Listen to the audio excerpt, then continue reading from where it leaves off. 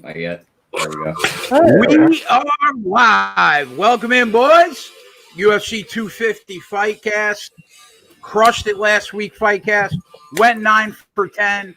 I can guarantee that's not going to happen tonight. Law average says we're not going to go 9, but we're still going to try and make some money. Got the boys with me. Ant, Spread, Tyler, my guy Dave Betts, partner at Keg MMA. JJ will be with us later on. Twatty will join us for the first few hours, and away we go. So what's going on, boys?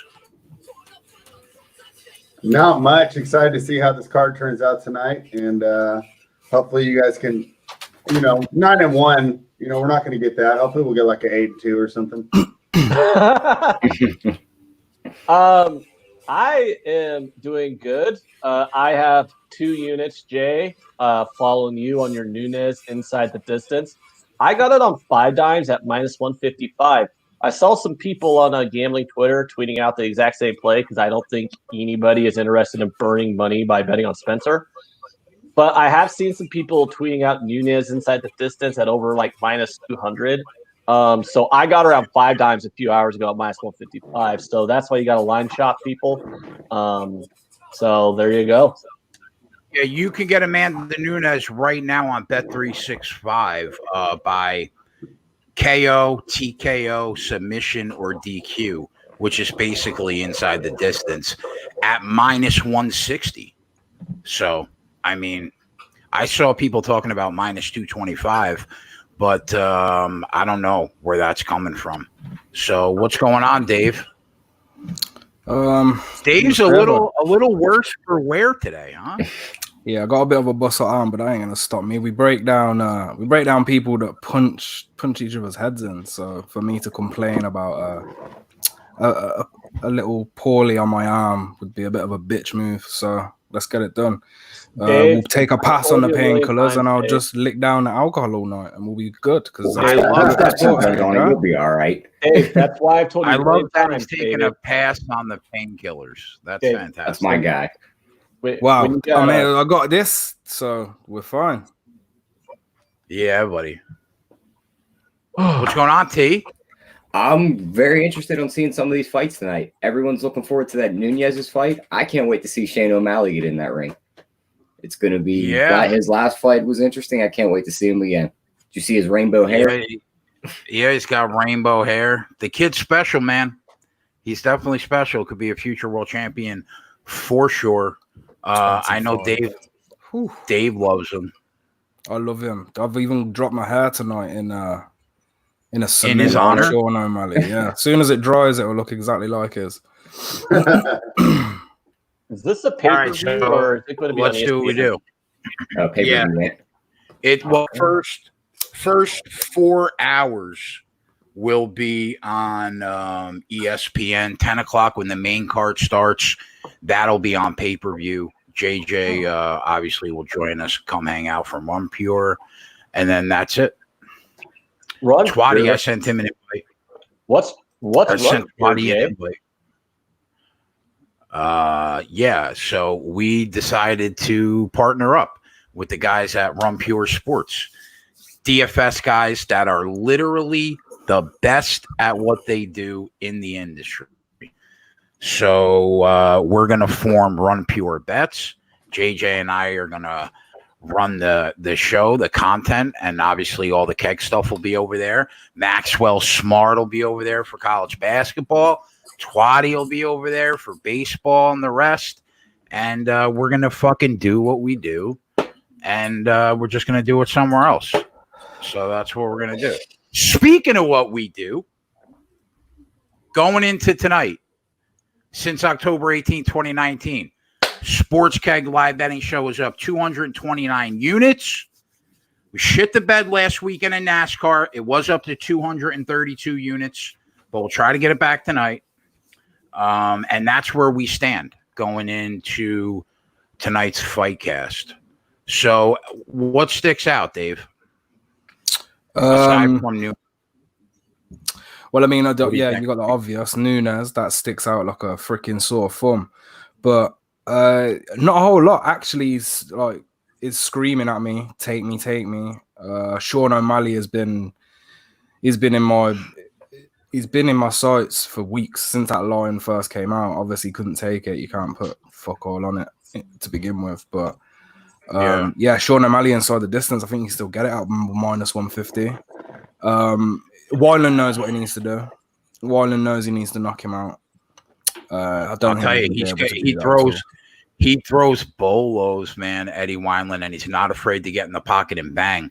But I think he's just going to be. You would have to think with the range and length. Yeah, and the range and length. He's going to be swinging. He's going to be swinging at air a lot tonight, right? Yeah, he is. I'm interested for the next fight. Actually, the first fight of the night, Gilbert Burns' brother, Herbert Burns. Obviously, is a heavy favorite coming in against Evan Dunham. Evan Dunham's body is the target, right? So a shot to that body and he's going out. He's crumbling like he has done in his most recent fights. But I don't know, man. 155, I was dropping down to 150 for this catch weight. Natural featherweight in Herbert Burns. It'd be interesting. Got southpaw in Evan Dunham. As I mentioned, he's lost a couple fights from them body shots. I think it's a 2-fight losing streak he's on. But I've been taking a careful eye on Dunham because of this price, and I've been really interested. And he has been with Coach Gil Martinez for the whole time. He was a world-class striking coach. And after them 2 defeats by knockout, he's clearly taken his striking defense serious. You can see this all over his social media, what's going on. And he's also he's a high-ranked BJJ fighter himself.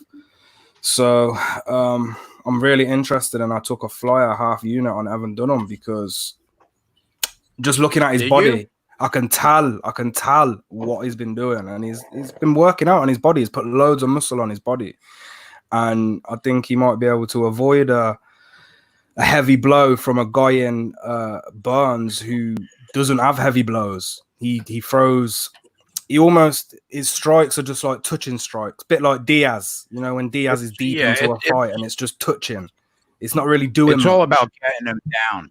It's all about getting him down to the mat with Burns, right? Now, I brought up that soft body, actually, exactly what you said last night on the show over at Run Pure.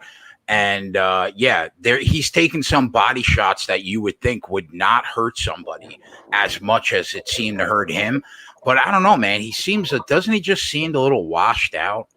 He does, and then like I've been looking. Obviously, this is a fight now where he could get dropped. This could be his last fight. So I've been interested in how serious he is about it. And when I'm looking at him, he looks like he's been in the best shape that he's ever been in, ever. I haven't seen Evan Dunham look this good. I really haven't. Now he's going to have that southpaw stance. When I'm watching his tape, all he's doing is circling to his left, leading straight into the striking from the right. He lunges forward with his head open, reaching overhand rights, leaving counters open. But this is not something I see Herbert Burns capitalizing on. Herbert Burns' main skill is going to be his second-degree black belt, obviously. But Dunham's been training with it's all about he's going to throw a punch level change and try to take him down. That's for sure. I would never lay the 250 on Burns ever, but I feel like I'm not really interested in Dunham either. I think, but I'm just going to values all over Dunham at this dumb price. How are we putting Burns at this price? It makes no sense. It makes no sense whatsoever. I don't disagree. Yeah, He is. Dunham's a black belt himself. Yeah, he's first degree, but that's 10 years of BJJ, right? So he's gonna have that I think he's gonna have enough defense to keep this standing. And I don't see Herbert Burns winning. I don't see Herbert Burns winning a striking battle. I just can't. He's had 2 fights in the UFC. Dana White Contender Series. He was outpowered. And all that won that fight, obviously, was his BJJ. His offensive BJJ reigned supreme in that fight. And who was the other fight? I'm gonna have to check it. I think he got a knockout. Talking about Herbert. Nate Landwehr. There we go. He knocked him out, and it was just like lucky. It was lucky. You know how Nate Landwehr's been fighting, and that's how he was fighting, and he got caught with a knee up the middle. He's been fighting. Oh yeah. he got caught with a knee up the middle. So it's like Herbert isn't his brother, right? That's what people need to remember. He's not his brother. He's the older guy. You're basically taking a half unit flyer on Dunham because you think the price is wrong. Yeah, and just other factors you can put into it. I actually have a question for you, Dave, on this fight since you've been breaking it down so well. I've been looking at the odds right now on 5 dimes. Sorry, guys, I'm under decimal odds right now because, I mean, that's... So change it. I mean, I can, but, you know, whatever. I know. All you have to do is go to settings. I could just click on price format. When you decide you're hooked into life. All right, I just clicked price format and switched it to US. Now I'm into plus minus. Jesus Christ. You guys I wanted to ask him a question, and now I got to go back down and find the fucking bet that I wanted to ask him about because you fucking messed me up, Jason. All right, the fight to go to the distance, the big plus price. Hold on. What price? I want to put it on the bottom what Dave's on. So it's what price did you get, Dave? Let me see. On 5 dimes, it's like plus 230. Yeah, plus 230 right now. And using reduced juice. Right, there we go. But we'll call plus 230. Yeah, but my question is the fight to go the distance prop is pretty good plus money as well. Do you think it's worth a shot to take Burns and Dunham to go the distance here? I mean, it could be, but given Dunham, look, I've hyped Dunham up a bit, but at the end of the day, he could still come in here and look exactly how he has in his previous 2 fights, which isn't good. But this price, you'll never catch me. I wouldn't even pay minus 150 on Herbert Burns. He's not his brother. He's older. He's not going to come into this with new skills. He's set in his ways. He's an offensive BJJ guy, and that's as far as he's going. Well, his brother's a complete mixed martial artist. You know, like this kid can't throw his hands. No, he can't throw no hands. He can he's got some nice kicks and stuff. Obviously, he dropped that knee on Nate Landwehr, but that was a look really. You're not going to see him do that all the time. And Dunham's no slouch on the ground. He's a black belt himself, so I think he's got enough to at least defend that shit. And look, he could choke Burns out just as much as Burns could choke him out, in my opinion. And with Burns coming in on a camp that has been solely focused on boxing, I'm pretty sure that's where he wants this fight to be, and I think that's where we'll see this fight. I'm not sure he'd be able to knock him out. David B in the chat has a pretty good question. Are we back to a regular size octagon tonight? No, it's still at the Apex, and it's the same size.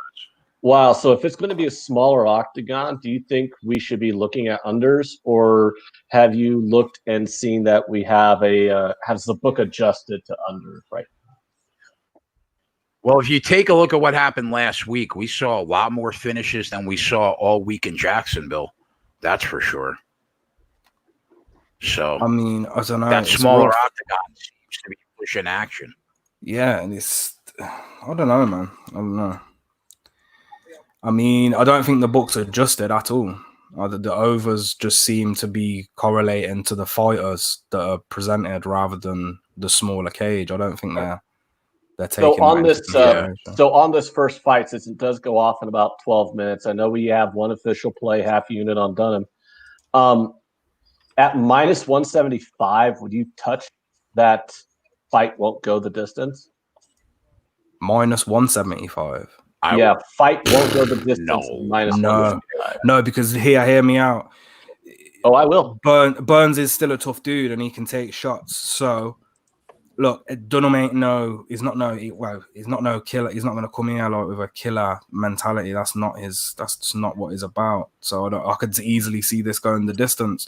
But at the same time, because Burns has been finished so easily, his body could be shot. We don't even know. Like, he could be done in that area. And if he is, Burns won't need a heavy blow, I guess. He might not need a heavy blow. He might just need a front kick or anything. You don't know. So those shots that hurt his body just didn't look like they should hurt somebody's body. No, I see the value in they hurt him bad. Mm-hmm. David B, one night is not a trend, 100% right. Yeah. But you would have to think that a smaller cage, is going to push the action because there's less room to use your footwork and gauge range. So welcome in, obviously, everybody in the chat. 145 people watching right now. We love you guys. Thanks for hanging with us for the night. Do what we do. Try to make some money. Break each other's balls. Laugh a little bit. So Dave had done him at plus 230 to start the night. And I'm going to root that in. And it's, for people, it is a flyer. It is based on the number more than anything else. Just bear that in mind. I'm not taking Dunham because I think he's, going to start dominating the division. So Aaron in the chat just brought up a play I wanted to bring to your guys' attention. In the Nunes fight, the total rounds, they have the under 1.5 rounds at plus 145. How do you guys feel about that? Hold on. At 5 dimes reduced. At 5 dimes reduced juice, under 1.5 in Nunes fight is plus 174. Oh yeah, way better. Well, I bet that she ends it inside the distance at minus 160. Big. That's what I bet. I just can't see it. Dave, how let's think about this, right? Okay. She goes the distance with Durandamy in her last fight, right? Why? Because she respected Durandamy's striking game, obviously. Now knows that she's fighting somebody that has 0 offensive striking skills, 0 defensive striking skills. Obviously, we know Felicia Spencer's great on the ground. Everybody forgets that Amanda Nunes is a Brazilian Jiu-Jitsu black belt because she's so wicked on her feet, right? But I still can't see how the fight gets past 10 minutes, man. I'm thinking to myself, okay, everybody says Spencer went the distance with Cyborg. What does that mean?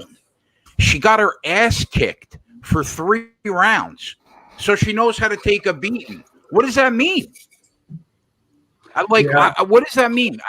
Cyborg got knocked out by Amanda Nunes in 1 minute, bro. The most feared striker in women's MMA for a decade got put out in a minute. Yeah, but she got put out because she decided to get in the pocket and swing. It's not like she got put out because of a calculated strike. And I don't think Spencer's going to come out and swing like that.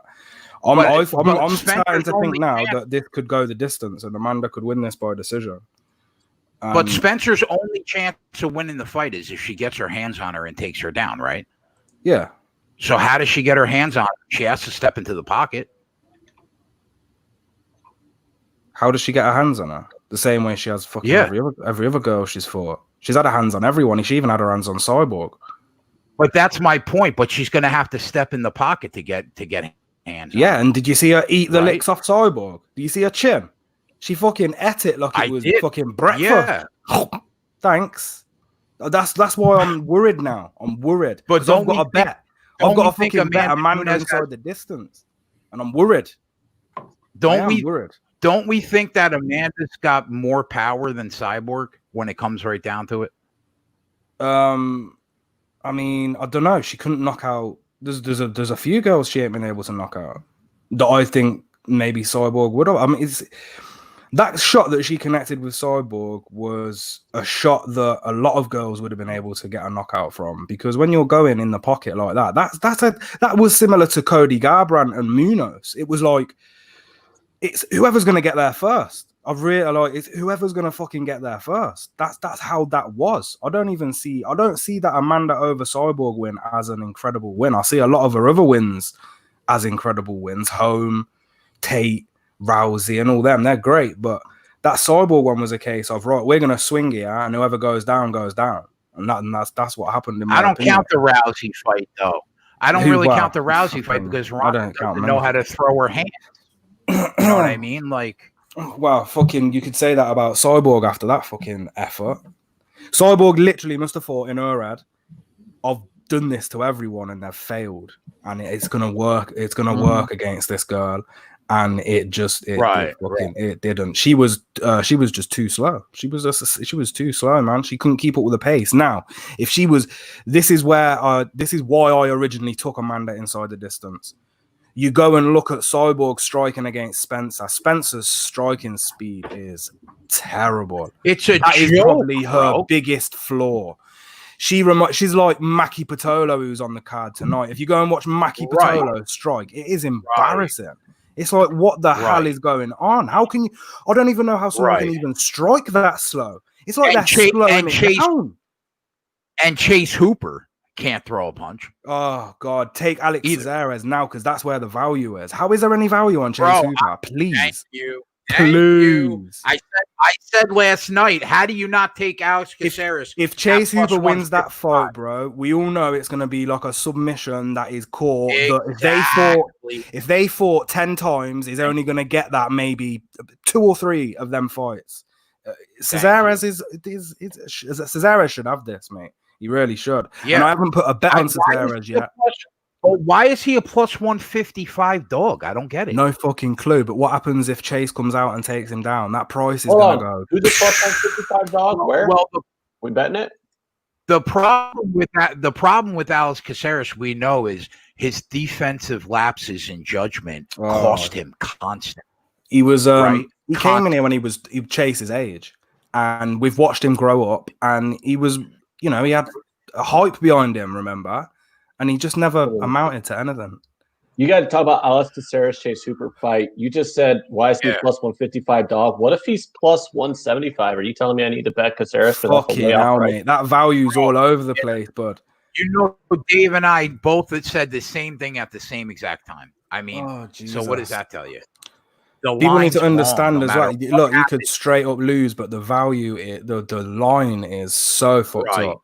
It's so fucked up. It's exactly the same thing. It's the same exact thing with Chukagian last week. Yeah, the same exact thing with Jussier Formiga tonight. Why is he not the favorite against Alex Perez? I just want to get back. The same with Brian Kelleher as well. Brian Kelleher at plus 230. I just want to get back to this fight real quick. Are we going to make? Yeah, we said bet him. No, that's what I want to. That's what I want to say. Hold on. You just want to keep moving on. We have the purposes of the show. We need to put in bets for the people to follow. You might not understand. Not everyone's following along right away. So let's pause for a second. Caceres plus 175 on 5 dimes. Are we making that an official 1-unit play for the show? I don't know. I haven't decided yet, but it's you just told me to bet him, but you don't know if you want to get official. We're not there yet, bro. We're not there. I'm not sure if I want to wait for that fight. See, the problem is I could wait for that fight because I've got a feeling that Chase will get a takedown, but I think Cesares will get back up. But I know, and I think Chase, if he's gonna get the takedown, it's gonna be early, and if he gets that early, that's gonna go from 150 to like 250 instantly. Instantly. All right, let's pause for a minute. What's up, Twatty Latte in the house? What's going on, buddy? Hey guys, how's it going? How are you, Matt? I haven't done a show with you in like 2 days. I know. Well, tonight's a good night. We've got the UFC. What the fuck? I'm drunk already. Are you already into Florida? Are you already into the vodka? Yeah. Twatty, you can't pregame, bro. You can't pregame the vodka. UCF's one of my favorite football teams to bet on. I've already finished a glass of sangria. I'm about to get another one. Oh man! Last time you drank, I just want to put it out there. The last time Anthony drank sangria, he fell asleep for 2 hours on the show. The last time I drank sangria, I'm just gonna put that out. No, that was sangria. That should actually help ratings. I do remember that. That was sangria that I mixed with brandy. This is actually just sangria by itself mixed with various fruits. But that was sangria that we mixed with brandy, and I was really tore up. All right, so let's just go right down the list. So let's talk about the Garbrandt fight. Now, Cody Garbrandt has never really burned me because I faded him both times with TJ. So he's never really cost money. And I know that there are a lot of people in this industry that said, I'm going to fade his chin and I'm taking a Sun Sao at the plus price. It's not how you can. And I completely understand like that logic of, well, every time he gets punched in his face now, he drops. So I'm not gonna. But I thought about it, okay? I just don't think Rafael Assunção's striking game fears me enough to get off Cody Garbrandt's weak chin. I just don't see it. I don't. And Dave, we know that Cody Garbrandt can sprawl. Obviously, we know the best thing that Rafael Assunção He's never been taken down. Ever. And right. I'm hearing people right. cap Assunção for his grappling, whilst Cody Garbrandt has never been taken down. The kid is an All-American. He could have been like NCAA division. He was invited to Division 1. He turned it down. He didn't want to do it. He quit. He started selling weed. He went to be a bouncer, and he never found MMA again until a few years later. And by the time that had come round, the whole wrestling thing he weren't interested in. So he went straight back to the boxing. He fucking knocked everyone out in boxing. He's the best boxer in that division, bro. You know, the only thing that makes me nervous is Rafael Assunção's never been knocked out in the UFC.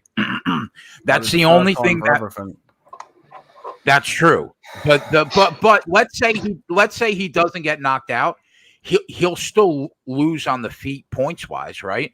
And another thing that makes me nervous is every time that Cody Garbrandt gets hit hard, we saw it in the Pedro Munoz fight, he throws the game plan out the fucking window and he wants to brawl, because anytime somebody tags him good, the game plan's gone, bro, and he just starts swinging for the fences. Well, that's and that what worries me a little He's been bit. asked this question multiple times through interviews, and he's said that that's what he's been trying to work on. And he knows, he knows that if he can stop that putting himself in a dogfight, he can win a fight on points. You don't have to get a knockout, Cody. Now, he is the best boxer in that division, and he fought a juiced-up TJ Dillashaw. Now, I'm not sure if anybody knows about testosterone or anything, or has dealt with it, or has been around it, but I'm telling you now, yeah, you fight somebody on fucking testosterone, it's like fighting a crackhead, mate.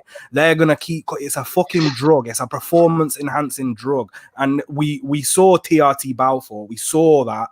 We saw him nearly kill people. Right, so you're fighting a juiced up TJ. How much of them two knockouts can we even take into consideration? Like, how many people wouldn't have got knocked out by TJ Dillashaw juiced up?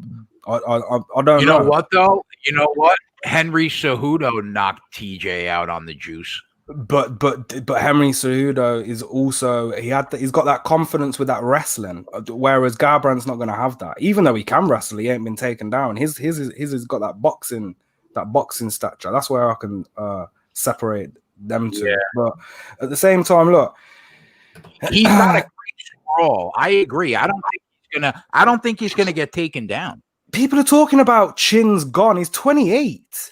Right. He fought a juiced up TJ Dillashaw. Okay, let's just eradicate that. Okay, he got knocked out by Munoz. How many shots did he take before he got knocked out? He took a few before he got knocked out. It's not like Munoz connected once and he was out.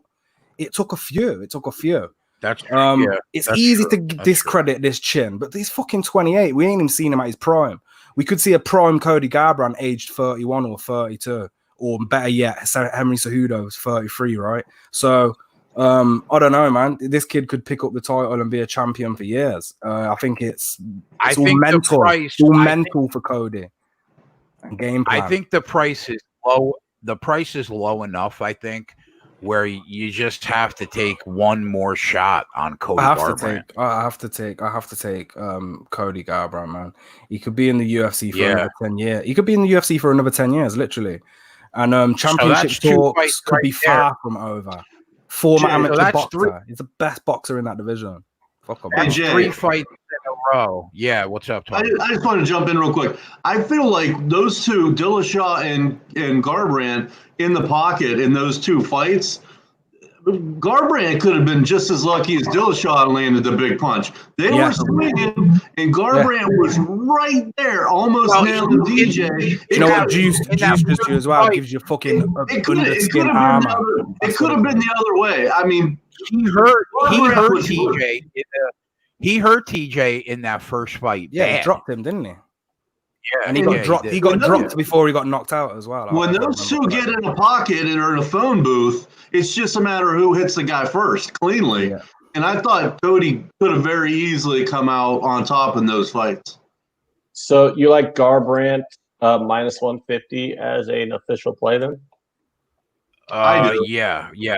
Dave and I are both going to be on that. Yeah. So we'll put that at the bottom. Garbrandt minus 150. There's a good shot. I won't put it on the bottom yet, but there's a good shot that we're both going to be on Caceres at plus 175 right now. That line is a fucking joke, man. Oh, but we forgot to mention as well. What's it? Cody's never lost by decision.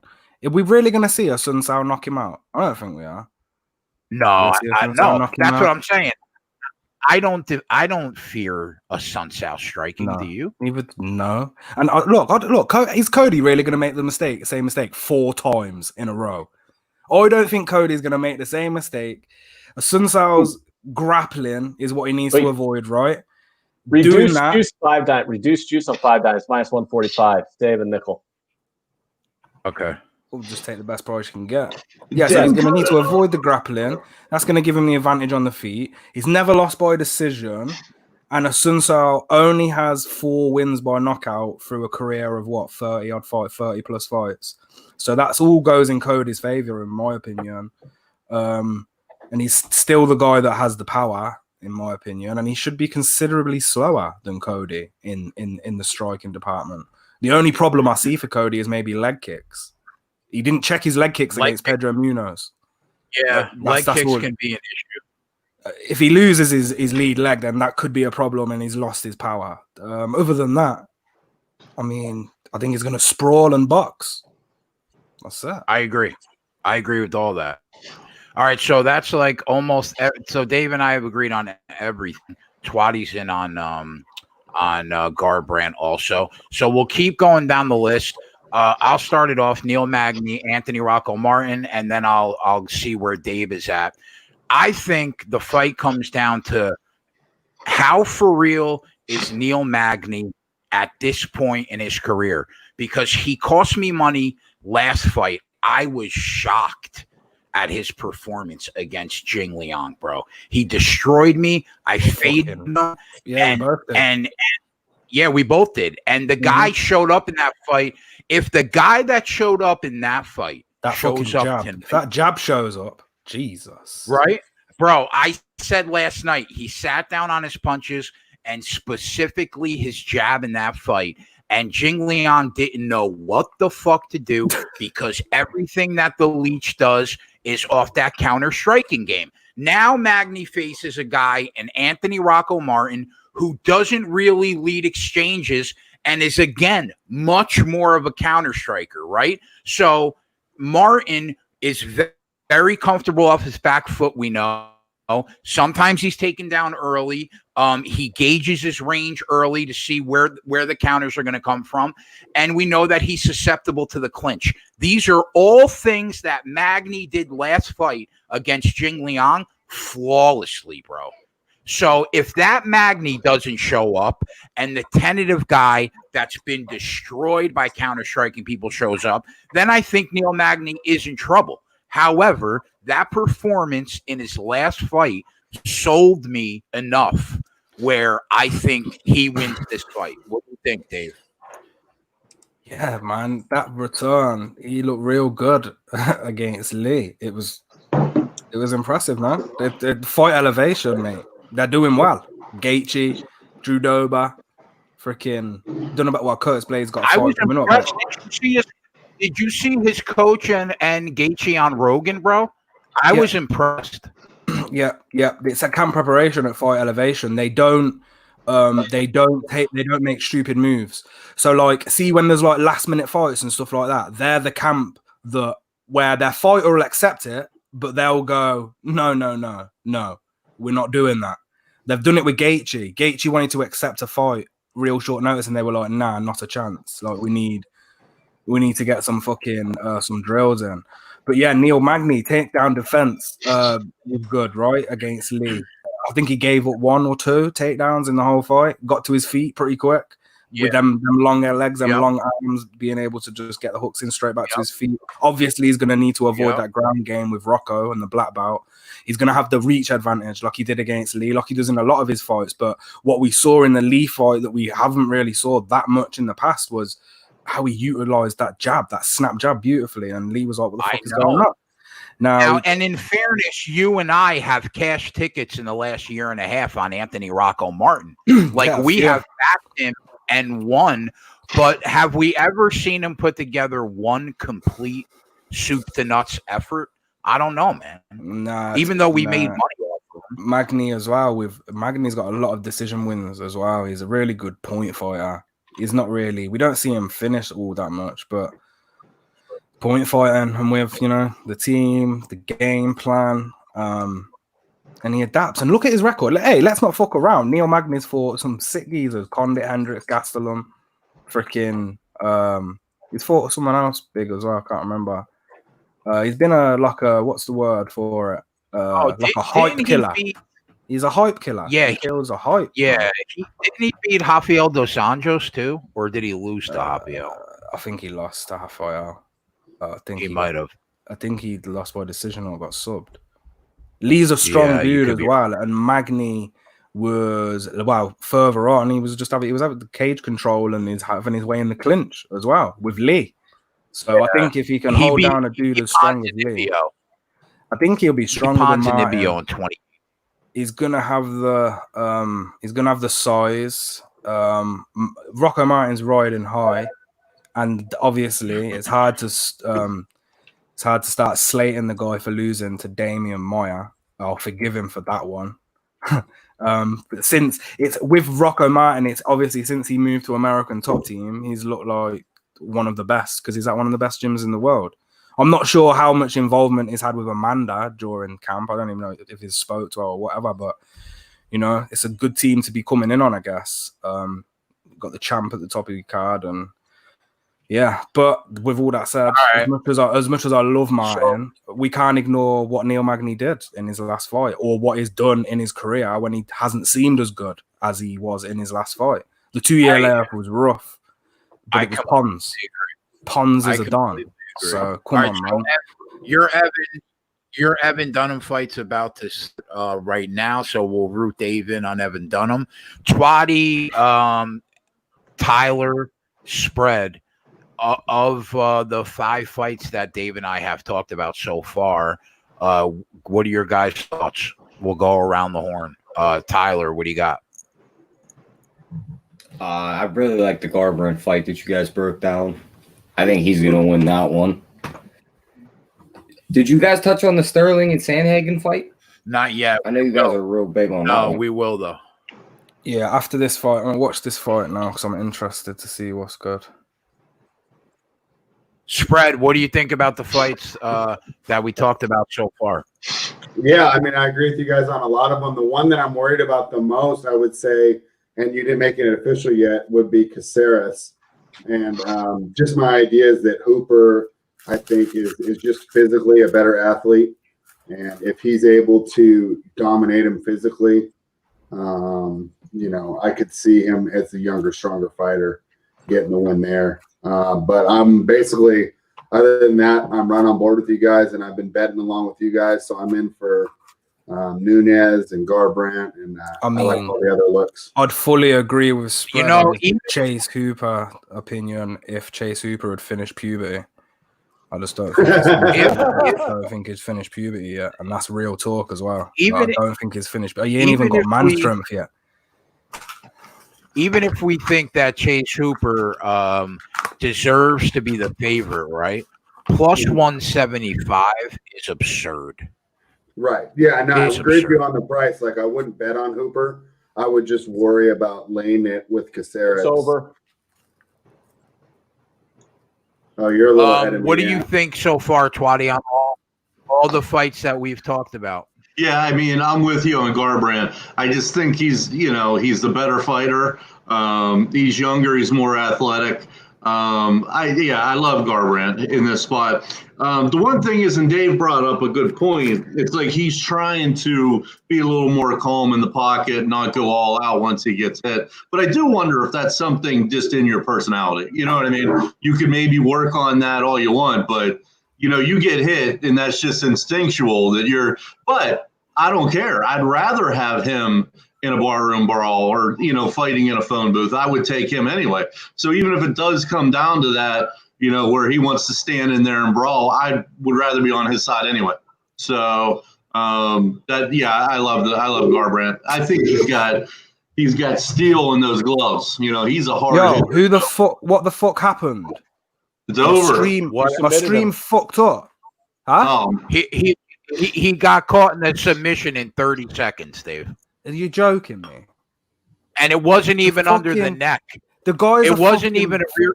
He's a first degree black belt. Rear naked. Yeah, it wasn't even a rear naked choke. It ends up being a neck crank, bro. I need to have he wasn't even under the chin. Evan Dunham's done. He's washed out. Yeah, I wonder how much of that was the body. I need to have words with that fucking Ezekiel Barrera who gave this fucking black belt to Evan Dunham, because that is not a first degree black belt. That is not a first degree black belt. That might have been a guy that's doing black belt jiu-jitsu for 10 years. Yeah, I would tap this bitch out. What the fuck is that? Fucking hell. Thank God it was only half a unit. Now I'm just going to load up on Menifee now, because this guy's about to come and commit murder. So we're a half unit down. Who cares? I also want to know about Magnate. I feel like he's getting old quick. So what's the number on that fight? Anyone know what's the number in the Neil favorite? Right, a little bit. 130 or something. Yeah, minus 135. Neil Magny is. Wow. What's the comeback? Plus 110. Plus 110, I think. Or plus 105. Plus 110. Okay. Plus 110. Yeah. So so I guess we'll talk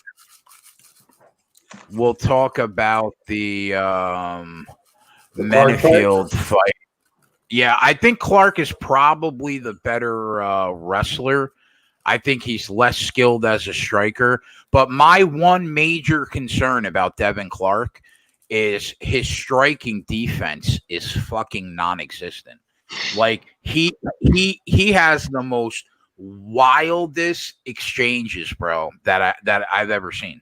And Alonzo Menifield is a straight right down the middle 1-2 kind of guy. And I just think that there's a better shot of Menifield picking up a KO in this fight than there is of Devin Clark winning this fight, in my opinion.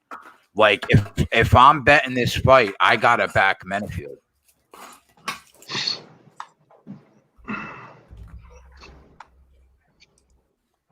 But here's the problem. I'm not laying 235 on Alonzo Menifield.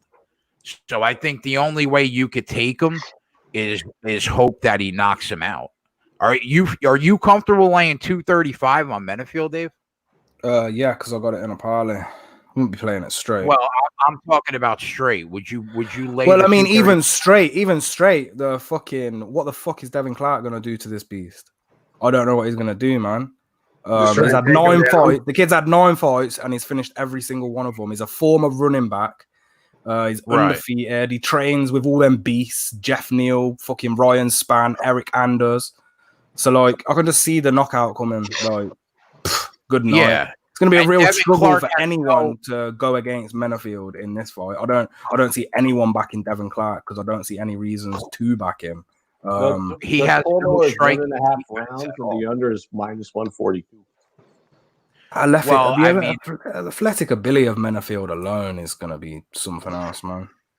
And I'd rather take him inside the distance at minus 165. It gives you, for 20 cents, it gives you the other round and a half. So you're saying he's not losing?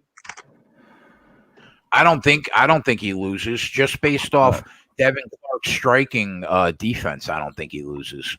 Basically, the only way Clark wins is if he just spams takedowns, right?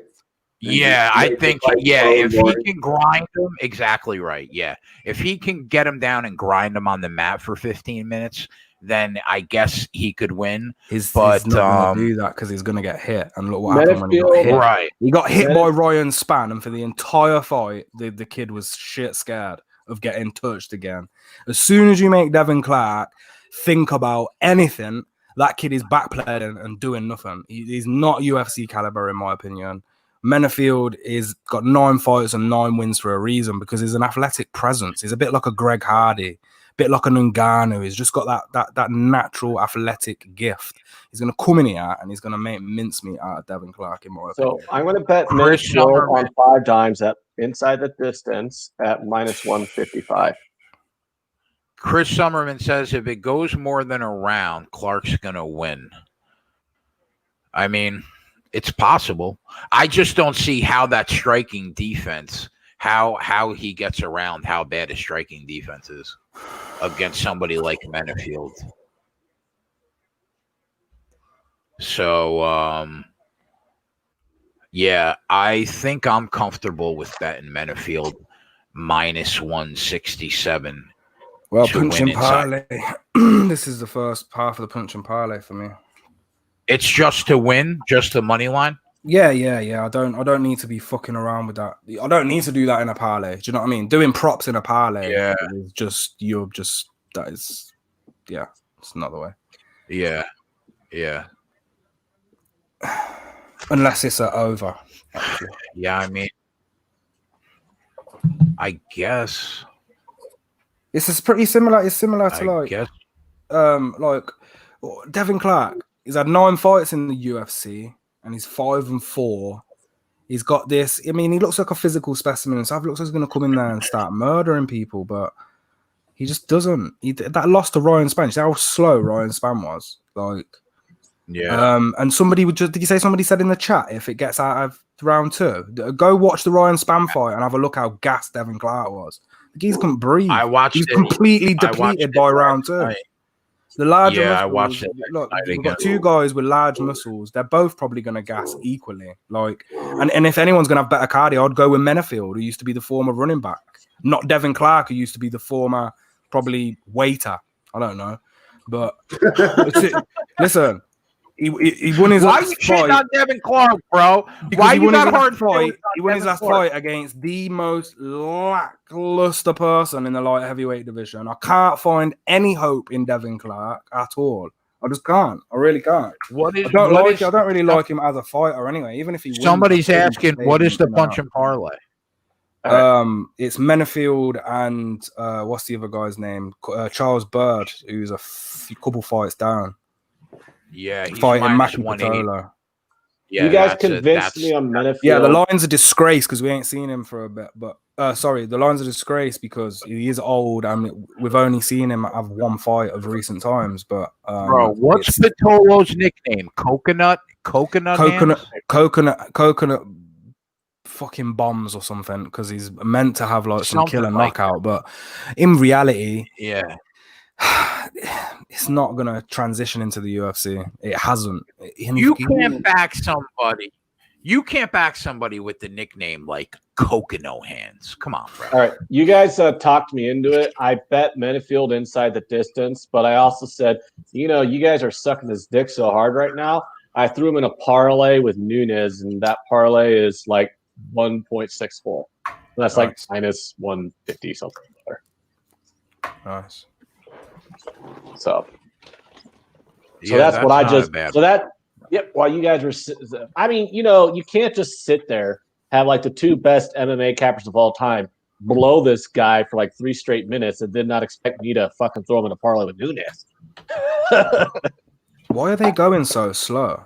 I don't understand why the fights are taking. Well, Dave, you know why? Because they thought that fight was going to eat up about 20 minutes, and it ended in 40 seconds. Yeah, he tapped him in 40 seconds. That's why he's going so slow. That didn't go nearly as long as we thought. So you feel a little bit better, Dave, because I did tell you on Dunham, but I did, despite the fact that you guys are like, oh, that price is wrong, I did bet the under. So I actually made a little money. Yeah, you know what, Ant? I'm gonna bet. I like that, bro. I'm gonna bet that same thing. Rather than take Menafield inside the distance, I'm just going to take him on the money line and throw Nunes in there. It gets you down to 150, minus 150. I'm comfortable with that. I mean, I'd be more comfortable if you just took Sean O'Malley and Amanda Nunes, but that only gets you down to like minus 280. Yeah. Minus 280. Well, take Sean O'Malley inside the distance though. Straight. What about I did one where I took Sean O'Malley to win by KO or TKO and Nunes to win by KO or TKO, and that gets you 2-1 odds. All right, so I'll put that at the bottom. Would you say 20? I'll put that at the bottom. What do you think about that bet Tyler just said? I like that. What is it? You take Nunes and Shane O'Malley both to win by knockout or TKO, and it gets you to plus 200 in a 2-team parlay. I mean, it's not bad. But you don't love it? A lot has to happen, though. Yeah, that's the only thing. They both have to finish the fight and no submissions. What's going on there? And I am Sean O'Malley, to be fair. Benefield Nunes minus 150. I'll put that at the bottom.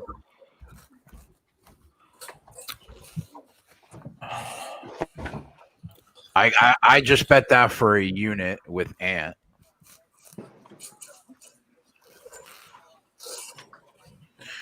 Yeah, I got a lot of fucking if we really just want to ZD show, on Amanda Nunes. Yeah, I was about to say, if we really just want to show how big our picks are, we all can just be like UJ and bet that GTR AMG on a Nunes money line. Settle down. I don't have that kind of money, bro. Stop. You'd have to be ringing the casino for them bets as well, because ain't no bookie taking that. Yeah, what does a brand new GTR AMG cost? Like 150? Well, a brand new one is about into the hundreds, but you can get one second hand for about 90, right? Oh yeah. I mean, they drop and they depreciate pretty quick. It's more like a used 2011 Honda Civic. It's more like that. You know, in fairness. A used 2011 Civic? I thought you were bigger than that, Jay. Yeah. Sorry. Only 12 dimes, you fucking pussy. No, not 12. Like a 2011, right? Go on CarMax. What's a 2011 Civic cost? I mean, I could check if you really want to know. Not really. I would never buy one, but. Wait, this is coming from a guy who had a Sunfire in bright yellow color. It was a Cavalier. No, a Cavalier. A banana yellow Cavalier he drove. Now he's got a fucking Benz. All of a sudden, he's somebody. Okay? Banana yellow. I was wrong, man. It's much less than a 2011 Honda Civic. Let's go 2000. Let's see what a 2008 Honda Civic costs. Civics hold their value. That's what you don't understand. Like Hondas hold their value. Oh yeah, I put an official 2008 Honda Civic SI with the nav on Amanda Nunes. With the navigation. How about that? No, with the SI. Well, a 2008 SI should cost the same as a 2011 LS. With the nav. Yeah, but and leather. Of course, an SI has to have leather. It's one step below the Type R. Jay, I'll be right back. The only thing higher than the SI and the Civic trims is the Type R. The Type Rs are like 40 grand brand new. Type R's a fast. I've drove a Type R. I've driven a Type R too. I still would prefer a Veloster N, but that's just because I like Hyundais. Don't have them over here, really. I like the grill on the Hyundai better than the grill on the Honda Civic. I tell you what came up in the car world. Skoda came up in the car world real quick. What? They didn't make it. Skoda. They make some mad cars. They used to be known as a terrible car brand, and then all of a sudden they started making. Hold on, is that a British brand? Because like every British brand is known as a terrible car brand. It's not British. There's not many British car manufacturers, to be honest. What up? Well, that's because they all suck. I mean, I'm not trying to be a shit. dick, but like literally every British car manufacturer is known for just having engines catch on fire. Yeah, but it's warm. But that's strange because Jaguar's real popular over here, and there's never any problems with Jaguar. Jaguars are like a stable car over here, and nobody has a problem with them, like ever. They're known for like being real good. Like Look, maybe I that's love to Jaguars. do with. I love Jaguars because they're cool as shit, but they're known, but they just have a reputation for having shitty reliability. The Land Rovers, Jay wants a Range Rover, and I've told Jay, I'm like, Rangers are sick.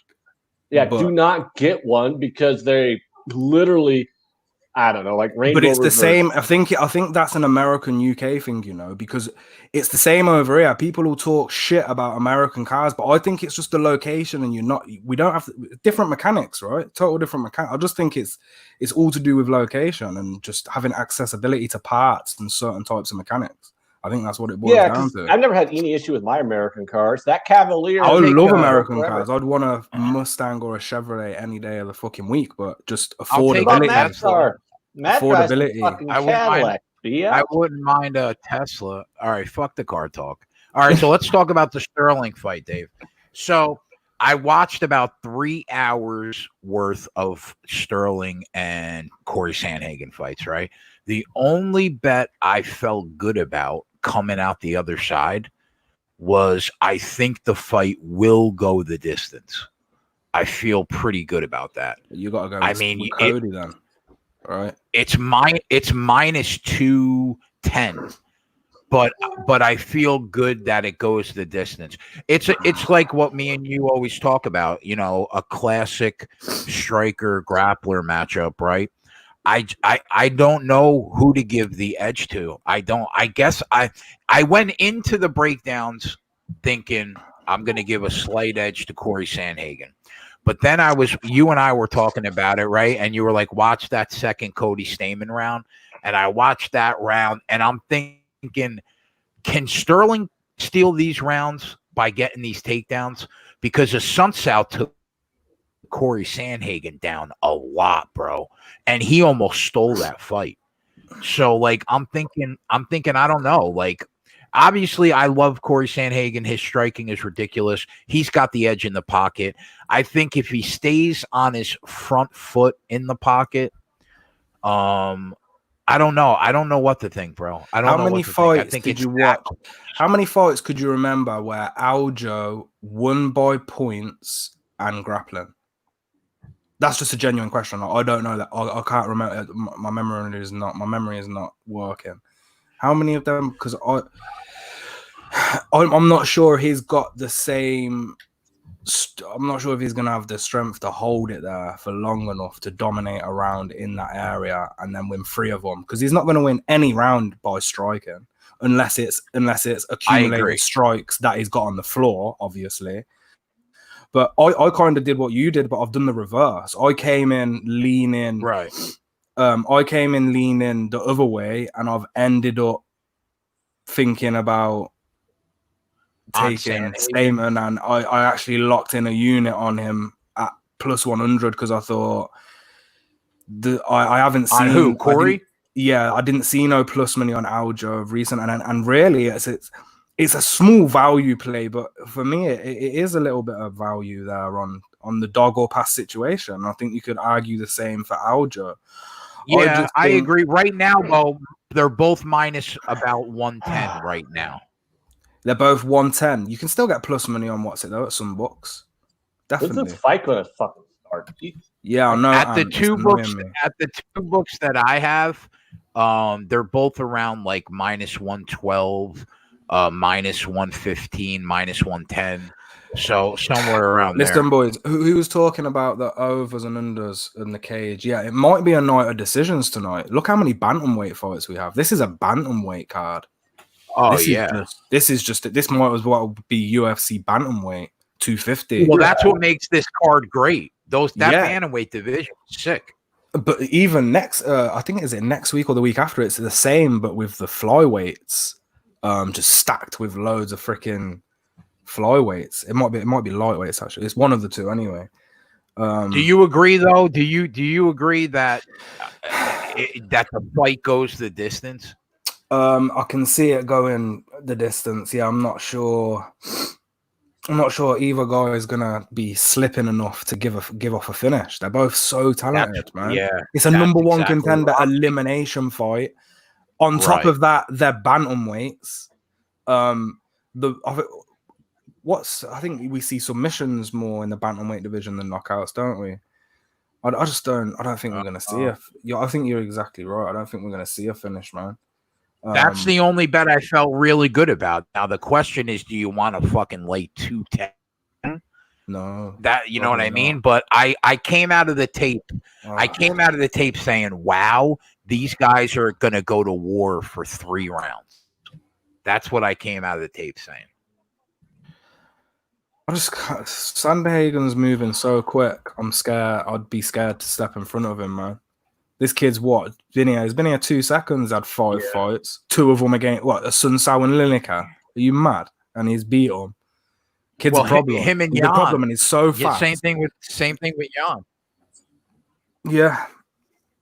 It's the way he switches stances and the way he's in and out so quick. His freaking fundamentals. His fundamentals. He's bobbing and weaving and he's ducking and diving and he's fucking all over the place. He's such an entertaining fighter whilst remaining disciplined. And he's another what's it guy as well. He's another team fight elevation guy. So shit, man. He does something that not many fighters do too, which is rip the body hard. Yeah, that's that kickboxing background. That's why fucking he knows exactly where. Oh, so it's not all about the head. Everyone walking out to the head. cage now, guys. Finally, and he's also got he's a brown belt. He's a brown belt, so it's not like Aljo is going to dominate him. Them entries, you were talking about the takedowns, but I swear he locked up a Sun Sao's neck a few times, or nearly got his neck a few times at least. Because, like this kid's a problem. But so is Aljo, and Aljo's got Longo and Weidman, and then Aljo's he's ranked 2 for a reason, right? He's in his prime. We're seeing Aljo in his prime, man. 8 fights. It's so hard to pick a winner. It's so hard to pick a winner with these 2 guys, man. And Aljo could be the hype killer as well because he deaded Cody Stamen's hype real quick. Well, I think it's funny you say it's so hard to pick a winner, and the fight's practically a pick 'em. I mean, it's the closest fight on the card, line wise. Yeah, -112 and +102 on the reduced juice lines on 5 dimes. So that I'm taking the best fight. It's the best fight. Best fight on the card by a mile. Oh man, these things go down by water like water. I might have the entire jug. Yeah, I got +100 on Sunday, and I'm happy with that. A unit, nothing crazy. I never go any higher than 1.5 units, 2 units anyway. So, yeah. So bankroll management. A unit on Sandhagen. I'm happy with that. I might bet. I might bet to them to go the distance straight. I don't know. I'm going to do something with it. We don't go too wild. Just pick up a unit off it. Just lay These 2 need to hit the weight room. Yeah. Don't you think? What you say, Toy?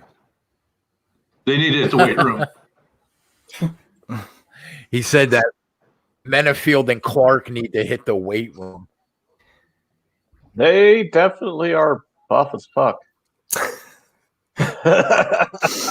Yeah. All right. Settle down, man. I was about to say settle down. That jacket got to go to the restroom. That Jack Bruce Buffer's wearing is way classier than the jacket he wore last time. Bruce, bro, don't talk shit about Bruce Buffer. I said Rob, he's wearing a better jacket. Rob in the chat, if you're feeling Sterling, my man, hey, you make your own decisions. You're your own man. Because it's a Dave, I was thinking the other side. Wait, are you on the other side of Sterling? Don't be surprised. Don't be surprised if Sterling pulls this off at all. Okay, I was thinking the other one.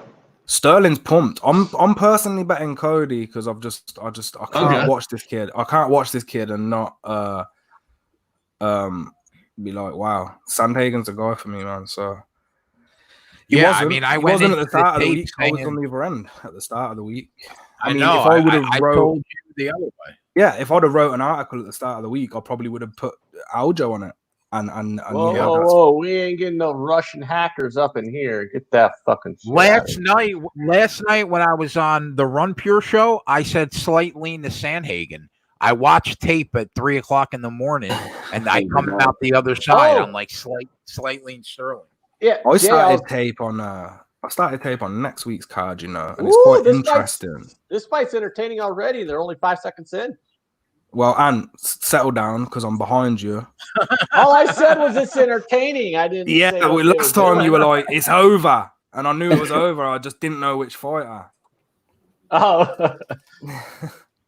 Oh, I was watching none of them are Brazilian show anyway. last You need night, to just Jay. fucking settle down.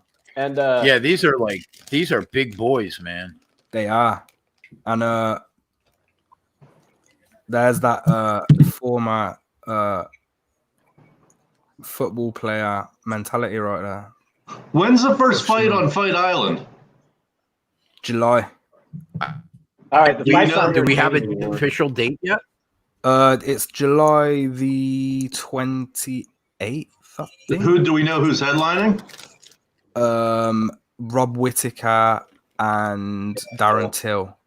But that might change. That could be co-main. That could be co-main because they're dropping all sorts of matches. I'm buying the t-shirt tomorrow because the t-shirt's fucking sick. I'm gonna have the t-shirt ready to fight. I like that. I like that a lot. But they're obviously it's a big thing. It's a big deal. And Dana's actually losing money from it. And he came out and said to everyone, he's like, everyone's talking shit. All these fighters are saying they want more pay. They're saying I've bought an island and Yeah, you didn't buy an island. No, he didn't buy a fucking island. They are hosting the event on a fucking island. Right. But it's costing them so much money that they're going to lose money. They're doing it just because it will create so much hype. No spoilers because the fight's still going on, but I could see why Menafield was a $2 favorite. You can see why. Well, that's yeah. positive. As long as it's positive towards us, it's fine. And I'll take them positive spoilers. They're fine. Yeah, I told ya. The dude who was punching the fucking loser. These guys are gonna get. I'm surprised he ain't. I'm surprised he ain't won yet. How is Clark winning? These guys aren't even going to be able to breathe at the start of round 2. Clark's not winning. Who said Clark's winning? All right, I thought he was winning so far. How? He held him against the fence and then he landed shots. What? Then he let go. You got the wrong guy, Spread. Your blue shorts is Menafield. He almost got knocked out, Spread. Yeah, he's been held against the cage, getting hit. He grabbed hold of him again. He does not want to get hit again because look at his eyes. I mean, he's holding him like he wants to hug him because he knows if he doesn't hold him, he's going to get fucking rocked. This looks like some NFL drills to me. It looks like some form of running back drills. That's what it looks like to me. Bro, people telling me Devin Clark's going to out-grapple fucking Menafield. Shut up. They look like they smoke 3 packs of cigarettes a day. They can't breathe. Yeah, it's the muscles. We all know the bigger the muscles, more oxygen's needed, man. Yeah, big muscle. Yeah. Three times. That's why the goats of this sport, they all have a similar stature. Yeah, Anderson Silva, John Jones, Conor McGregor. You go through the list. The only muscly person that comes to my mind is really GSP, and even him, he was on a different level because he was a gymnast and all sorts of shit. So his cardio was covered from day one. He was still lean a little bit, though. Yeah, but it's the bigger guys, man. They don't. Did he ever get popped? GSP? GSP, no. I don't think so. Even late in his career, he bulked up late. I mean, he's a smart dude, so you never know. But you got to remember that USADA finally came into play after GSP retired. Menafield head strikes 15-1, but Menafield's going to get knocked out if he's not careful. Ooh. They're swinging, they're flailing. They really haven't slowed down that much yet. I'm giving a little credit. Beautiful fucking sprawl. His sprawl is legit, bro. Yeah. Sprawl, are you talking about his ability to do splits? To block the takedown. To not be taken down. Oh, yeah.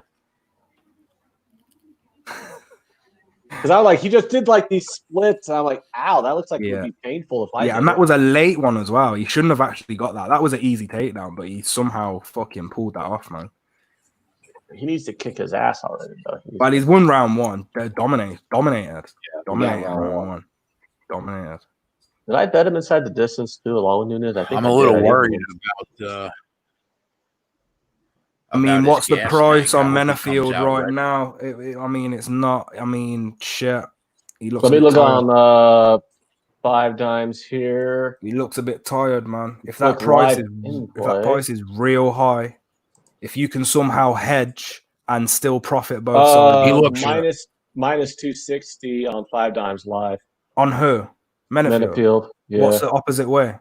Plus 180. Oh, I see plus 230. I got minus. Yeah, I got minus 300 Menafield on Bet365. I mean, I'd say try and hedge, but looking at Devin, he looks just as tired and he's received more damage and his eye is fucked. So, yeah. I mean, look, Menafield doesn't need to have full energy to knock someone out. He just needs to throw a fucking punch because he's got a concrete fucking hands. So, I don't know, man. I mean, if you... I don't know. But Devin Clark's got one eye. Menafield's tired. They're both tired. All right, we're about to get round 2 underway. Let's do this. Nico Price just tweeted, one-eyed fighter. I've been there, man. Yeah, like last week, wasn't it, or something? Yeah, Nico Price fucking... This is a heavyweight fight, right? Majority of his fights would look like he's got fucking one eye. Nico's eye last fight was unbelievable. There we go. Clark's This is a light... This is a light heavyweight fight now. Oh, okay. I see like these heavyweight fights where the dudes are just fat, but these guys are actually like muscular and shit. Like they're not fucking pieces of crap. They're both like 6 feet tall. Yeah.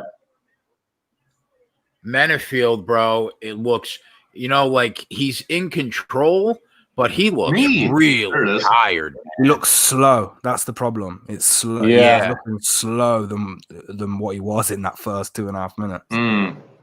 He's lost the speed. Ooh, he just took a fucking kick to the fucking ear. Yeah. I don't think you're that far behind. Yeah, now Devin Clark is plus 137. There you go. But he hasn't really, I mean, plus 137. I wouldn't say he's won this round. Like he's not. It's a bit even right now. It's only like a minute and a half to the round. I don't know. That's a bit of a dramatic price change. The book gets scared though, don't they? By every little move, they change the line. Every little move. Like if look at Menafield got a takedown here, that line would go straight back. And with 2 minutes left, have you ever live bet basketball? with 2 minutes left in the Dan Ige fight, right? Dan Ige was plus $2,000 with 2 minutes left in that fight, and he won. That's like a fight next week. There's a fight next week, right? And it's oh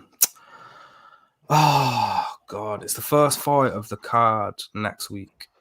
I don't suppose anyone's got the cards in front of them up there. Dave, I don't think Menafield's ever been this far in a pro fight, has he? I expect. I'm not going to lie. I expect him to have finished it by now. Majority of his fights are done in the first round. I think he's been in the second round maybe a handful of times, but he doesn't look tired. When he throws a punch, it looks like he's got 50-pound sandbags on his arms. Yeah, that's the problem. Look at you see how hard his shots are. Fair play to Devin Clark because he's Etom. I guess Menafield just hasn't got it in the right place yet. It needs to get him on that chin. But Clark's... It's almost weird to say this, but it's almost like Menafield needs to lose some muscle. Yeah. I got Clark winning this round. Yeah, his gas tank is better too right now for sure.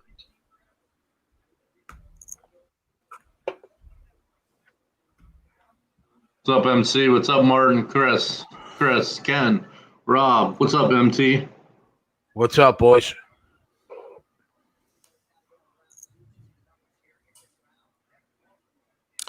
I'm just gonna go get a drink.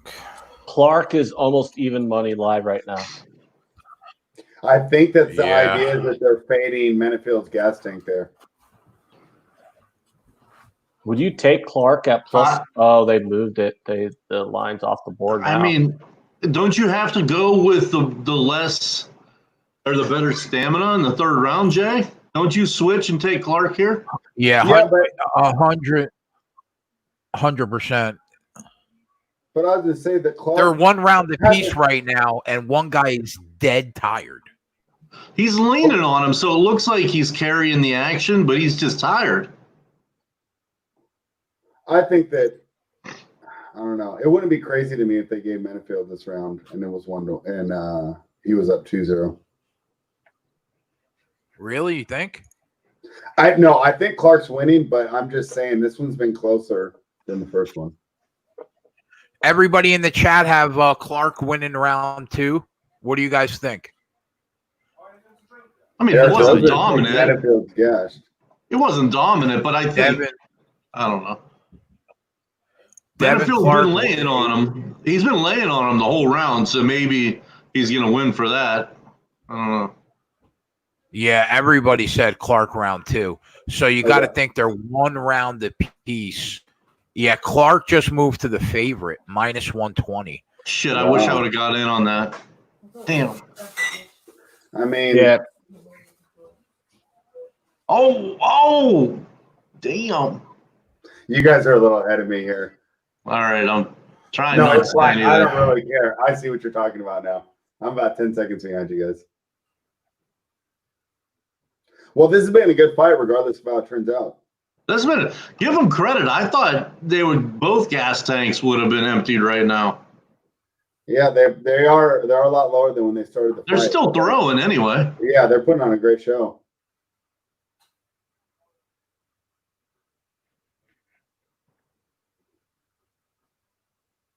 They're both minus 125 on the live plays. Of course they are. We have to eat 25 cents either way. Of course. Yep. So that's bullshit. At least give us plus 100 one way. Clark's now minus 131. Five Dimes has Menifield up minus 115. Twatty, when's the last time you had a favorable straddle at a horse book? I mean, at a sports book. Nothing pisses me off more than no matter what side I take, you're gonna juice me. You know what I mean? That annoys me more than anything. So no matter what side I go on here, I gotta be minus 125. Yeah, Make it minus 110. It's almost like the sports books are trying to take your money no matter what. What happened at the end of round 2, boys? I missed it. He easily lost that second round. Okay, so we're 1-1 right now. Yeah, with no gas tank. On both sides. Viper BN says minus Devin Clark, 182. minus 210. Minus 182. Yep. Yeah. He's taking control. I think he's a better striker right now. He's faster. Yeah, I'm surprised. He's had more speed since freaking the end of that first round. Menifield should have knocked him out in that first round when he had that flurry. Outside of that, it's been... Clark is definitely got his gas tank. Menifield's takedown defense though, even though he's it's nice. Yeah, Clark is minus 185 now on Five Dimes. He might be able to get that finish because Menifield's looking. Menifield's takedown defense 8 out of 8. You know the judges count that, right? Like that's a big thing. Failed takedowns is quite big. Maybe that'll give us a dodgy judge's decision. He's got to get him down. He's got to get him down right here with 3 minutes left in this round. If he does, perfect. But look how big his thighs are. Shit. How do you take someone down? You guys, Jay and Dave. How do you take someone down in the third round when they're all sweaty and slippery? How do you fucking have to hold your grip? It's all you. If you can get. It seems like that'd be so hard. Yeah, if you can get your hands gripped, man, then you're fine. If you still got a lot of strength in your hands to grip, you'll be all right. But other than that, I mean, it's tough, right? It's the same as locking a submission. It's tough, man. Once you're slippy and sway. I'm worried. And settle down. I can hear you giggling. Clark gets a takedown. Yeah. Oh, sorry. It's fine. You're ahead of me. I don't know if you guys are analyzing a fight or quoting literotica. I think Menifield's definitely lost this one now that it's been taken down. Oh yeah, I I ain't going to lie. While we were talking about the live lines, I totally hedged out of all of my Metafield bets.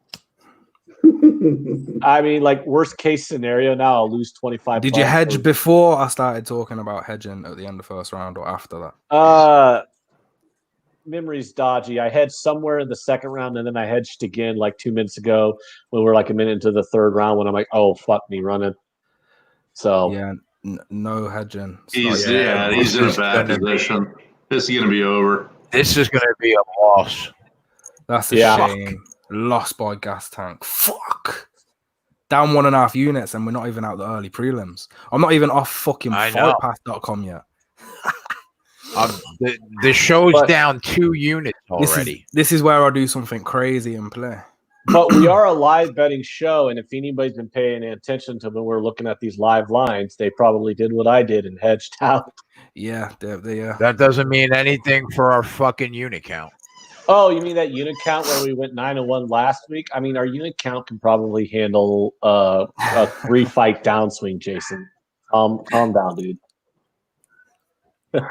Shit, I was going to hedge, and I was going to get plus money, and I missed it. Shit. Yeah, what was it at the end of round one again? Plus 190? Plus 230 on Bovada. Plus 240. Even halfway through the second, I was still getting like plus 120 or something.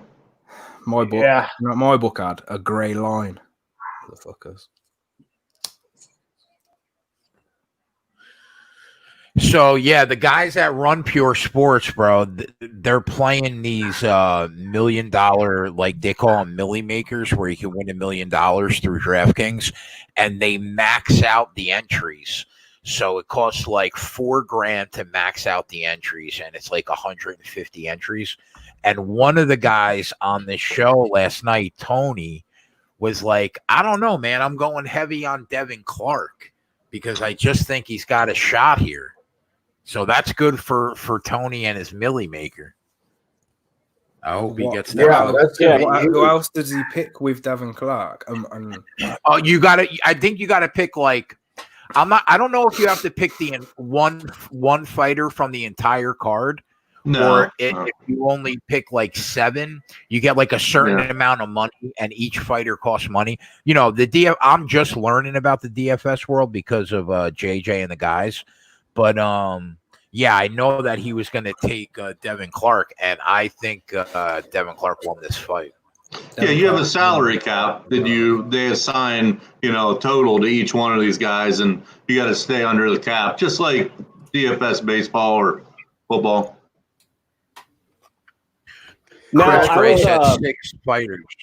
I was watching the show last night with Run Pure. Very knowledgeable. The guys knew what they were talking about. But the only issue I had was they didn't make fun of you enough, Jay, for your pasta consumption, and I really think they could have hammered home your overconsumption of penny vodka. But they're still getting into this. I eat pasta like a lot less than you think, bro. Oh, okay. Oh, sure. Okay. Like, you think I eat it for like breakfast, like because I'm Italian? I mean, I'm just saying I enjoyed the show, but they really should have made fun of you a little bit more. Run Pure in the house, actually.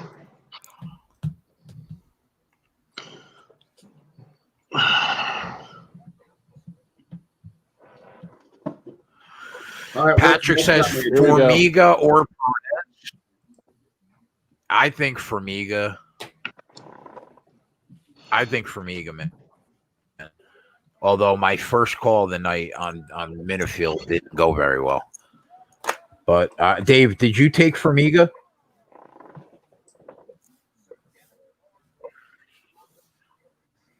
Thank God I hedged live. Woo! Unanimous decision. You want to fight with one eye, Yeah, it's pretty good performance. Yeah, when I fight with one eye, I still hate him though. That's not going to change.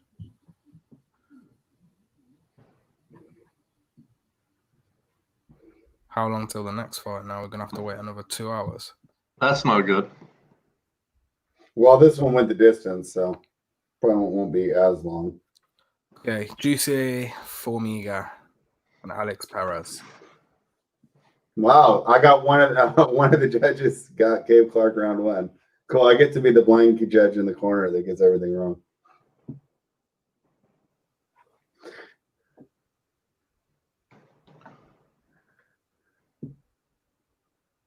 Rick Pride having a good birthday.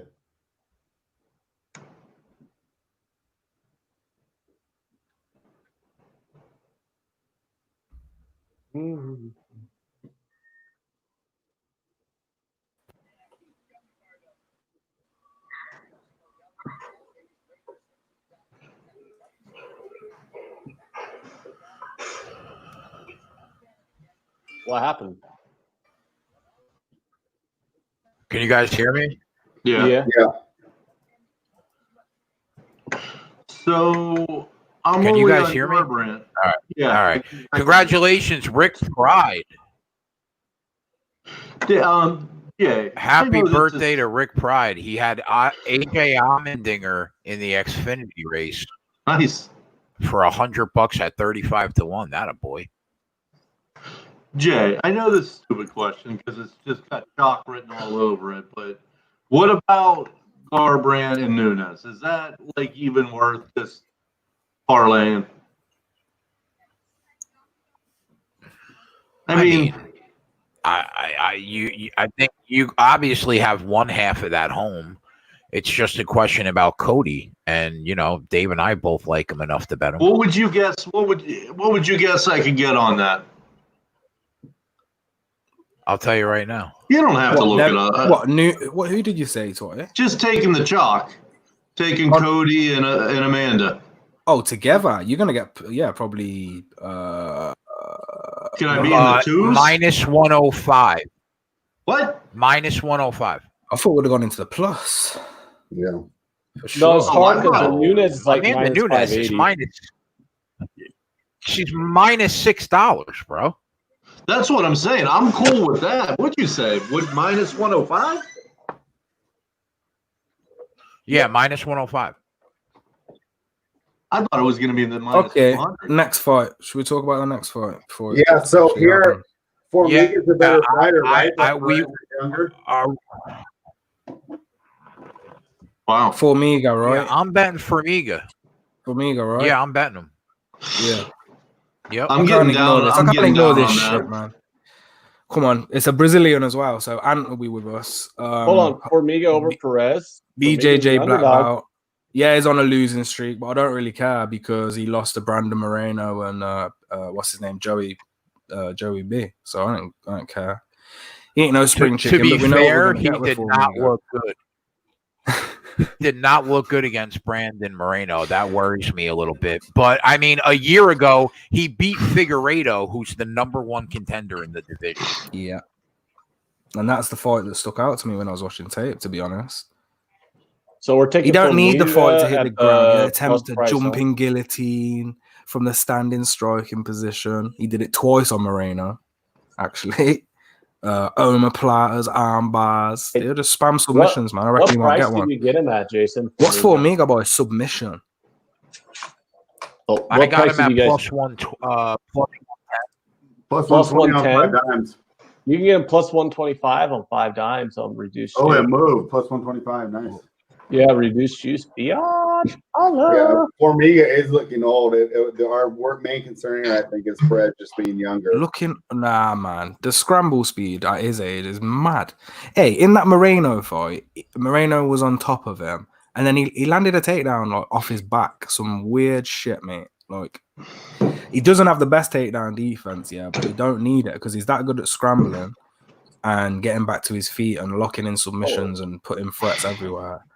Matt, why do you look so distraught? He's a better striker. So bad. Formiga's a better striker, I think. What's so bad? That Cavassier shot I just had. Matthew, you're like, what, 43 or something? Like, you should be old enough to just be able to embrace the fruity drinks, you know? You're not trying to prove your manliness to anybody at like a 28 when you're in a bar. You should be able to be happy enough to just drink some fruity ass bullshit and just be like, yeah, I can drink this. Oh, Twatty, let me ask, do you not have any clean glasses? Like, we're taking the Cavassier right out of the bottle, huh? Yes.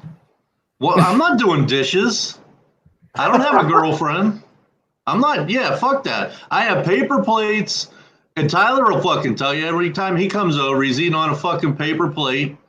Fucking. I don't even eat on the paper plate. We just eat on the fucking table after we go pick up the food because no one's gonna cook the goddamn shit. Plastic forks and knives. Red Solo cups. Fuck all that. well, why don't you buy a set of dishes? You can literally you go to Walmart, buy Then a I gotta dish wash set. them. No, but you go to Walmart, buy a dish set for like $20. I'd It'll rather just last throw you- my dishes away after I'm done. No, but it'll last you like 20 fucking years. Jesus. I had the same fucking. I'd rather just throw my dishes away when I'm done, he said. He's just so stuck with the paper plates. If he were to buy a set of dishes, he would just throw the plate away like it was a paper plate. And Yeah. he'd just run out of plates eventually. Bro, I had. Why did I say bro? God damn you, Jason! I've been doing this shit with you too much. All right, dude. Here's the thing. I have the same the dishes that I bought 15 years ago. That cost me $20. Dude is better than bro. It's way less Jersey, and if there's one thing I don't want to be associated with, it's that trash state. You hear that? You hear that? Wow. You know Says who the else kid lives? from Nebraska. You know who else lives there too, right? JJ. Yeah. My guy JJ. Our guy JJ. JJ's cooler than Jason. JJ has 2 J's in his name. Jason only has 1. You gonna take that? Sean said, "Watch yourself, Ant." Oh, you know. Hold on, Sean. I've already blocked 2 people on the chat tonight. I don't know if I need to go for a third. Can't block Sean. Robert It's asked me in the that chat that I'm from Fathead, Nebraska, and I'm not bragging about it. Fathead. That's a bad price, my friend, because you should be able to get Formiga straight up at anywhere between plus 110 and plus 125. So I would not take that minus 135.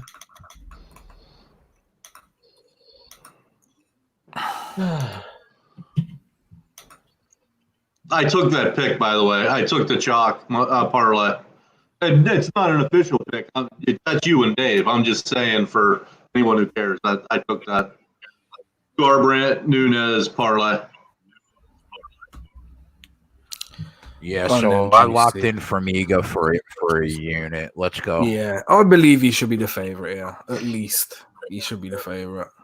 Dog or pass situation. We were talking in our private chat 4 days ago about this fight. How is he not the favorite? He handled that stand-up game of Figueiredo nicely. Who really, if you think about it, I think he's a better striker than Perez for sure. He definitely he switches stances. He's much more elusive than Perez is, and yeah, I think Perez got a nice little record there, doesn't he? Yeah, he does. Yeah. I mean, look, we ain't spoke much on Perez, but Perez is good, man. He is good. Yeah, oh, they both got good records.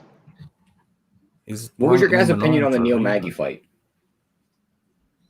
Magny. I was looking to fade him, but I didn't make it a bet. Jay, by knockout or by points? Or just take him. Okay. Because Rivers Casino has the thing where Sean O'Malley and Neil Magny each to win by knockout TKO. And it's plus 2,000. Jesus. Rivers Casino, man. I should. Seems excessive. That is a little excessive. What is there? There's a chance that'll happen, right? I would think. I may have to go over there and pull that trigger. They give you Nunes to win by knockout, TKO, or submission in the first 2 rounds at plus 120. I got Nunes inside the distance at minus 155. Nice. That's the same as Sean O'Malley as well. She's going to beat the shit out of this bitch. Let's just be honest, guys. Because but look, Amanda Nunes is from Brazil, and Brazilians have to persevere. This Spencer Broad, Canada. What's the hardest thing a Canadian's ever had to endure? Oh my God! It got to 20 degrees Fahrenheit outside. Oh, here's something else for you, Aunt. She's a teacher as well. She's a math teacher. She's a math teacher, Aunt, as well. Oh my God. The hardest thing that Canada has ever had to deal with is claiming Maxwell Smart. I was thinking about someone else. That's the hardest thing. Crying about injustice. Oh God! Don't even get me going. Don't even get me going. Listen, I want to make an announcement right now. I love everybody that watches and supports this show. From the bottom of my heart, you guys are the reason why great things keep happening for us.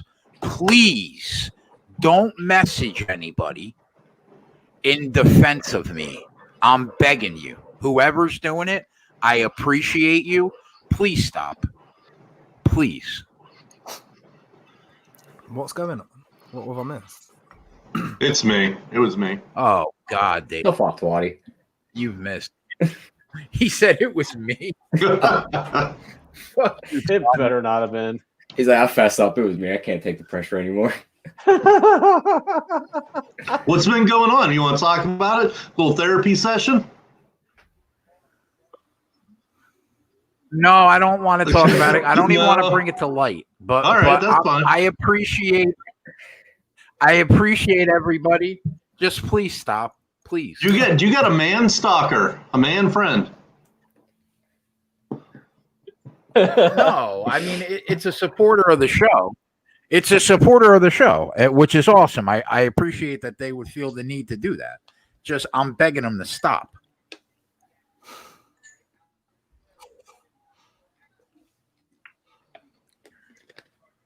That's it for me, guys. Tell him. Let him know. Wow, they're throwing bombs. Oh, the fight's been on for like 3 minutes? Round one's nearly over. Holy shit. Is Formiga winning? No, he's losing. Oh. But take that with a pinch of salt. It's a bit of a scrap right now. But I'd say he's probably losing on the striking count.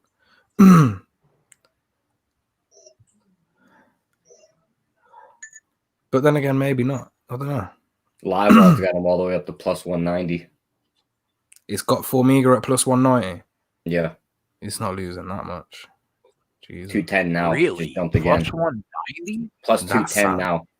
That sounds Perez down to minus 310. Wow, Perez must be doing something in the last minute then. Because that don't make sense. It just locked the odds now. Yeah. Probably with the round ending. Oh, okay. That makes sense now. He probably knocked him down, right? Oh, yeah, it's because he knocked him down. He's fucking ninja. Fuck's sake. He ninja struck his knee. Oh, no.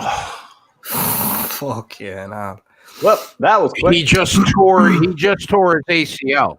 Shit, son. I mean, you can't. I mean, what can you do?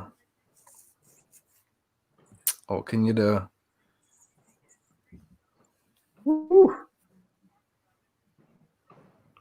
He had to have just tore his ACL. Yeah, and Perez is injured as well. Doing it. Yeah, he did something to his foot. Oh, is it his foot? It's Perez's foot. He must have broken Formiga's knee.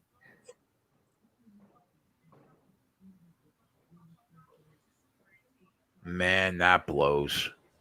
That's 3 units. Ay. Charles Bird. Charles Bird next. Charles Bird. Let's go. Minus 188. Load up. Mortgage. Start cashing in everything you've got now. Oh. Cash in your Bitcoin, your crypto, cash it all in and put it on Charles Bird. Make it all back. Settle down with that Bitcoin. I was joking. That's a joke, by the way, if no one sensed the sarcasm. Now, I do think Charles Bird's going to win. Though. Charles Bird, if you watch his fights, man, he comes out and wrestles like a motherfucker. So I think that's exactly what he's going to do. He usually sticks to the game plan, and that's a wrestling one. And a lot of the time, he ends it with a submission too.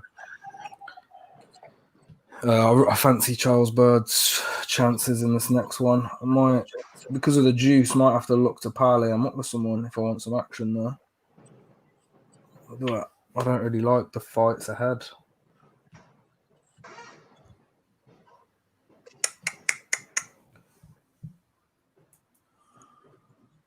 That was rough. Yeah, you always hate to lose because of an injury. But that's what happens. Cody Stamen minus 275. Jesus. So you're gonna be like 20 minutes to the next fight now. Probably. Yeah, I don't know how.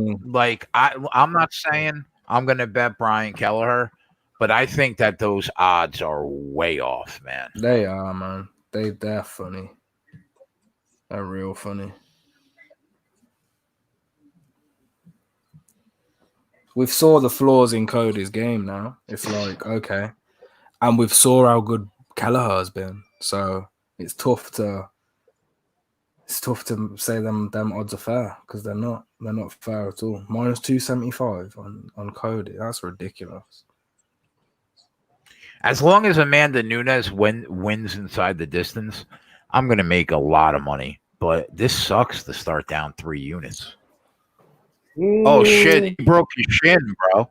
You see his shin? Yeah, it wasn't a muscle. It was right on the bone. He kicked him right on the bone. Yeah. And he's fucking broke his own foot doing it. Fair play to him. He must have a solid kick. Jesus. Yeah. He's been doing that Tony Ferguson kicking. That just fucking looks wood. fucking painful. That don't look fun at all. God damn it, and the Brazilians are 1-1. We're not going to see. We're not going to see Formiga for a while. Yeah, that's what I was saying. Matt, that was was a surgery. Max in the chat says he put a J-size bet on Nunes inside the distance. It's his only play tonight because he's a patient man. Yeah, I got to get down on that fight myself. I don't know how much I'm going to do. The 700 so tough. You got to do a $700 bet at least, right, to make it worth it. Well, go on 5 times. It's like minus 580, so you could just do $1,000 to make like 180.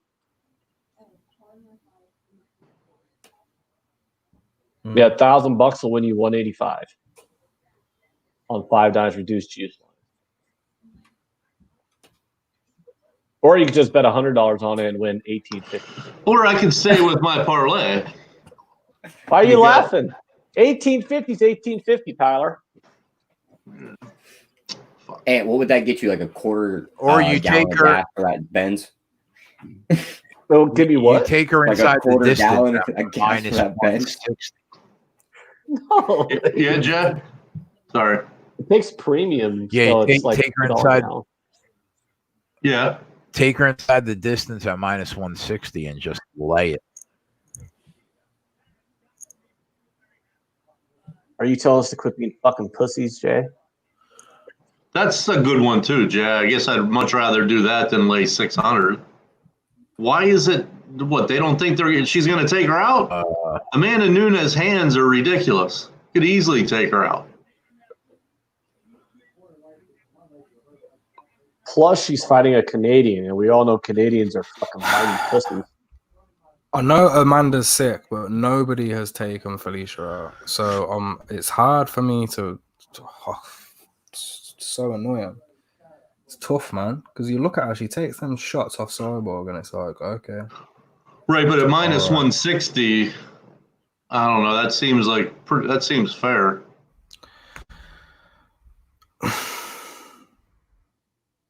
I don't know. What's she gonna do? I mean, what's her path to victory? Her path to victory is to get her on the floor, but even then, it's like giggity. Even then, for one, Amanda's takedown defense is next to none. Like she's her percentage is real high, like 80% region high. And then secondly, she's a black belt herself. So it's black belt versus black belt. But one of the black belts is an incredible striker. So yeah.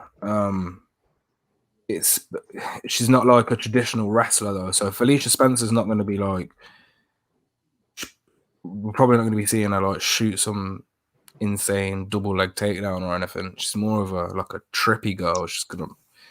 I think she did like taekwondo, so it's going to be about the throws, hip tosses and shit. So yeah, tube addict. I'm trying to get on Nunes without laying all that juice. That's why I'm trying to get creative to still be on Nunes.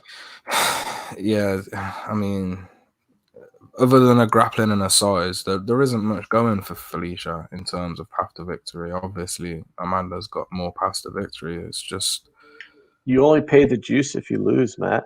She's knocked these girls out, right? So she knocked Holly Holm out, and Holly Holm's a lot smaller than Felicia, and she knocked Cyborg out. Obviously, she looks so much stronger than Cyborg, and Cyborg clearly a beast. Look, Raquel Pennington managed to survive. That went to the 4th round, right, or the 5th round? That was the 5th round. The Nunes there you fight. go. Raquel Pennington went to the 5th round until she got knocked out. Shevchenko got a split decision loss against Nunes, and these girls are 1-3-5. So now we've got Felicia Spencer, who's just she's a real stocky girl. She's got broad shoulders and she's got a big head. And I think she can take shots, and that's what worries me about the inside of the distance thing, man. What's the price on Nunes by decision? Well, Tube Addict's definitely not with me. I'm gonna roll with it, but I appreciate your knowledge, and he has a good point. Nunes untested at 145, but I'm gonna roll with it, and we'll see what happens. But Nunes then, at the same time, Nunes. Hold on, answer your question. Nunes by 5-round decision is plus 260. I see Nunes by points plus 320. We also can't disregard that Nunes could freaking choke her or submissions plus 750. Lock an armbar. Like, that's not out the window. We watch her knock people out all the time, but that's still a possibility. Right. I know. I get you too, Matt. You're exactly right.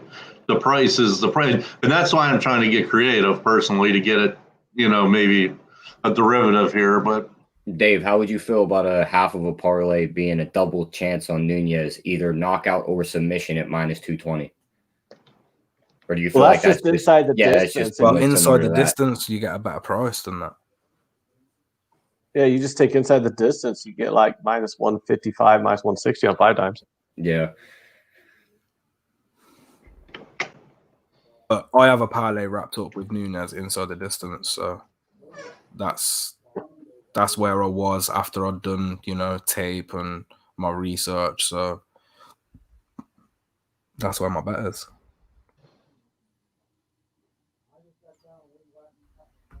It's got to be she's got to come out and be like, okay, that's it. Michael Madden says no one cares that Nunes struggled hardcore last fight. How is Spencer not going to be value at all that plus money? Well, it's it's not that she struggled. It's just she didn't really. I mean, she struggled for her, right? GDR is one of the best strikers. The random striker in the UFC. So Jermaine's striking's on another level, and Amanda was able to deal Jermaine, with it, she won 1 round, I think, right? She won 1 round. So I think she kind of struggled for her, but yeah.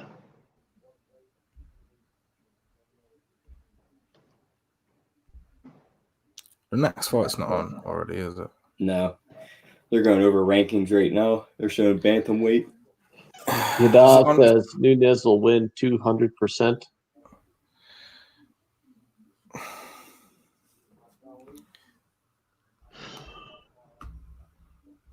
Yeah, GDR it seemed like no power that night. I mean, she was long, obviously. She's long. She's got reach, but she had nothing for Amanda. Nothing to hurt her, anyway.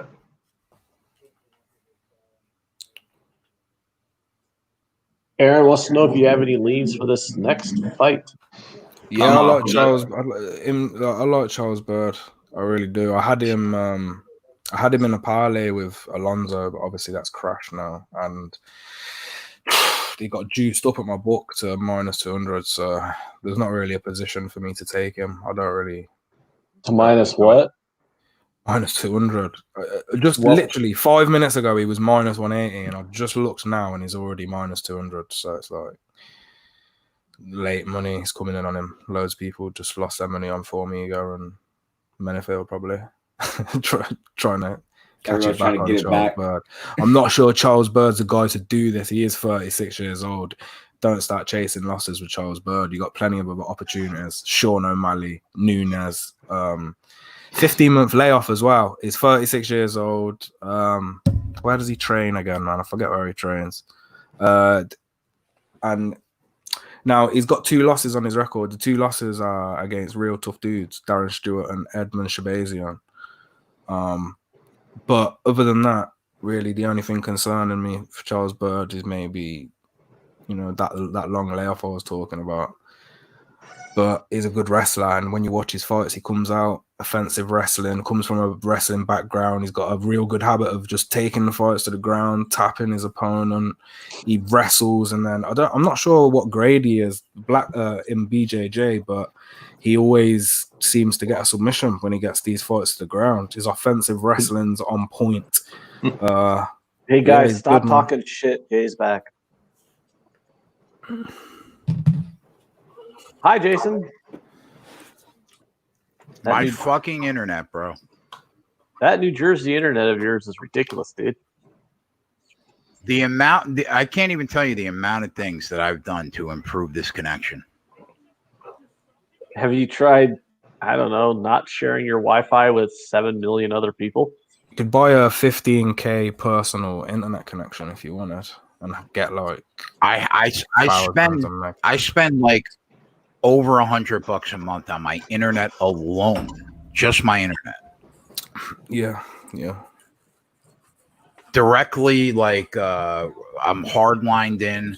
My daughter's here, but she's putting a puzzle together right now. She's not. She's not even on the internet, but whatever. Would you do? All right, so we're back. Build a puzzle. Yeah, I was just talking about Charles Bird, Jay. That is a good wrestler. I didn't actually get onto his striking, but he's typical wrestler, the flat-footed, heavy-handed, not very good in the striking department. I chase my losses with Bird. What are you going to do? Is that what you're doing? Yeah, I'm chasing losses, baby. You martingale?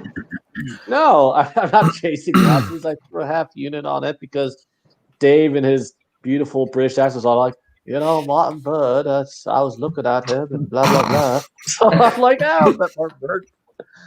Minus 185 on 5 dimes. And when you do an accent, you sound like you should wear a helmet in the house. Am I a fucking linguist? No, I'm not. I ain't a fucking linguist. Everybody's asking. Yeah, I agree with Dave. I think Bird wins, but Yeah, I mean, it's not one you want to start laying up on, man. Maki Patolo, he is a former champion of some bummy promotion. Beastly's in the chat. I've never seen him before, but he already has the comment of the night. Thank you, Beastly. The problem with Maki Patolo is that he's moving from welterweight to middleweight. And I know the pandemic's causing a lot of weight changes, but Maki Patolo does this quite often, actually. And I don't even think he really knows what he wants to do. So moving around from weights like that, it's not healthy. He's easily taken down. He's got bad cardio. And obviously, when I was just talking about weight class, when he's got bad cardio already, who did he fight? Kalen Potter. The second round against Kalen Potter, the kid looked freaking... He was knackered, man. And Bird's a wrestler. All Bird has to do is stick to the game plan that he has done in all of his other wins, and that is come out, wrestle from the start, don't get caught with any stupid elbows like he did against I can't remember who his name was. Someone he shot on him and they started elbowing him got himself fucking TKO'd. As long as you don't fall for anything stupid like that, we should be all right. Maki Pitolo's also, he's fresh. He's only had 2 fights, and one of them was on Dana White's Contender Series.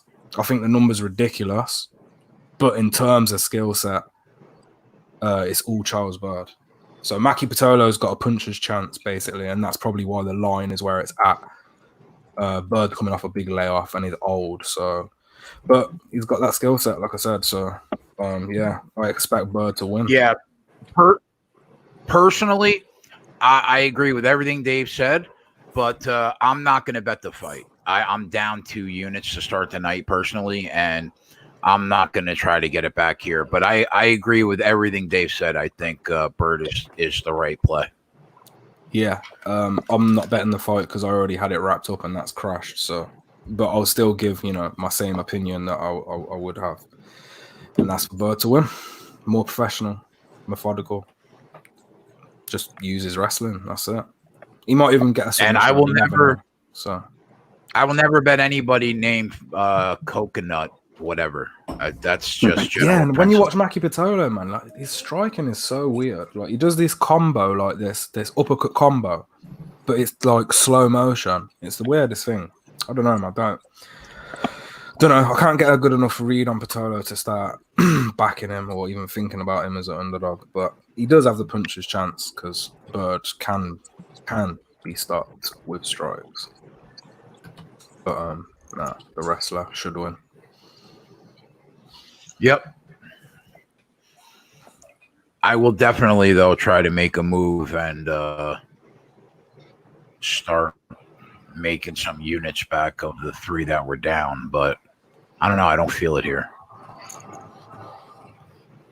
Yeah, I think Sean O'Malley's a good time to... In fact, whereabouts are we on the card? That's the question. So we've got this... We still have 2 hours. 2 hours until we get... Yeah, we've got the entire prelims to try and make some... I mean, I did like Ian Heinisch, but his price is gone, so I don't really want to give it to people because I've already took him, so... Yeah, I agree. I agree on Heinisch. I took Heinisch before he was taken out of the fight because his coach got coronavirus, for fuck's sake. And then they got a replacement fight for Gerald Meerschaert. And then Heinisch did a test and they put him back in because he was fine. So drama with that one. So some people had their bets voided. I had no idea that this was a pay-per-view. Are you kidding me? I thought this was I thought this was going to be ESPN all night. You'll never see it. Who is paying for this? You'll never see a title. I made that same point, Twatty, when we were talking earlier, but Jay basically just said on the disrespect factor, there was no way that this could be on TV. But I mean, if I were a promoter, I would have put this on normal TV. And I don't think the this whole is good. world know how good Amanda is. I get what Jay's saying because Amanda is such a superstar, but the card isn't that good. You know what I mean? I think it's whatever deal they have signed with ESPN. Listen, I think that the card isn't that good is a little strong. You got Sterling against Sanhagen, which is probably the second best fight you can make right now in that division. You have Cody, who is still prime time against a top 5 staple like Rafael Assunção. You got a superstar coming up in O'Malley that could be a future world champion. I mean, I think that's a little strong. Cody is a prospect, in my opinion. He's done nothing but lose in big fights. Now, you can't be a prospect when you're the defendant when you've won titles before. And he beat the hell out of Dominic Cruz. I shouldn't say it. A prospect isn't the right word. He hasn't been impressive in big fights. So I'm betting him. I'm betting Cody, but to say that he's a name, I mean, I guess he's a name, but I don't know. He beat, at the time, one of the best bantamweights ever. But he got jacked when he went over to one and just got, or was it one or Bellator? He got fucking demolished. Got knocked out and Bro, you're thinking about Sage. You're thinking about Sage Northcutt. What the fuck are you talking about? I met him once. What? After every knockout, Cody Garbrandt's had a year layoff, and he's been getting knocked out since. Yeah, Jay, you're right. You're exactly right. You got But Sage is the one that went over to was it one or Bellator? Yeah, Sage is getting knocked out left, right, and center. That's it. Yeah. Yep. No, I will agree with you. I agree with you that the prelims are weak, but that's a pay-per-view worthy main card. Yeah. You'd never see a title shot on a fight night anyway, but that is definitely it's worthy the main card. The prelims are definitely a bit sketchy, but main card's all there for me. Yeah, I agree. Definitely the main and co-main anyway, because if Nunes is in a fight, it's like the female equivalent of Conor. Like who else do you look more? Who do you get more excited to watch in the female division than Amanda or Shevchenko? Really, and now Zhang, obviously. Right. But $84. I mean, their prices are taking the piss a bit. Can't lie.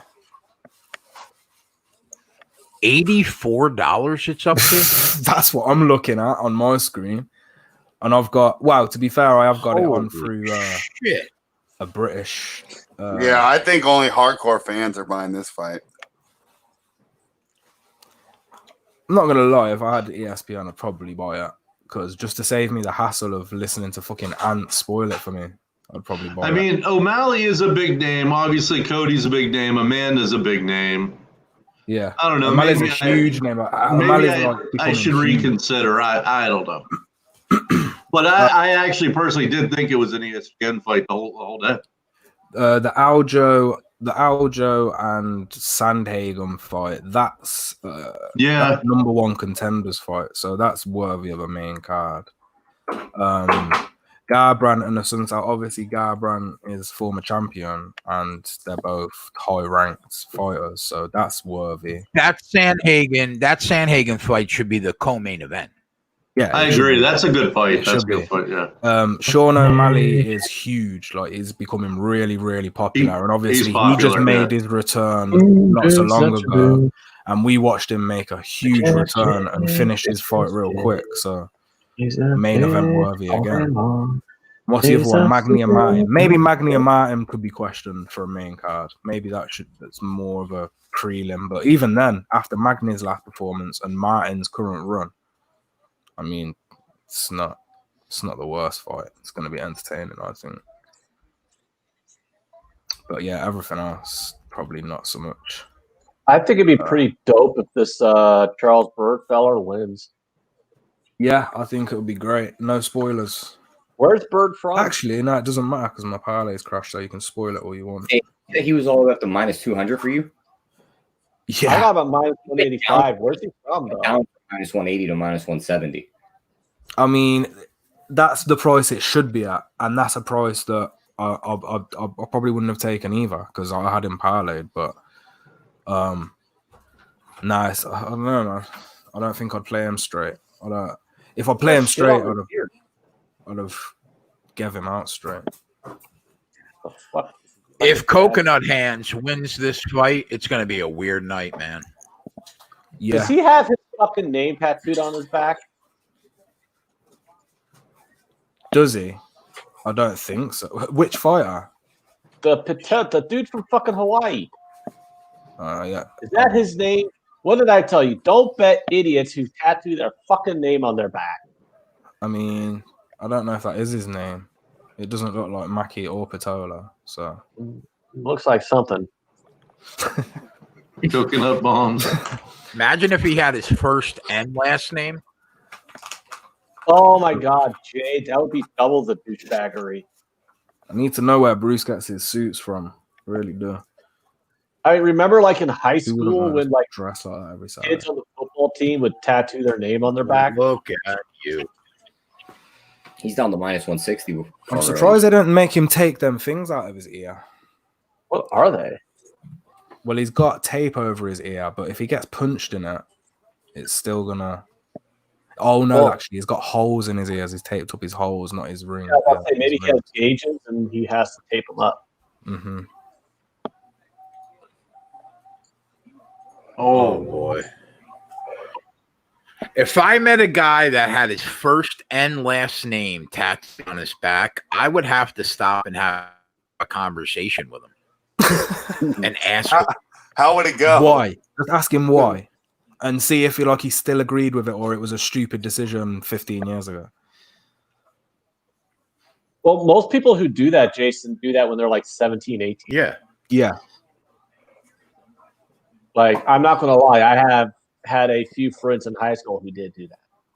Oh, yeah, bro, look at my tattoo. I'm like, wow, your mom signed off on that shit? Okay. First and last name? No, I like some dudes had their first name, some dudes had their last name. They were all idiots. I went to school with a bunch of kids that had their initials tattooed on. Yeah. It's the combination of like the first and last government name. Like I would have to stop and ask questions. That is I would Milka. have to. That's definitely Mika or Milka. I don't know what that. I can't. Dude, you know he thinks that's fucking. Am I looking right? That's What's not up, his Dale? first and What's up, last. Boy and Michael, Jacob, Ken, Rob, Triple Beam, Jacob. How you guys doing tonight?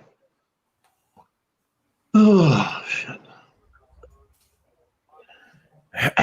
What's going on, boys, in the chat? He's winning this fight though. Coconut hands? Yeah, he is. He rocked Bird early.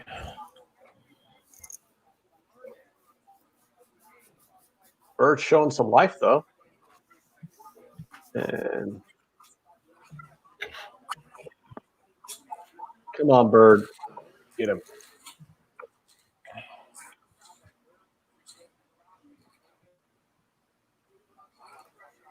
Uh-oh. Maxwell Smart has you blackout drunk by 10:30, Ant.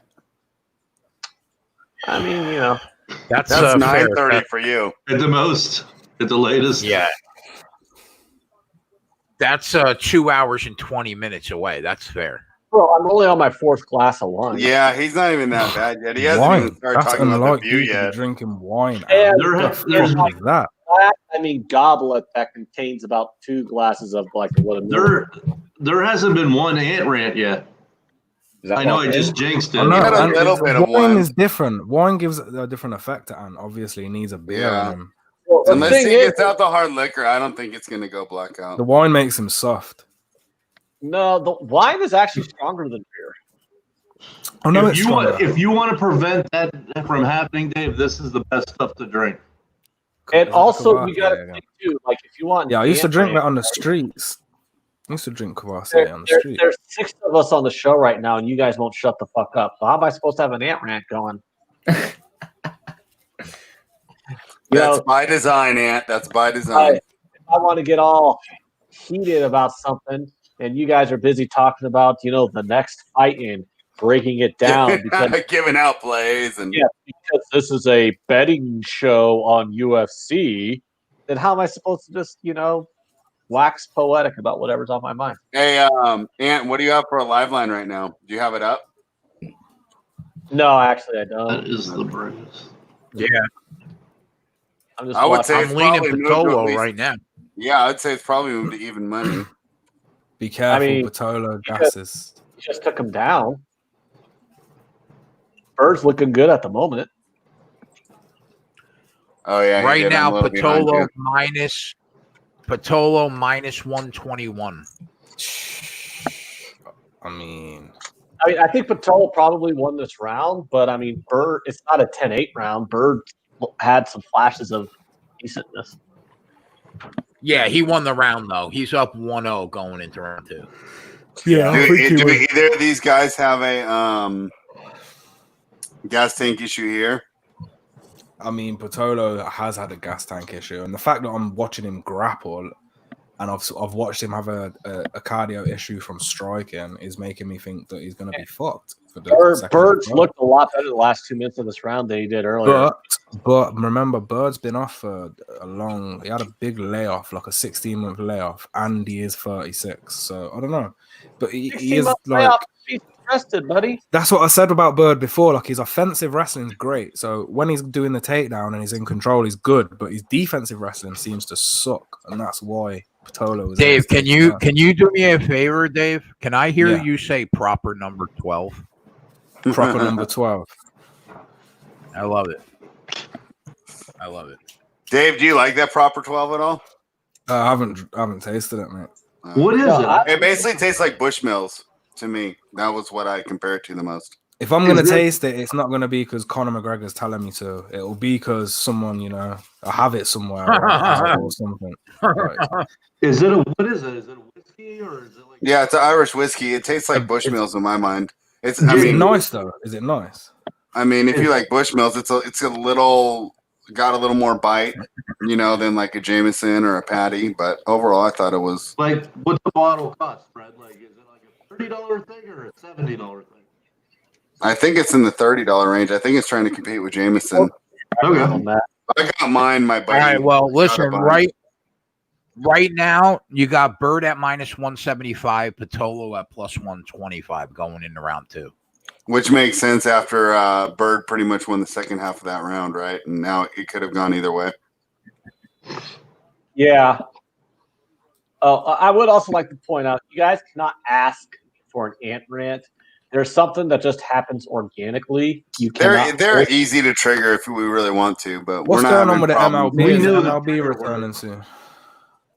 Ooh, he got hit. Bird got hit. Oh, that was. Oh my God. Damn.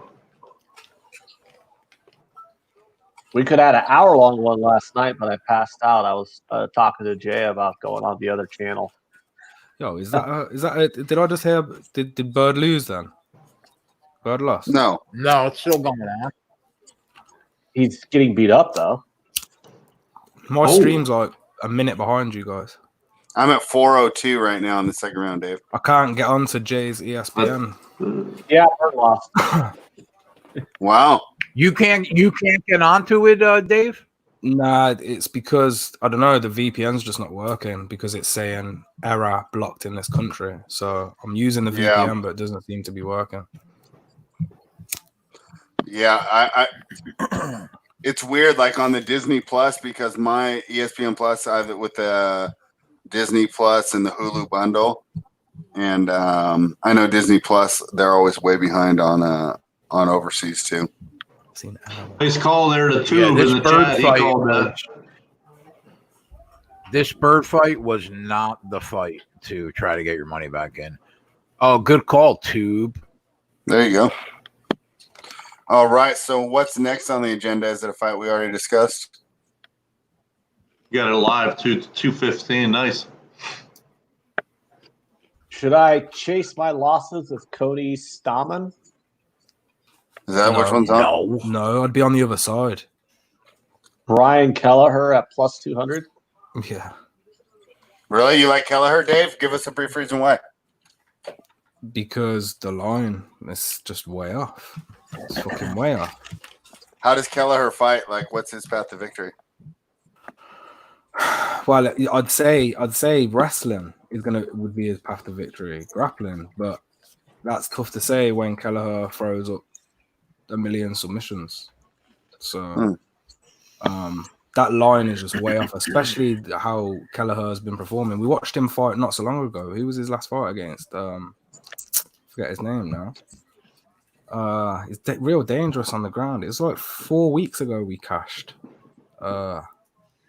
And he was a one. I think he closed at like 190 then, I think. You're talking about Is it Azor? We faded him against Hunter Azor. Yeah, that's the one. Exactly. Yeah, it's like he was getting beat and he took a layoff, and since he's took the layoff, he's came back and won a lot of his fights, and he's been cashing as an underdog like a motherfucker. What do you think? His 18-year-old his 18-year-old brother died. Oh, yeah, no. Cody Stamann, yeah. Cody Stamann, yeah. How does an 18-year-old brother die? What happened there? Car crash? I think the virus. 18-year-olds don't die of COVID. I could be wrong, but I think that's what it was. Nobody died of COVID.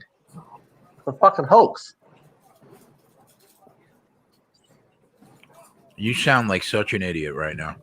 No, it's a complete hoax.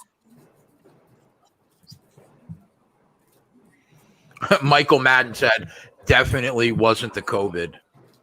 Yeah. I don't know what it was, but I thought I heard them say on ESPN that it was the COVID. No. I mean, they're trying to propagate the government-ran hoax. And so Bill Gates can create a fake vaccine to sell to all of us. That's going to have tracking units in it. We all know that everyone who's died of COVID didn't actually exist. All those doctors and nurses are paid crisis actors. They had nurses on TV, like they had like bruising from wearing their masks all day. That was just makeup. And I know you're kidding, Brian but there may Keller- not be people in the chat that know that. I'm just letting you know. It's funnier to me that people don't know that I'm being tongue in cheek. Um, I'll keep going. I'll keep going until somebody shuts me up. yeah. So you guys like Kelleher here, but not enough to really make a wager, just as like a lead. I've got half unit. I gave him Half unit. All right, I'll do it. Matt, remember, I literally accused Jay on the show like last week of being paid by the government to pretend to have COVID-19. You're calling Fred a communist. That's probably one of my proudest moments.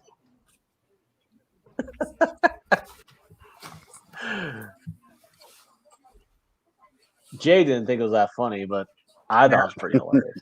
I don't think that the odds are a fair representation of the chances in this fight. Definitely not. Minus Definitely 275 is strong, man. Hey, Kelleher's too dangerous to be putting at that freaking number. I'm telling you now. Look, I think Staman's wrestling is a problem, but I'm not sure. I think he probably wins. I'm not sure. I think Staman probably. Look how he faded against wins the Aljo. fight. Look how he faded But against I'm Aljo. not betting it. See him fade against Aljo in that second round. Kelleher can win this fight, man. That's for sure. Dog or pass for me. I can't be laying minus 275. Yeah, dog or pass. Yeah, 100%. Dog or pass. And then in the next fight after that, I like Ian Heinisch as well. I really do. I mean, can you imagine laying 275 on Staman, bro? No. Oh, you like Heinisch over Mearshart? Yeah. Look, Heinisch is got wrestling to stop Mearshart from getting the takedown, and I think he's the better striker. So yeah, it all comes down to the fact that I think that Ian Heinisch is just a better athlete, and if Mearshart had trouble getting up from Kevin Holland, what's he going to do against a stronger fighter in Ian Heinisch? Yeah, man. That's what I keep coming back to. He's two-time All-American, our boy Ian Heinisch, man. Let's not forget. I'll join you on that one too, as long as I got these books built up. He's had a mad life as well. I was looking at his life and the what did he do? Smuggled ecstasy and coke. and then, we've seen what, bro? We've seen Ian Heinisch keep better athletes and wrestlers down on the mat than Gerald Mearshart. Yeah. Now he had that wrestling from he's got that wrestling from college, but he's at Shevchenko's gym. Yeah. Tiger Muay Thai. And you can see that. You can see that in his striking, his low kicks, his leg kicks mixed up with boxing. He's the better striker. We know Mearshart's the black belt, right? So Mearshart needs the fight to get to the ground and attempt his submissions. Don't think that's going to happen, man. I don't think we're going to see that.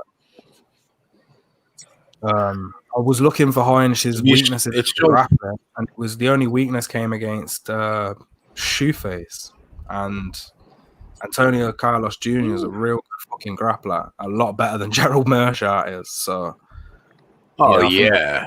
think we're good because Heinisch has only shown weaknesses against Shoefate, so I didn't see him really get taken down or out grappled by anybody else. And he's Balls got up. high output as well. We just saw Kelleher at UFC 249. Mm-hmm. Balls up. If you want to take That's Heinisch on the crazy. offshores, your best option is going to be 5 dimes at minus 130. That's going to be your best price. Yeah, I see 130 minus 137 at DraftKings. Yeah. And let me see what Bet365 has.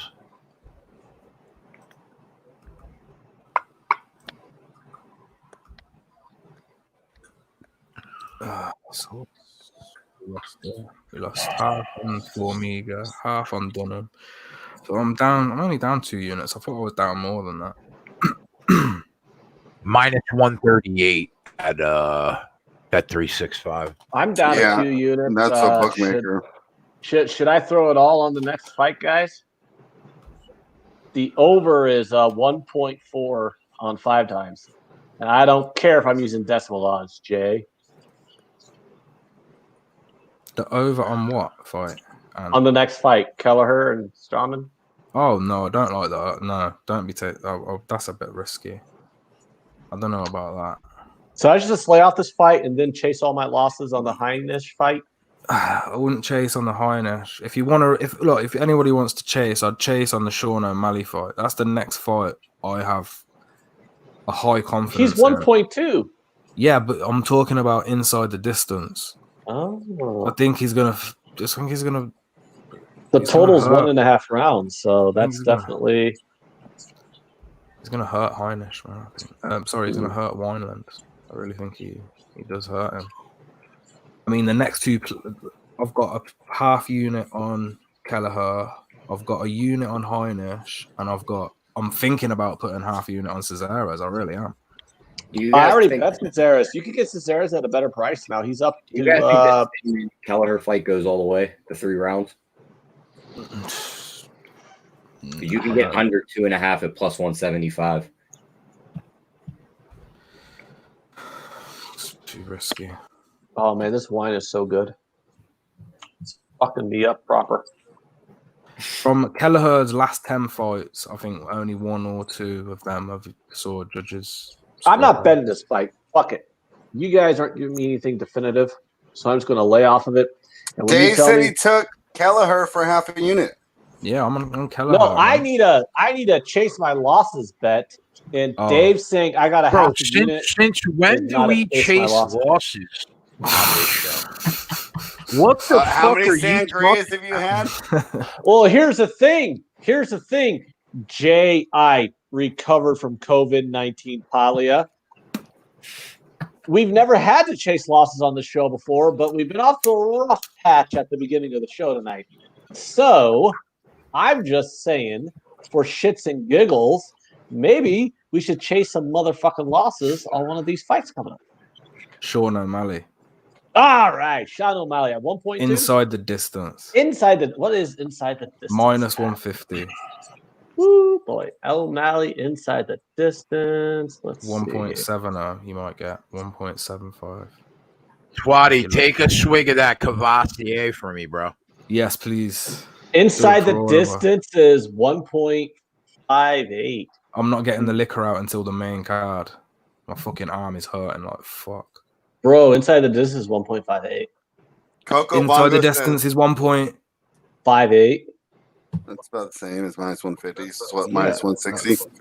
It's like minus 140, my bad. Yeah. No, 1.58 is like minus. That's still viable for me, mate. Yeah, it's like minus 165 to minus 170. Do you remember when we had Sean O'Malley long ago? We took Sean O'Malley about a month back. We did? Yeah. I do not remember. Did he win? He's like a young kid, 25-year-old. Like, he's got rainbow hair now, so that might put you off. But before, in his last fight, he had braids and like he's like quite lanky with tattoos. Well, no. A lot of if you have rainbow hair, it takes some real balls to have rainbow hair. Yeah, he's a bit out. He'll be in braids tonight too. Yeah, he's braided up. Yeah. Oh my god. Jess actually told me to take that into consideration when handicapping. What the fuck is wrong with you, Matt? Oh. That's so bad. It's Stop so good. drinking. Stop so drinking good, shit it's so that bad. makes you fat. Stop drinking. I shit love that it. makes You fat. hammer that. It's the You best worst hammer thing that ever. Dossier. Matt, if you I ever love come it. around, to my neck of the neighborhood during the summer, I will make you a nice sangria, and you will be in heaven. Is that what's It the sounds, time? it The sounds time? kind of feminine. We're gonna have to get 20 sunglasses. Well, that sun but is here- right in but- his eyes. But here's the thing, Matt. It can be feminine all you want, but in our household, we don't judge. You just drink what tastes delicious, Yep. and there'll be no judging going on. I mean, like, why? Judgment-free zone. Yeah, like, why is it? Like, people are like, "Hey, you walk into a bar.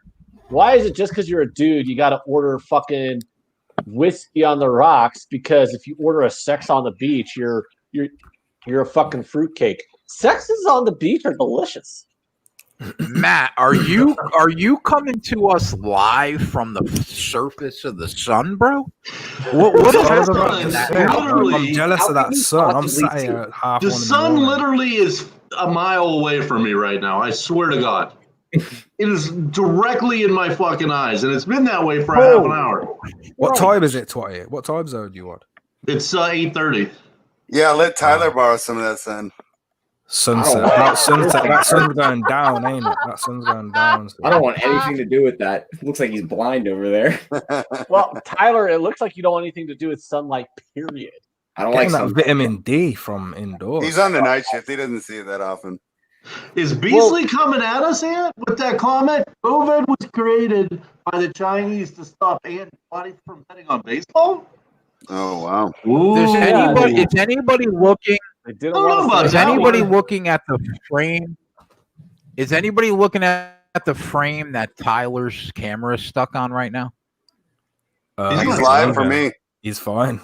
Yeah, Yeah, he's I'm live okay. for me. That must be you. Your computer's Jay- like, I mean, I'm Jay looking is- at we'll see you in 5 minutes, Jay. Yeah, Jay, Jay you were- froze right after that Hey. comment. Hey, Jason, you were stuck like this. Yeah. So we literally like just watched you go, give me a dick, for like a few minutes.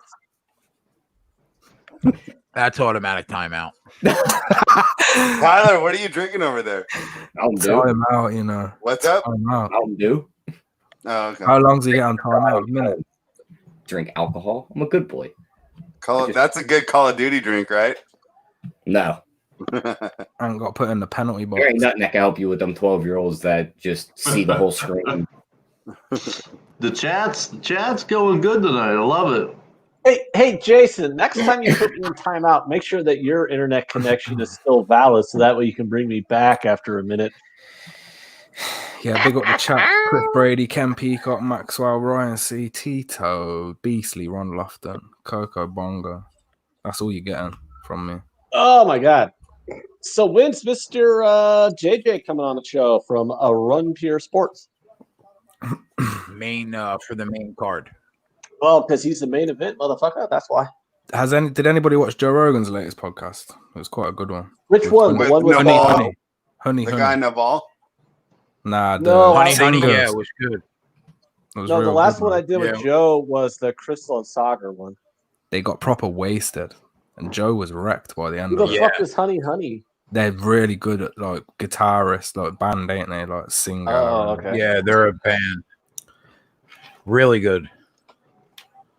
No, they basically just drink, smoke, and play music. But it was really good.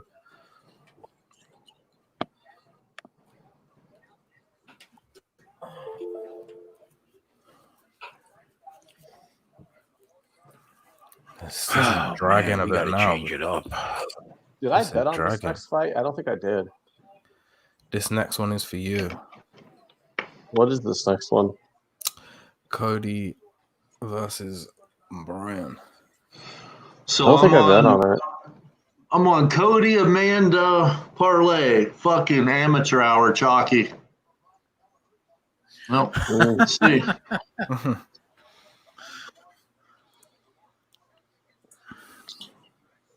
I mean, it's better than. Yago agrees with me. I thought the Naval one was really good.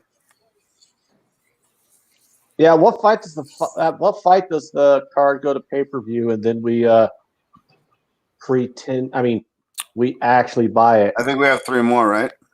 Yeah, 3 or 4 more.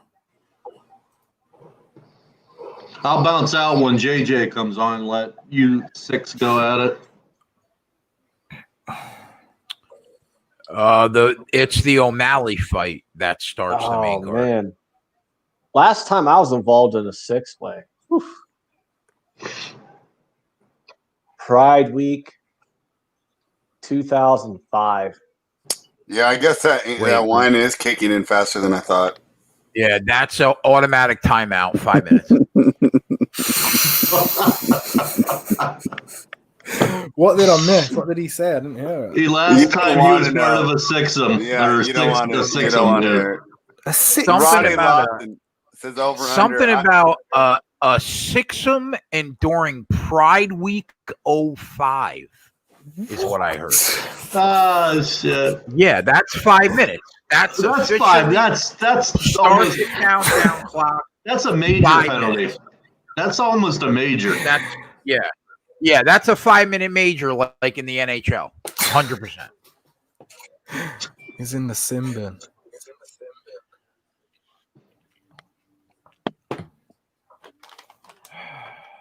What's up, buzzer beater? Everybody in the chat agrees. That's a flagrant foul. 100% right. 2 shots in the ball. 100% right. And the ball. That's 5 in a game. Yeah. Yep.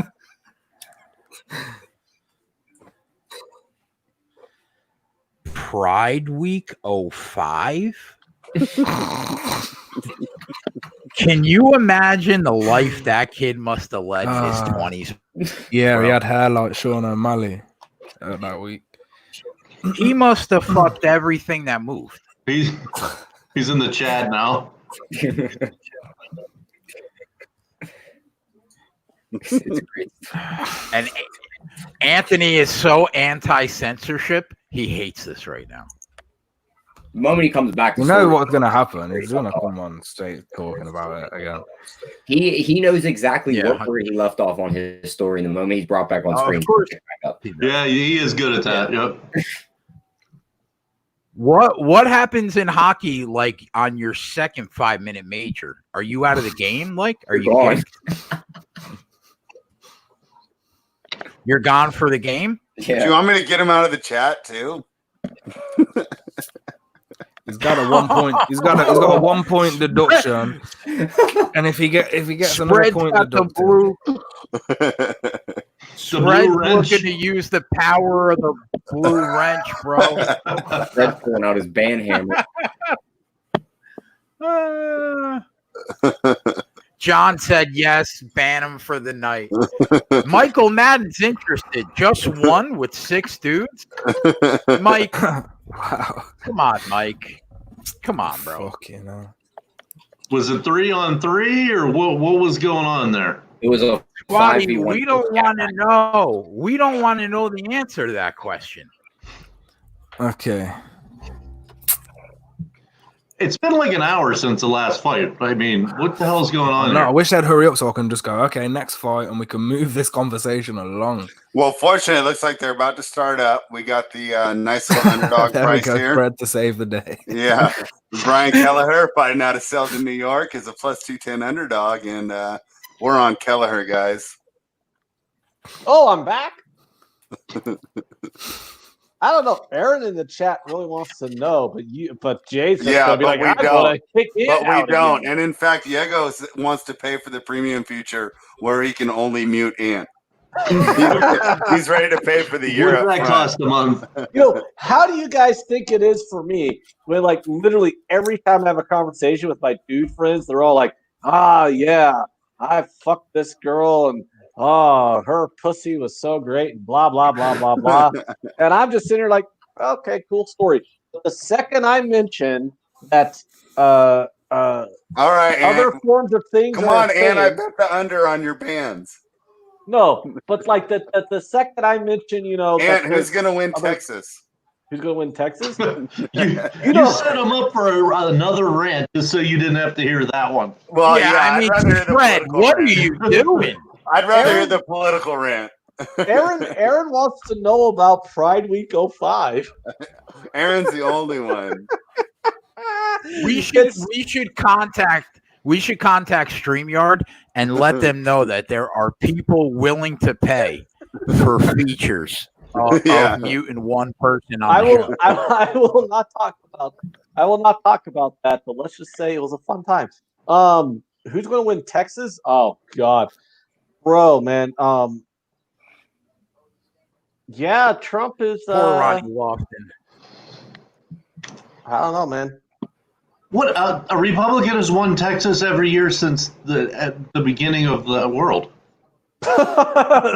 Right? Even when they were part of Mexico. Yeah, the fun thing about Texas is like everyone assumes Texas is just this like massively Republican, but it's only like 52% Republican. I mean, it's not like it's like the most Republican state ever. It's just that they have only a bunch because of Austin. No, it's just they have a bunch of laws out there that prevent Democrats from voting. Brian Kelleher already kicked. He had a nice kick to the head already. Yeah. Let's go, Bri. And if you want to counteract me, explain to me why on their voting ID laws, a gun registration card is valid ID to get a voter identification, but a student ID is not. I mean, it's just there you go. It's just one of those things like, oh, wait a minute. This little card that like people who are Republican are going to have is valid voter ID, but this card that is mostly Democrats is not valid voter ID. Gee, that's a fucking coincidence. Yeah. He's trying to really kick the shit out I of wish I had money on that. He keeps swinging at air. I'm rooting for the bald guy with the beard. Yeah, that's who we have. Oh, I didn't bet him, but I'm going to root for him because I root for bald guys with beards. Yeah, well, thank you, because I think me and Dave are the only ones who put money on it. So yeah, I'm in this with you guys too. Don't leave me out. All right, cool. Tyler's in it with us. That was a beautiful, beautiful head kick right there by Cody Stamen. Oh yeah, it was. Stamen's getting juiced on the live line. So he must be doing well. I'm a bit behind though. I think I'm about a minute behind. I'm at 219. He looks like he's 320. Spread ours too. He looks like he's getting juiced with a needle. I need to find a different channel. I can't be a minute behind. Fuck this. Let me try it. Getting juiced with a needle. I mean, that sounds like fun. Yeah, we're a minute and 50 seconds in the first round, Dave. Yeah, I'm gonna look for ESPN now through the American channels. Post in the private chat where we're going to go for the pay-per-view portion. I mean, we're totally going to pay for it.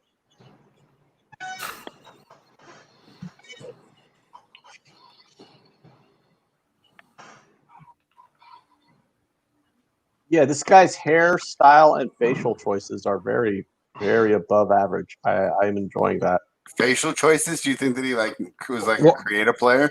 What time are you on now? Facial hair choices. 122.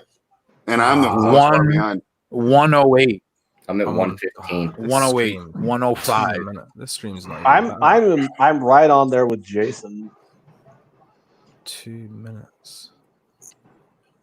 Ooh.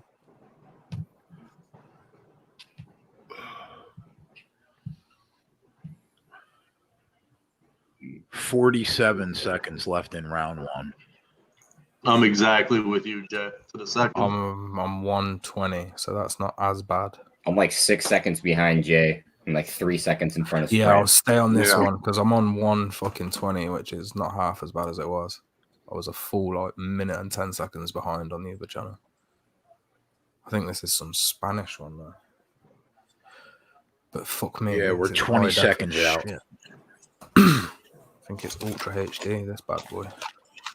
I'll tell you what, Brian Kelleher doesn't look like a plus 230 dog right now. No, don't. That was a nice overhand, right? He landed with 20 seconds left. 140 at the most. Not even that, 130 at the most. When Sean Fox does his typing, I swear he uses his toes. You guys notice that? No? I don't know where that paragraph came from. Like I was I trying never to understand what the hell he's saying. He's one of the smartest guys I know. I was trying to put together the chat and He's figure out. He's still on the voter registration thing for. Oh, okay, so that's where he's at. Yeah, I was lost. I was like, trying to fit that into everything. I think the most important comment of the chat is from Willie Parker. So there we go.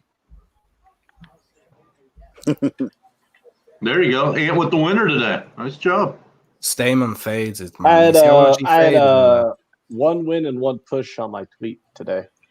Hey, did you say the Stamen fades often, Dave? Well, he did in an Aljo fight, and it's not like it's not like plus 350 live. Wow.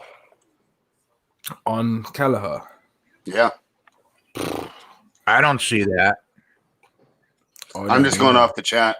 Let me check my Bovada right now. I don't see it either. Let me see what I have. Oh yeah, plus 275. I see. I got plus 310. Stamen. It was plus 350 before they took it off the board on Bovada. I mean, he took round one, but right, but I mean, it wasn't like crazy. No, it was a basic 29-28, really. Nothing. Well, odds are dropping on Nunes. Everyone must be going with parlays with her right now. Odds are dropping? That means people are taking the plus 600. What? Her opening line was 400. I mean, jeez. She's gone down like another 10 cents on the decimal odds. Fair enough at the other weight class, but at this weight class, you have to just be a bit careful because you just don't know. She looked tired in that GDR fight. So if Spencer does survive the onslaught, we're going to have to start looking towards someone's going to win by decision. Can we discuss how bullshit these weight classes are, too? Like, what the fuck is it? Bantamweight, welterweight, featherweight? Why don't you just tell us how much these fuckers weigh? What they do. They'll I don't want to fucking Google bantamweight. Just say 145. You know?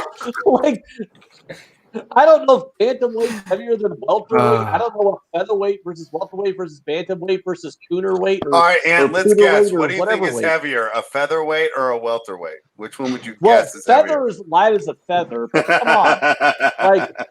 like welter. Let's go again. Heavyweight or middleweight? Which one do you think is bigger? Where does middleweight fit in with bantamweight and welterweight? Come on, man. Just give me their fucking weight. Well, basically, the co-main event and the main event are both the same weights, even though it's a man and women's fight, and they're both bantamweight. They weigh 135 maximum. And it doesn't matter anyway because they come in 20 pounds heavier than the weigh-in the next day. Yeah, they have to weigh in, and then they have 24 hours to, do what they got to do. Get intravenous fluids put into them so they're not dehydrated anymore. Yeah, who looked real dehydrated. Are they not allowed to do that anymore? Stamen's up to minus 700. Cody was looking real drawn in. Hey, look at Stamen backing up again, being pushed back against the cage with strikes. The fuck? Harry Levy says, Ant with another ridiculous statement. Oh, you're just getting started, buddy. You're not allowed to do intravenous anymore. No.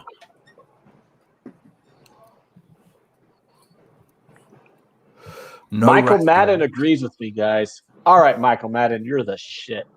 I need to give you. Can I give you like a star?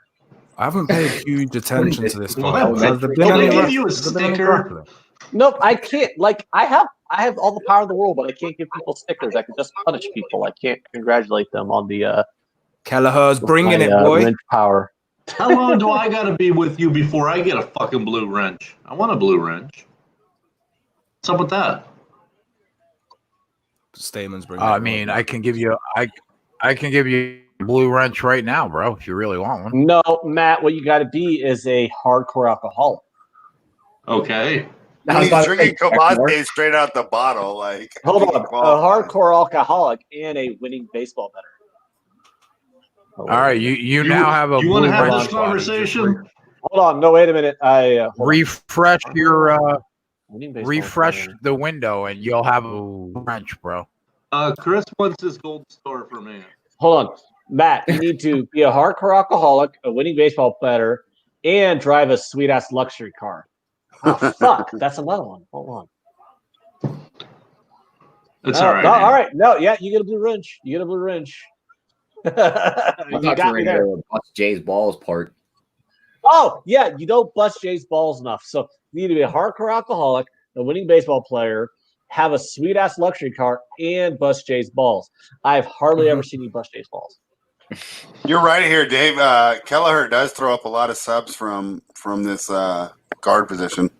Yeah, he'll throw subs from everywhere, man. Yeah, he really will. It's pretty fun to watch, even though he's not really getting that far on any of them. It might be a bit tough now because he has been, throwing a lot of strikes, man, and took a lot of blows. So obviously, his BJJ offense won't be as on point. But Stamen's at minus 1100 live now. He'll still, I watched the first season of Brockmeyer. Yeah. Them heavy shots. He's just had the better boxing combos, man. He's been landing. Yeah, this is a clear, decisive 2-0 lead. Yeah, I'd agree. But it's also a fight where, there's still 5 minutes. And shit, what's the return on Kelleher now? About plus 500. Higher than that, probably. So basically what we're saying is the dude who started this fight like minus 230 is getting his ass kicked. Nah, the guy said he's minus. I thought it was minus 275 anyway. That was plus 6. Oh, I like to commend Matt on no longer having the sun in his eyes. That actually looks way. That actually looks way more. That actually looks way more comfortable for him. Like when he had the sun in his eyes. Like I was like, oh, that's so bright for him. Like for him, it felt like it was right outside my window. Yeah, like I don't know how you fucking was managed knocking on to the do door. that for like 5 minutes, but that looked painful. Probably more painful for Tyler because I don't think he's seen the sun in like 5 years. Nope. I'm whiter than Tyler, that's for sure. We're all so fucking white. Chick-fil-A's here. The only time I see outside is at work. Oh, Matt ordered Chick-fil-A this time without fucking. I want that Chick-fil-A. What did you want him to do? Send it to you from Pittsburgh? No, it was last time he was thinking about it for like an hour and then they closed and he had like no food. You don't remember? What do we think that bill was? I thought last time. How much do you think Twatty just spent? $35. Chick-fil-A's not that. Matt's. That would be like 7 sandwiches.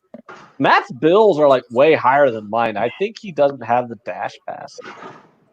He buys like food for like 3 days, Ant. He does? Why would he buy food for 3 days at a time? I got 6 Chick-fil-A sandwiches, three buckets of nuggets. Why? The nuggets are actually a pretty good deal there. Fucking days. Hey, Matt, how much was your bill and how many sandwiches did you get? I was conservative today. It was only $20. I got 2 Chick-fil-A sandwiches and a large waffle fry. That is very conservative for you. See, there we go. Well, yeah, because Tyler says you buy like food for like 3 days at a time. I'm like, well, what if you don't want a chicken sandwich? I do that. Now? I do that sometimes. I'm not proud of that, but it does happen frequently. I mean, last week you bought like what, $30 for the Sheets food? Well, I had to get to the discount. Come on. Like you wouldn't have done it. Once I hit $30, it's immediate $10 off. Come on. That was a lot of food for $30. I don't actually blame you for that. Twatty, on your DoorDash for Sheets, do they let you buy like other stuff other than food from Sheets? Because like the Get-Go by me, I can order like groceries, medicine, really? Condoms. Yeah. You can order condoms from Sheets? Swear to God. I can go on DoorDash and go to the Get-Go thing, the gas station, and order condoms, and the driver's got to bring them to me. You can get a burrito and condom to go? Yep. Okay. And a gallon of milk if you need What it. are condoms?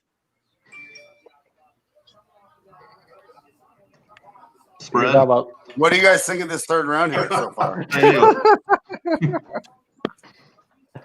Kelleher I landed think, some nice shots, but it might be too late.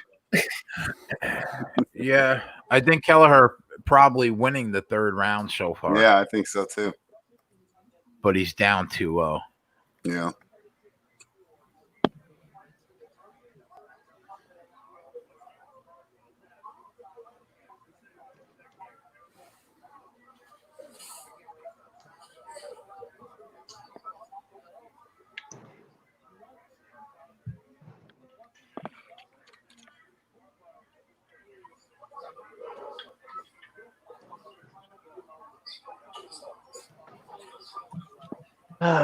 My drink is empty. Should I refill it?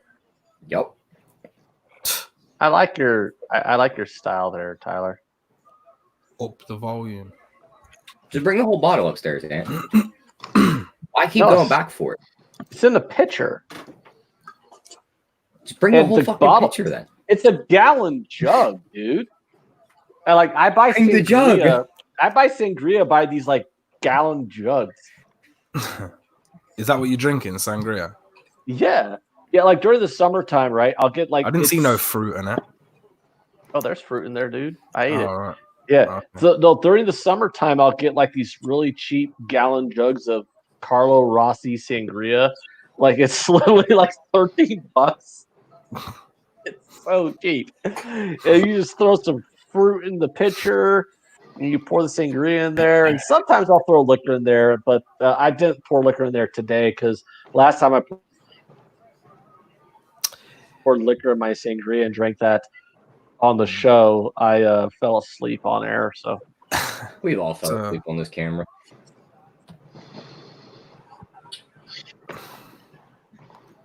Kelleher's gonna think he's got a chance of winning this fight because his corner told him that it was 1-1. Fuck me.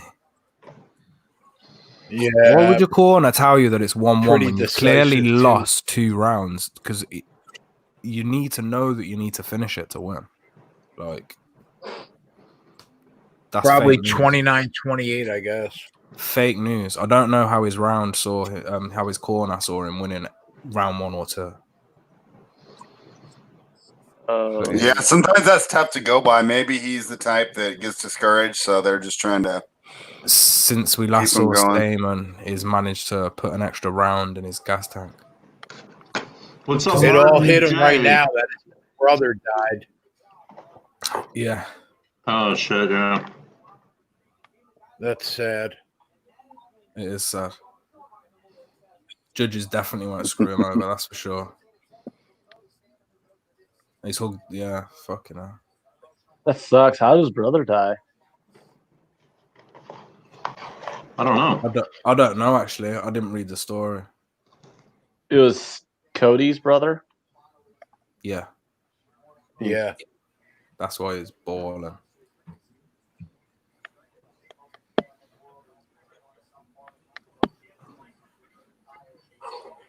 Yeah, it's pretty unpleasant when that happens. Especially when you got to do a job on TV.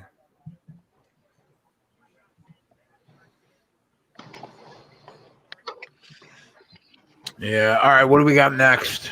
O'Malley inside the distance, huh? Should I throw a half unit on that? That's rough, man.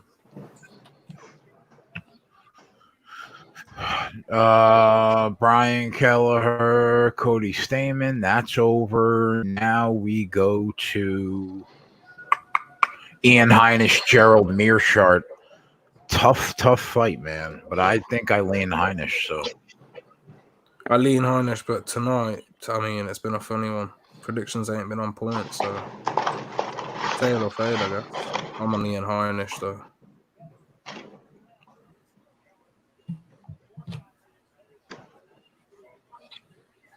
What did you bet on Ian Heinisch? Just one. 1 unit on what price? I'll tell you now. Hold on.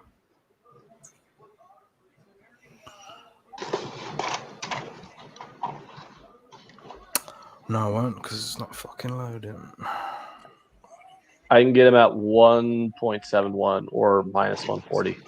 We can't get the show's only down like 3 units, bro. Official plays. We can get it back. I'll take Heinich at minus 140. Boom. Let's go Heinich. Yeah, the problem with that is you missed the best of the number. I think he opened up like God, I don't remember. SBR doesn't even have opening odds for this fight. Well, of course SBR doesn't. Fuckers.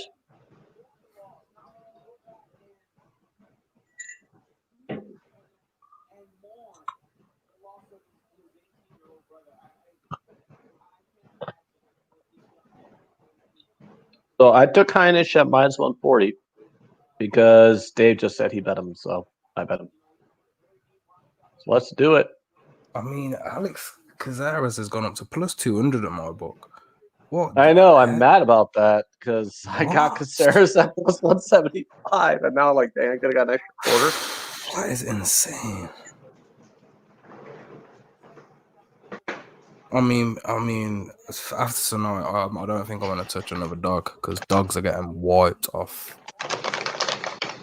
So I'm gonna stay away. Dogs are getting wiped off unless we bet the favorite. No, you see, I was gonna, depending on where I was gonna bet Cazares, but yeah, 2.5 units down. I don't think I'm going to. I think I'm gonna wait and see if O'Malley and Nunes can pull them units back.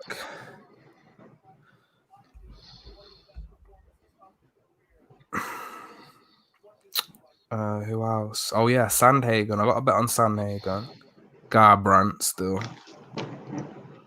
I got a parlay with Nunes inside the distance, and the Tony Martin and Neil Magny fight starts round 3. And then I got a bet on Sean O'Malley inside the distance, which I might double up on because I got such a strong feeling on it of him just blasting Eddie Wineland out of here. I feel like the chat and you guys, I feel like I'm overpaying on Garbrandt. Like he shouldn't be as big a favorite as he is. What do you guys think?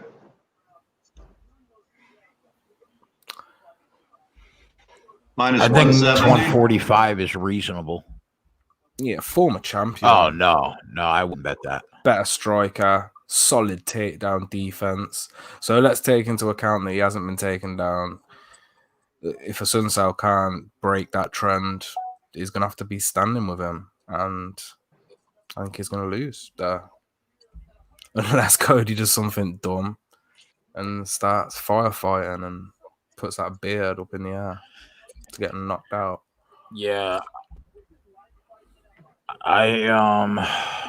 Which is a habit which he has to break, which he knows he has to break. So, God, he's not stupid. He's 28. So, yeah, it's got to be Garbrandt, and I'd go to probably 150, man. What did you say? You got 145? No, I think I got. Yeah, you can get 150 right now at Bet365. I think I got like 160 or something. I'd have to go like 160 or 170. So I got the worst of that. Again, amateur hour. Joe Rogan nearly in tears, man.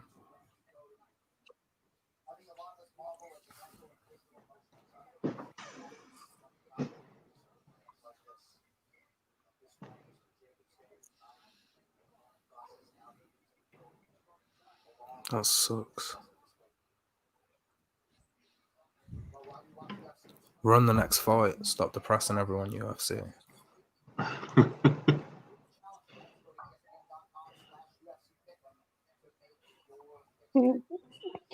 Imagine Felicia Spencer taps out Nunes in the first round. I mean, that's how this card's that'll going. be a flip That's a flip the computer. Yeah, That's you a might flip not the see me computer. till, I don't know, Wednesday. Imagine if Felicia Sir tapped her in the first round. I don't know. I would lose I would lose a nice fucking amount of money, bro. Honda Civic. He'd lose a Mercedes Benz.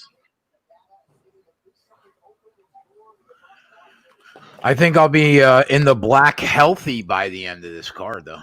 I mean, if the casinos are all open, I mean, does that mean we're not going to be fighting at the Apex every week now?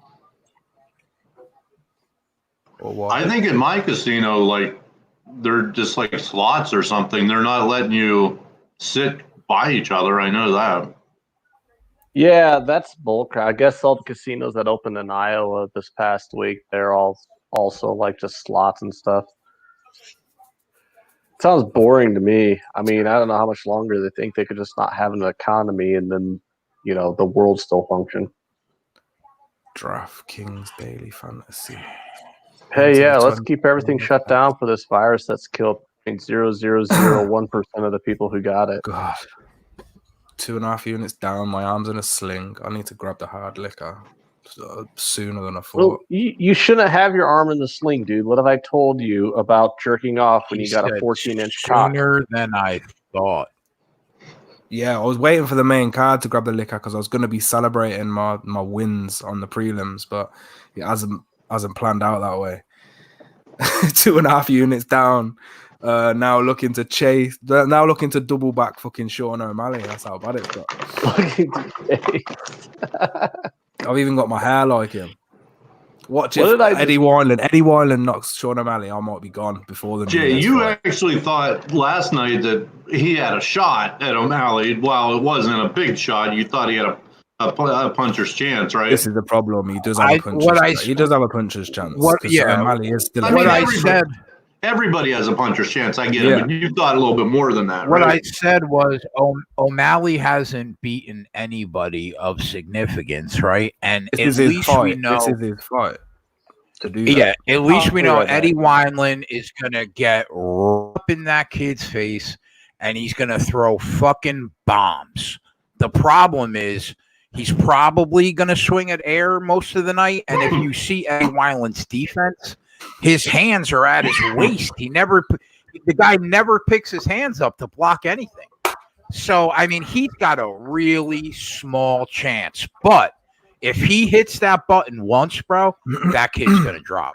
100%. Yeah, and look, it's his overconfidence, which could be O'Malley's problem. He's got that long karate style striking at range, right? And you'll notice that his hands drop. And if his hands drop and Eddie's there, and Eddie can just jump inside that pocket quickly and drop a hook on him. I mean, he could drop him, or it could be night. But O'Malley is a really cocky kid. I mean, he's a confident kid. So yeah, and he looked real good in that last fight. Like, he looks like he needed a higher level opponent for sure. Like, but you have to think that his length and his range, that Wineland probably is swinging at air all night long. Yeah, Wineland's a legend, man. He's fought a lot of people, a lot of decent people as well. Wasn't he the first WEC champ? That's not in my memory bank. Can't remember. I think like both of you guys have said about O'Malley, he just does have this different aura about him. That he just seems like he was built for this. You know what I mean? Yeah. He looks like Conor. Yeah, he looks like Conor in his first fight in the UFC, bro. Yeah, there's just something special. Wineland's had a huge lack of activity as well in recent years. I think he's had a fight per year in the last 5 years. So his lack of activity, that's a concern.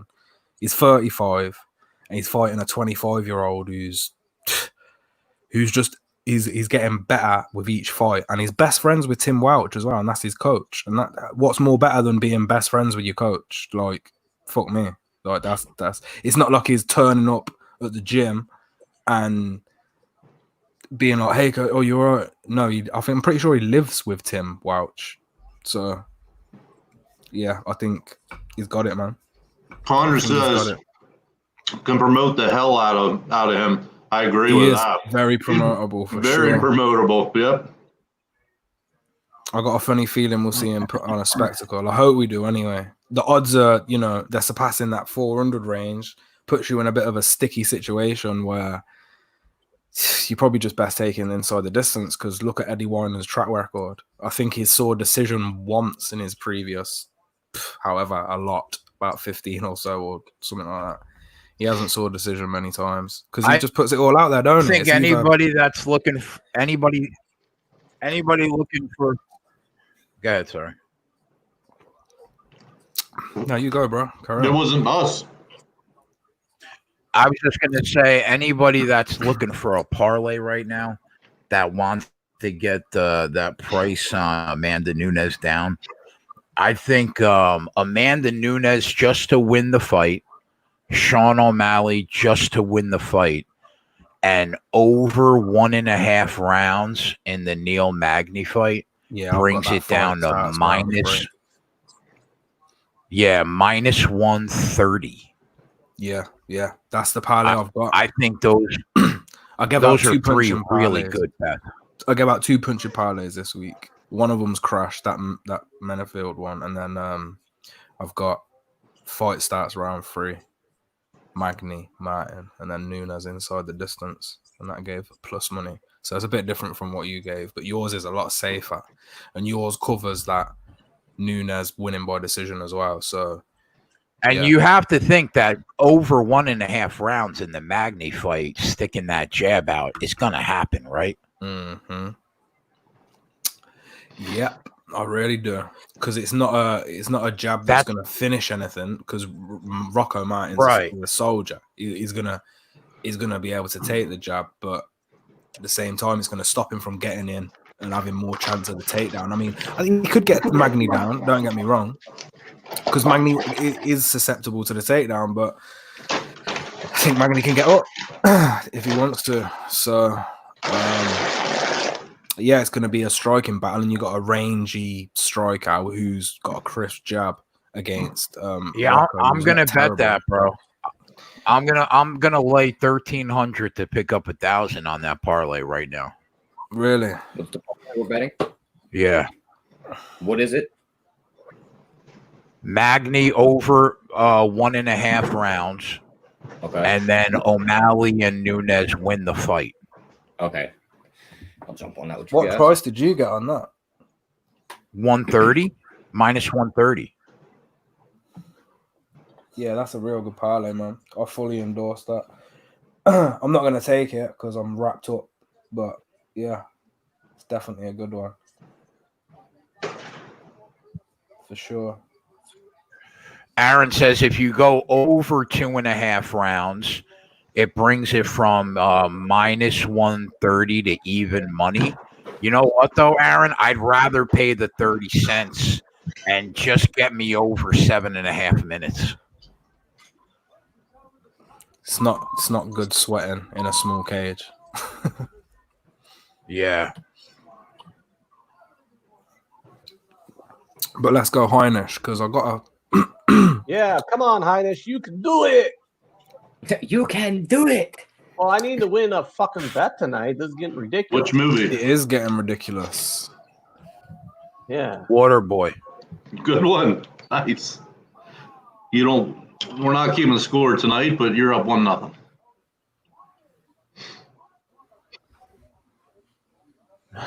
Yeah, I just bet that. I just laid the 1,300 for a G.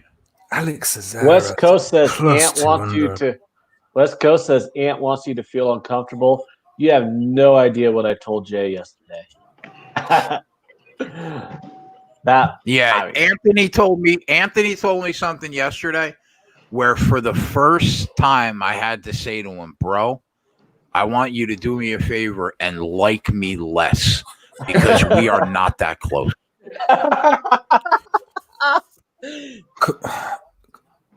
Can we talk about Chase Hooper for a minute? Sorry. Can we talk about Chase Hooper? What's he done? Chase Hooper, yeah. I mean, What's he done? I don't know how What's to he take done, that bro? plus money on Karras, bro. Someone tell me what he's done other than He's done dick. and submit and knock out people that we don't know or care about. Daniel Tamor. Jesus Christ. No one else. Come on. He's beat no one else. Hooper is that super skinny kid that's like has no technique. Yeah. He looks like Ben Askren's little child. All right, you get that unit back. Ian Heinisch, let's go. Let's go. Yeah, let's go. buddy. Get that We unit got one back. Oh my god, it feels all right, good. We're only down 2 units now, boys. Good job, boys. Good job. I'm still yet to place a bet here or have one come in. Normally we're a little bit calmer when we win, but God, it's been a rough night. Oh, too bad it was on the other side. Shit. Started down first loss -3 units.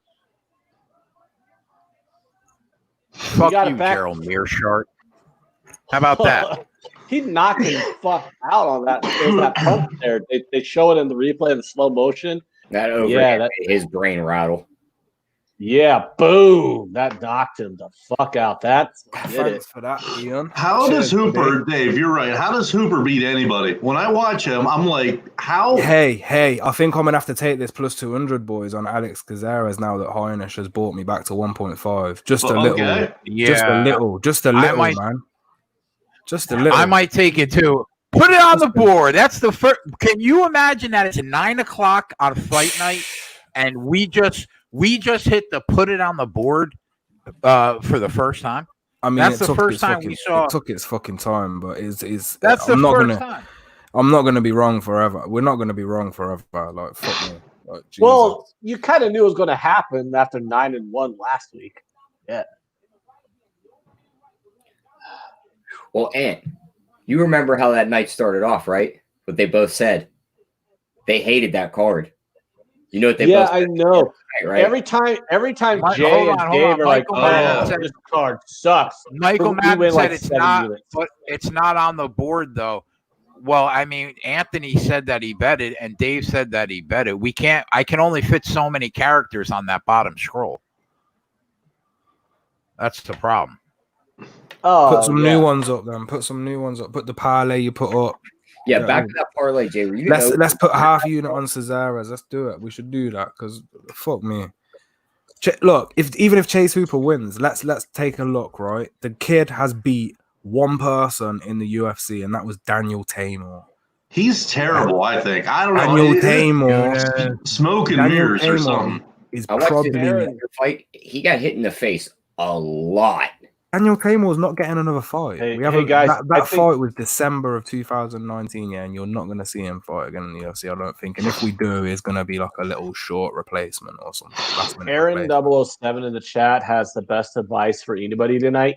If we just keep doubling up on every fight from here on out, we'll totally be better than even by the end of the night. Hold on. What was that parlay that I don't even want to joke about that. Magni. Dave, you don't want to lose half a unit. No, Cazares. You know do what? That on a blackjack table for 4 hours and see where that gets you. Good point, but I don't want to mix up Cazares at plus 200 if Chase Hooper's just another kid. I think Ron Lofton has the comment of the night. If you're watching the show, you know what they're on, guys. Come on. So, all right. So I have the Nunes O'Malley Magny over 1.5 round parlay -130. We got Garbrandt up there at -145. We got Nunes inside the distance at -160. Are we going to take a shot on Alex Cazares? I mean, I want to. I already bet him because you guys were jizzing over the price at the beginning of the show. So, that's get a better price 200 right now. Yeah, I got him at like plus 180. Now he's plus 200. So, yeah, you know what, Dave? I'll take a shot for a half unit with you on that. Yeah, let's do it. I haven't actually laid it, but I will now. Let's go. Let's fucking do it.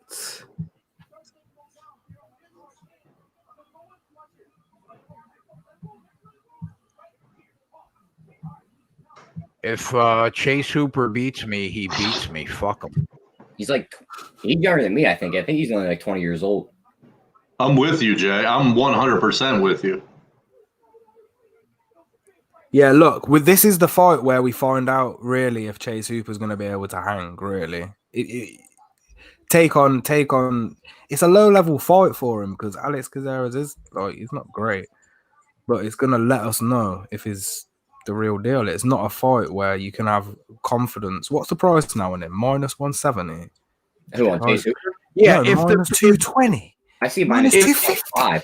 If these guys were both even money, I wouldn't take Alex Caceres if they were both even money. But this line is ridiculous. An 11-year difference in age. It's a 20-year-old fight and a 31-year-old as well. 31's not that fucking old. Exactly. But he's saying 20 is too young. Yeah, it is. He hasn't even finished puberty. Look at the kid. He hasn't even started shaving yet. Yeah, like Hooper's -225 at Bet 365. I can see this kid being another Minus Sage 225. Northcutt. Whoever bought Sage Northcutt earlier. God, when That's what this kid is reminding me of, but the jiu-jitsu version of Sage Northcutt, where and bro, he's not an athlete like Sage was an athlete. No, he's not at all. He has those big looping punches. He's not crisp. I'm confused that he's that 220. Yeah, that's crazy. But wait, I want to change this number because I only see +175. Does anybody have a better number than +175? If not, I'm going to put he's it down +200 on plus 5 dimes. +200. Right now, 5 dimes, he's +200. +200 is what I've got. Okay. Oh no. It was +200. When I've locked in the bet, it said +190, so it's dropped 10 for me because people are taking it. Yeah, you get him on the reduced juice 5 dimes. He's +200. Well, as long as it's +200 at 5 dimes. Yeah. Yeah. All right, that's fine. Oh, 5 dimes. Like the what happened to spread? Oh, there he is. Hey, Greg, what's up? I forgot you were still around. My computer's having problems today. So is my computer. The battery's gone fucked on my laptop. I need to buy a new battery for it because every time I take the charger out, it just turns off by itself. Yeah, that's definitely going to be on now. All right, I took him for a half unit. I have a full unit. I took Caceres for a half unit. Matt has a full unit, Jay. What do you think of that? What's after that's the end of the prelims, right? And we get Sean O'Malley. Thanks, Ian Heinisch, for ending that quick. That's O'Malley's still on the prelims? No, O'Malley's the beginning of the pay-per-view. That's the start of the... Yeah, do we have a wink, wink site? Obviously, we're buying the pay-per-view. Wink, wink. Do we have a site we're going to go to watch it? I mean, we should all go to the same place, I guess. Yeah, the pay-per-view site. Yeah, ESPN. $84. Put it in the $84. Put it in the private chat. We're all gonna pay for the pay-per-view. We're all gonna pay for the pay-per-view on ESPN. That's what we're gonna do. We're all spending $84. Absolutely. Because breaking the law is just wrong. Hey, Tyler, you're 22. That means you're young and you know all these streams and shit. Find us something. Wait a minute. It's 25. Wait, Tube Addicted said it's $25 on Fight Pass. Is that true? Not for me. They don't let me even. I'll log into my Fight Pass right now. So I actually still have Fight Pass. Tube Addict, are you not in the United States? Because I think that's I've never been able to buy pay-per-view. I have to go to BT Sport to buy the pay-per-view, and it's the same price, just converted to fucking pounds.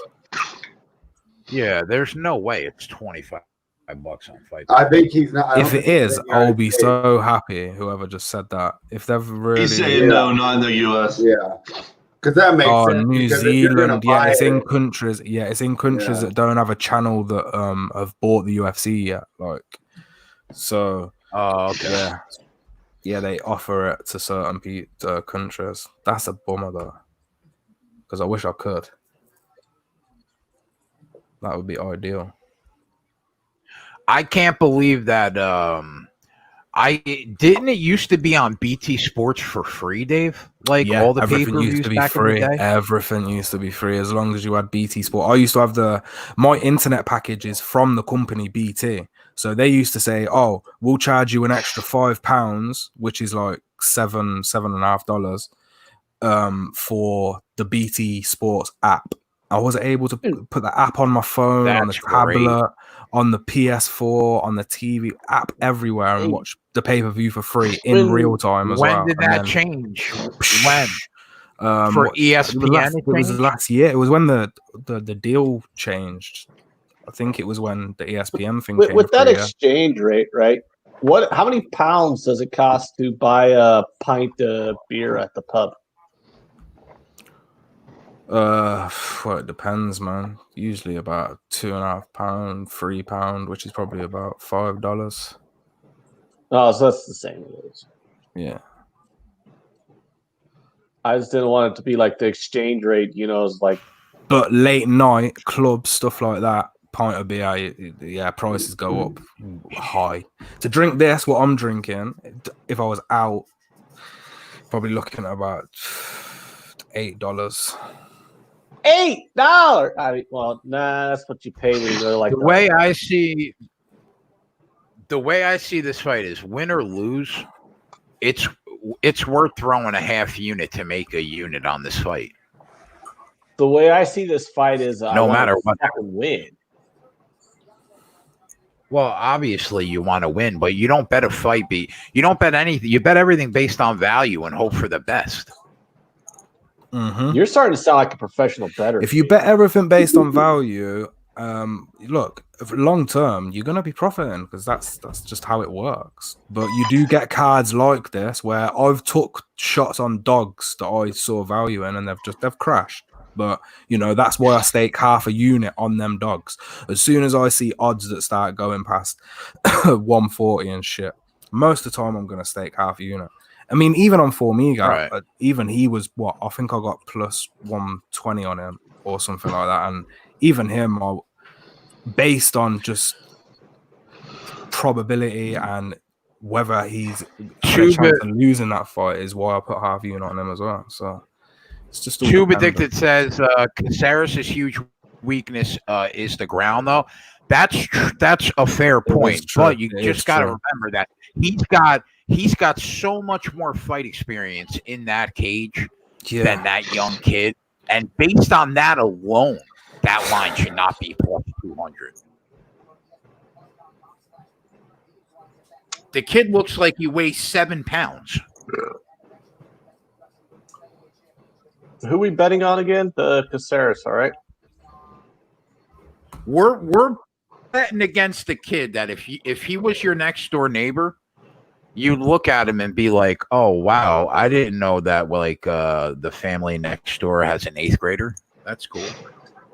That'd be funny when Ant goes over there and get mad at him for digging holes, and the guy just chokes him out, looking like 8th grader. When Chase starts shaving, I'll start putting money on him. Are you commenting about how I'm mad at my neighbors because their kids have a hole in their backyard? It's like shit. And they how big is it now? It's the same size. I think the kids got bored with it. They never found the hatch. Yeah. I mean, like, see, I was talking to my husband about it. I'm like, is that what? No, because I was gonna say, that an old school Lost reference? Yeah, I decided to pull out a Lost reference and see if Ant would catch it. No, I never watched. It took me a minute, but I got it. Lost. Hey, Greg, I've never even watched Lost. Oh, I liked it. It was one of my favorite shows. Yeah. Hey, Jay, they want to know if that is that half unit is an official pick for you. I mean, he bet it. Yeah, it's on the screen. Yeah, I think we've got enough Okay, units I think there's enough units in the roll for us to risk half a unit on fucking Alex Kazara. That's what I'm calling. Yeah. Well, we only came into tonight up 229 units, Dave. Yeah, we're gonna go leave the night up 225 units. God damn it. Well, Dave, did you? What's crazy? Did you get down on this, Dave? Yeah. So okay, all three of us are on it. Well, I guess yeah, and I'm going to roll all my winnings into the Nunes money line. I'm going to bet $58 on her to win 10. What's crazy is that we could like lose 7 units on this show, and then tomorrow hit like a 10-1 in NASCAR and finish up 3 units on the weekend. There's NASCAR tomorrow? What time do we start tomorrow? Of course there is. 2:30. Holy shit! I gotta fucking watch you for another 4 goddamn hours tomorrow too. It's Sunday in America. Of course, there's NASCAR. Come on. 2:30 tomorrow, Tyler. All right. Are you gonna? I guess that's reasonable. What time does the actual race start? 3. On a half hour before. We'll be on at 2:30. Yeah, so 2:30 we'll be on. All right, Tyler. Oh, man, Tyler, you will could be on so we can talk about the NBA during like the laps, like 23:50. Oh, of course, spread. All right, cool. Hey Matt, will you be on so you and I can talk about the MLB that's never going to happen? No, hey Jay, make sure you don't hit me up for that. What, left turns, Twatty? No left turns. I'll pass. How dare You're passing on easy money, Twatty. Oh, by the way, if you want to watch some high quality sports capping analysis, Matt and I did a show with Pete and Jimmy on odds.com on how to bet MLB. Good plug there, Ant. I like to think that Matt and mine's advice was super solid. Thanks, Ant. Well, you know, I never really disagreed with you much whenever we discussed baseball. Twatty, I just want you to be. I want you to be ready at 2:30 for that invite, bro. Actually, I'll come on and I'll shoot the shit with Ant about baseball. But no, I mean Maxwell or may want to come on or something. So whatever. I mean, I don't need that spot. That's for sure. I don't know shit about NASCAR. Hey, Matt, here's the secret. I don't know shit about NASCAR either, but you know what I do know? I know how to make fun of Jason, get drunk on camera, and yeah, that's basically it. That's about it. Make fun of Jason and get drunk. You ran out of stuff there? Yeah, I mean, it's fucking NASCAR. Like Jay's all like, oh, restrictor plates and their timing on the pit crews and blah blah blah. And I'm like, sure, whatever you just said, dude. Looks like half the chat is probably against us, so good luck to everybody here, I guess. I mean, it's pretty easy for half the chat to be against us. We bet a plus 200 dog. Of course, half the chat's going to be against you when you do that. That's true. Good point. Half the world. Oh my god. Exactly. Like, oh, it's even worse though. And Dave will know what I mean because he's in Europe and it's the only fucking sport they care about over there.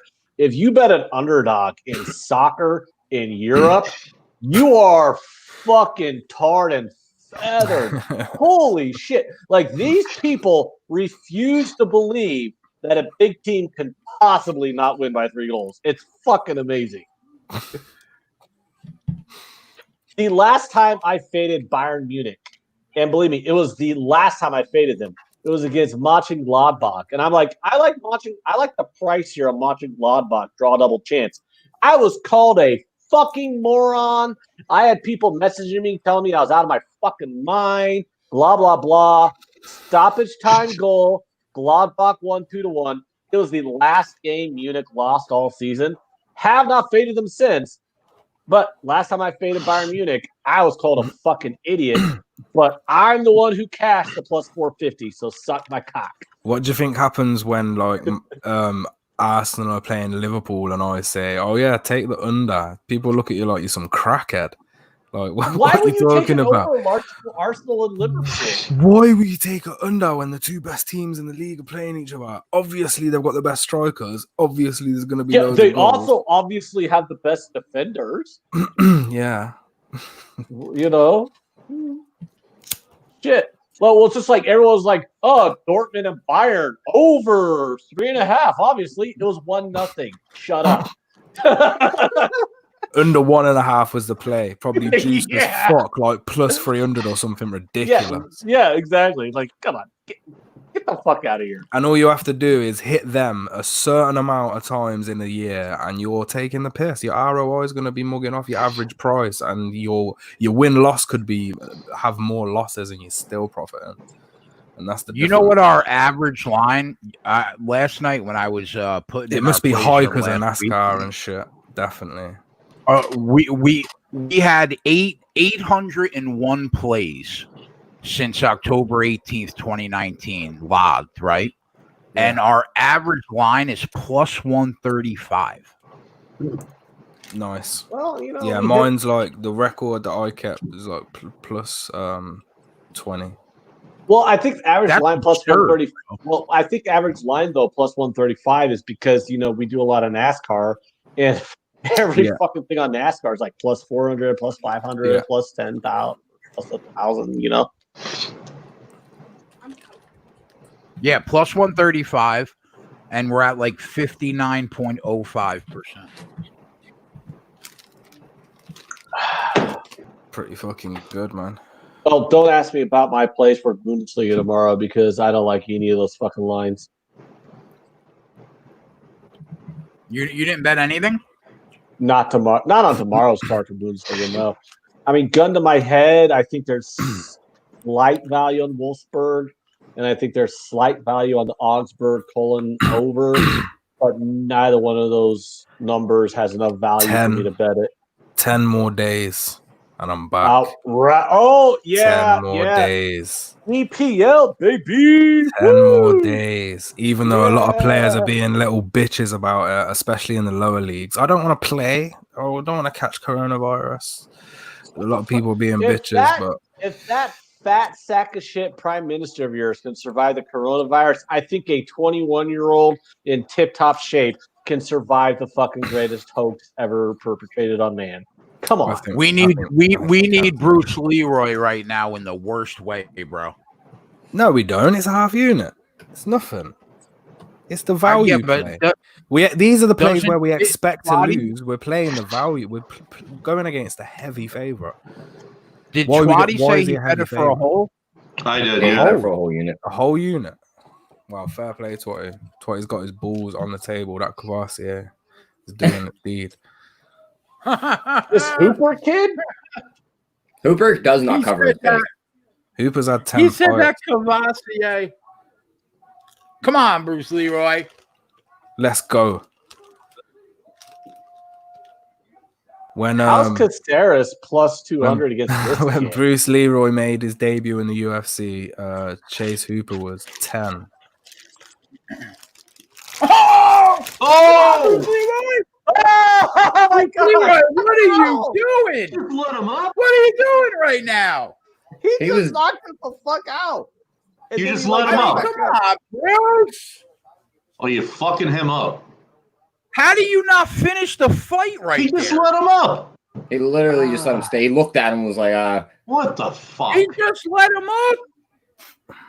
Oh, Bruce, if you shit the bed right now, bro. God. Why are you saying, oh my God? Well, he's swinging. You see that uppercut? He almost fell on his face. He's trying to knock his head off. That He's going to get uppercut his was like head a minute knocked and a off. half ago. Calm down.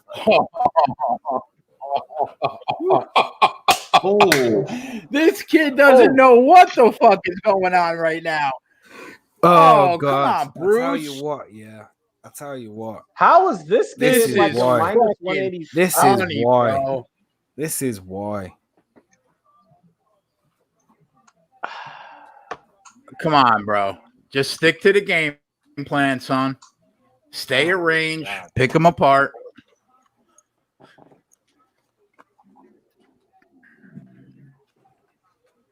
Yeah, Caceres is.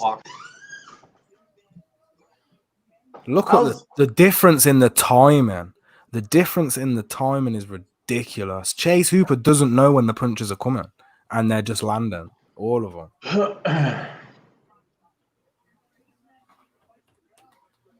Here's the thing: how do you let him get up when you drop him? Is what I don't understand. See, this is the problem with Bruce Leroy. This is the problem. Who the fuck is Bruce Leroy? I bet on a guy named Caceres. Yeah, that's Caceres. Oh, well, let's say Caceres, man. Not everyone's all up into your fucking nicknames you got for people. That's one of the coolest nicknames in the sport, though. Come on, bro. It's Bruce Leroy. Yeah, that's a cool name.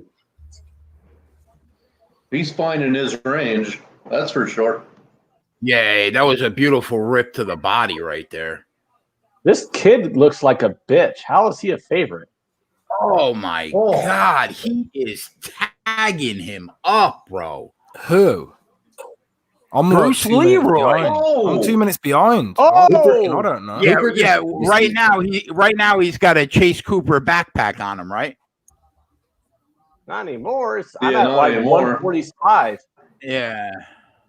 I mean, I cannot believe that he should have dropped him. He dropped him once. This should be over. Well, he's won the first round, and he's dominated. So. Oh yeah, for sure. We're good. Yeah, like we're good. What's the live line? What adjustments is Hooper really going to make here? Nothing. He's got to get his hands on him or he loses. Yeah. Well, you got a 31-year-old versus a 20-year-old. I mean, I remember being 31, and I never saw a 20-year-old where I'm like, oh, God, he hit him again. Live line on Caceres is minus 250. There you go. Where's that plus 200 gone? That spun around real quick. Thanks for that. Someone was in the chat like, bro, Caceres, really? I mean, you guys had to do, you guys went through all this fucking context and shit. All you had to do is show me a picture, and I would have said, well, you got to bet against Hooper. He has no ass. I painted the picture. I told you he was skinny. He was wide with his punches. And that's do you know what else he's live with? He's live with submission finishes in the second and third round as well. So yeah, but he has no ass. Why do you bet that? Why do you bet that? Why did that whole unit? So if we get this home, we're dead even on the night with the whole main card to go. Oh, Bruce Leroy, what are we doing right now? I mean, why are we even on the fucking ground? There's 10 what seconds are we left doing? In the round that he won 10-8. Come on. The fact that he didn't win 10-8. The fact that you're not standing right now is no, it's 10-9. No, come on, and stay in your lane. It's not a 10-8 round. He beat the leather fucking shit out of that fucking little bitch. Come on. What if that's not all right? What? 10, that's like me 9? calling balls and strikes, bro. Come on. Oh, so what's it? 10-9 round? Then is what you're saying? Yeah. I mean, he beat the shit out of that kid. That was a 10-8 round. Come on. 10-9. 10-9. I don't like when you say 10-9 because when I hear 10-9, it makes it sound like it could have gone either way. That was not an either way round. He beat the shit out of that kid. Eric. Oh, kid didn't know what the fuck happened. Funny. Sounds like something I'd say. Oh man, let's get even. My second round hasn't even started. No, it hasn't started for me yet either. All he has to do is stay on his feet, and we literally can't lose. Don't say things like that, Jason, because then it makes me think, maybe we can lose. Yeah. Well, we can lose. We can lose if he's not standing for sure. All right, we're on their way in the second round here. 4:34 in the second, Dave. Also, let's be honest, Caceres has a better afro too. Caceres minus 300. Anybody that took Caceres at plus 200 can get Chase Hooper right now at plus 225. Make money. You pick up your unit and you call it a day. Yeah. Are you telling me to bet him live right now? That's how you bet. It's always That's how you're supposed to. That's how you bet. Exactly right. That's how you're supposed to bet to make money. You want to learn how to become professional at this? You should be on Chase Hooper at plus 240 right now. And I'm not just because I want the units for the team. You take one for the team, Twatty Latte. Oh, what minute you damn. Don't let him get your back. Oh, he's going to wear them again. 329. I'm on 350. Yeah, I'm at the same point Jay is, basically. He just climbs on his back like a fucking spider monkey. And then he falls off like, oh, Yeah. I guess I wasn't So, that good. Yeah, if you're gonna take Hooper, you may as well take him by submission because he's not winning this by decision. So I don't know if you can get a live line on that, though. That's the problem.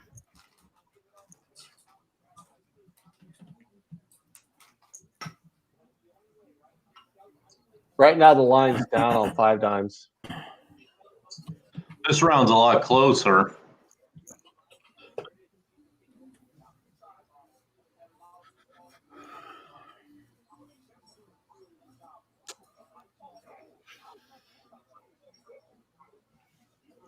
What's a live line Did on anybody the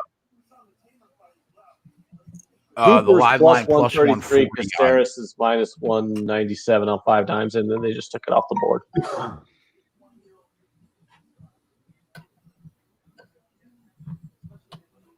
Woo! This is a fun fight. What is he doing? I don't think Hooper's gonna take this round. Yeah, I guess he doesn't want to get on the mat with him. Clearly. No, he's gonna He be. just knocked his leg too. Now And that just looked let like him if up. one of us tried to head kick each other, we'll just fall right on our face. Yeah, I get it. You're right. I mean, that's Do you why see he's the not angle? jumping on him, but Do you see the angles, bro, that Bruce Leroy is cutting right now on this kid? They Yeah. are filthy. when Chase threw are that kick and he just missed and slipped. Yeah. Come on. You should lift him up and they powerbomb are him right now. filthy. And then do he some returned damage. with the low kick as well. you got to win this round. Do some damage right now. He let him up again. This is 2-0 right now. Oh in my yeah, he opinion. won the round, Twatty. I he think he hit won the him round again. too, but it's pretty close. 2-0. It's 2-0. Chase has tried to get submissions and that's it. He's been getting battered. What is he doing? He ain't done nothing. He ain't got no. Oh, like, come takedowns. on, He come ain't done on, anything. come on, Caceres. You beat the shit out of this little kid.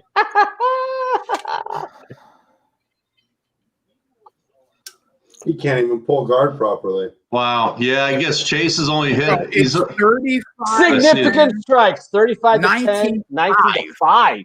Yeah. Let's go, buddy. Let's go, buddy. Yeah, you're right. He is a better wrestler, but what's he doing? Don't let this guy's kid steal the round. No, not with 40 seconds left. Not with 40 seconds left. He won this round. And this doesn't even really look like What he's is back in this? control. 19 to 5 in significant strikes is How has this guy won 9 of his 10 is what I want to know. Oh, his last victory I watched, he was terrible in it. I don't know how he This kid looks like shit. How is he such a huge favorite? Chase Hooper plus 300 right now live. Jesus. there you go. Well, that's because he lost the first 2 rounds. Yeah. He's got a It actually should be 5 higher dimes. than that. It should be 5 higher dimes, than that. Yeah, 5 dimes is plus 269. What's the price on Caceres? Because that's value right now. If that's Oh, below you minus can get 500. him by you can get Hooper by KO, TKO, or submission at plus 416, which I imagine is the true odds because he's not winning by decision. Yeah. Yeah, You put quarter Caceres unit on it. decision minus 250. Oh, looks hunch. Jesus Christ. Should I just hedge on what, Hooper here, or I told them last night on the Run Pure Sports Show on DFS. I said Caceres was the play at plus 155. I hope some of them had them in their lineups. As a matter of fact, I think JJ went total fade in his lineups of Chase Hooper. So this is big for him, I think.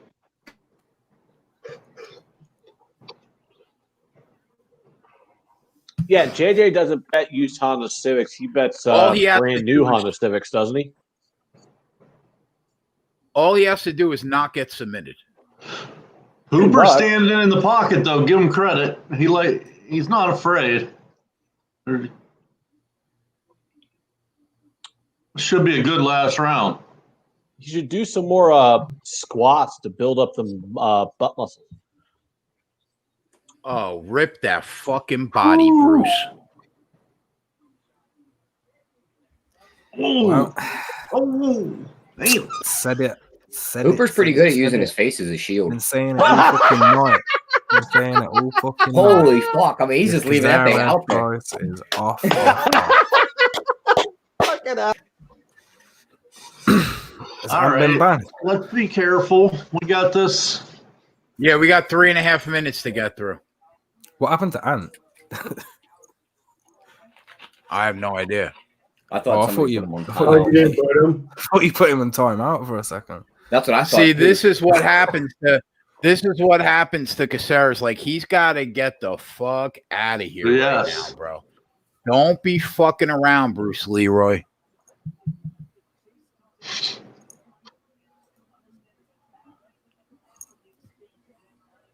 They thought they could set Bruce Leroy up because Bruce Leroy has a bunch of submission losses. They thought they were going to give this kid an easy fight, and instead, Bruce Leroy has shown why UFC experience. That boy, you get away. Job. He didn't even score. Jay, he didn't even score against the fence there, the cage. What happened? No. I'll be right back. I gotta hit the head. CM Punk and Chase Hooper would be a great fight. Whoop, whoop. I'm back. Sorry, guys. I accidentally clicked off the tab. We couldn't figure out where you went. No, I went to go switch tabs, and I accidentally closed the tab that had the StreamYard chat. Because I have like 5 tabs on the top of my screen. The 5 Dimes tab, the ESPN tab, the YouTube tab, the StreamYard tab. So when I went to go switch tabs to go back to the fight stream, because I went to go read the YouTube comments, I accidentally clicked off. Let him go. CM Punk could hit the go to sleep on Chase Hooper, and it'll be night-night. That's it. Do some work. So people actually lose fights to this Chase Hooper kid? He's 9-0-1. People who are no one. He hasn't beat anybody. This is his second fight in the UFC. He just spider monkeys a man and just takes him down and starts ripping on their arm. He beat Daniel Tamor. That's the only tape we have on him in the UFC. And Daniel Tamor is like probably not going to have another fight in the UFC. So how are you this huge of a favorite? Like how? Because he's tapped loads of people, and he's like everyone's like putting him on. Yeah, he's got 4 taps, I think, right, Dave? Something like that. Yeah. Everyone's putting him on this like BJJ pedestal, but in reality, he's had 9 fights. He's 20 Daniel Tamor is a half step above Ant. Yeah, and the kid's not even a black belt; he's a brown belt. So, are you coming to us live from the shitter? That's what I was about to say. He's taking a shit. Back. Oh, why is my camera off? Yeah, your camera's off.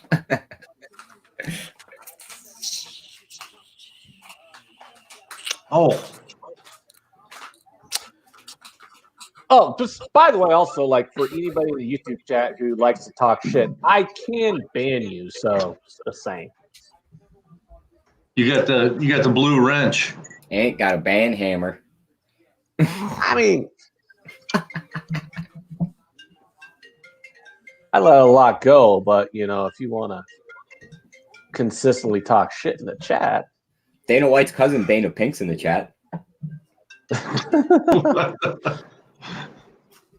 I'm just saying I'm pretty lenient, but if you want to consistently talk shit, Chris Gray said, I need a win tonight because we've been losing. Buddy, if you would have done exactly what we did on the show, you're dead even right now with this win. Yeah, we're good. Pulling it back with a plus Let's 1. go to Sarah. Yeah, we were down 3 units. Thank you very much. Bang, but we got bang. it back. Now it's not.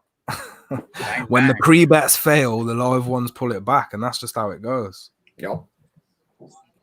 That's it. Let's go, boys. We got this one. We weren't gonna fail all these dogs, man. Come on, one of these dogs was gonna bark. Now and for it's my barking favorite fight on the now. card. I just wish I'd have had more confidence. Like Twatty with his nuts out and his Cavassier sipping motherfucker he had, just putting the whole unit. Yeah, you get that Cavassier in you, Twatty. They're in the 100 and the 270. Good shit, Twatty. It was a dog or pass situation. There was no way you could lay that price on Chase in a He parlay. is Bristol Wilhelm, straight guys. water. Bristol Wilhelm got full unit. Full unit on the plus 200. Let's go, Bristol. Not a chance. That a boy. Yeah. Twatty, if I had drank that much of that bottle, I'd have projectile vomited that across the room and onto the window. Well, you're not a drinker. On the paper plates. It would have been everywhere spread. Oh Jesus! He would have Literally, the only So time much I ever fat. saw you drink, you threw up. Yeah, and after like 4 shots, I was passing them to you. I was like, "Here, take these. I don't want them." First time I ever saw the kid drink, he threw up. Not to put your business in the street. Sorry. I don't care. Dana Tyler, Pink. you're a pussy? Dana Pink is my Hey, favorite let's name in smoke the some chat weed. in a long time. I'll put you in a goddamn Dana coma. Pink's dropping some funny comments. I can't lie. What was that, Tyler? I Dana said, Ant, Pink let's smoke is some weed. great. I'll put you in a Great goddamn name. coma. Weed. Tyler can literally not to. He can outsmoke anybody. I feel confident in that. I don't know. Dave seems Doubtful, very doubtful. I take Dave 1-on-1. I mean, I got about You might have years on me. Rather than a lot probably of time about put through 20 these odd lungs. years to. You experience got on Tyler, to be fair. years on me, but I got experience. I was You know what smoking you bong know what when we- I was I got in miles. college, boy. I'm not You know what going we to can lie, do? Tyler. I know, We can Jay. put Go that on the ahead. board, boys. You can on put the it on the board. Let's go. Put that fucker on the board. Put it There we all go. over the board. Now you see, like once Scrooge McDuck starts to come out, he keeps coming out, bro. Let's go, Scrooge. You know, sometimes you just gotta lose a couple to then win a few. And we got O'Malley in this next fight inside the distance. What did I bet O'Malley at? Let's see here. Hey Jay, I'm gonna let if Max wants to come on or JJ wants to come on, I'm gonna bounce out of here and then I'll catch up with you guys tomorrow or something. All right, brother. All right, All right, guys, appreciate it. Good job. Bye, Matt. Later, T. So I got O'Malley inside the distance in this next fight. O'Malley inside the Disney. I don't. I just have him to win in that parlay. I laid the 1,300 to pick up.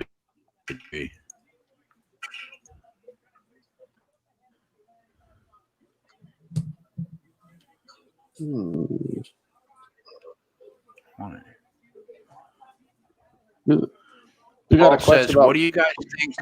Yeah, we kind of like the other side, Paul.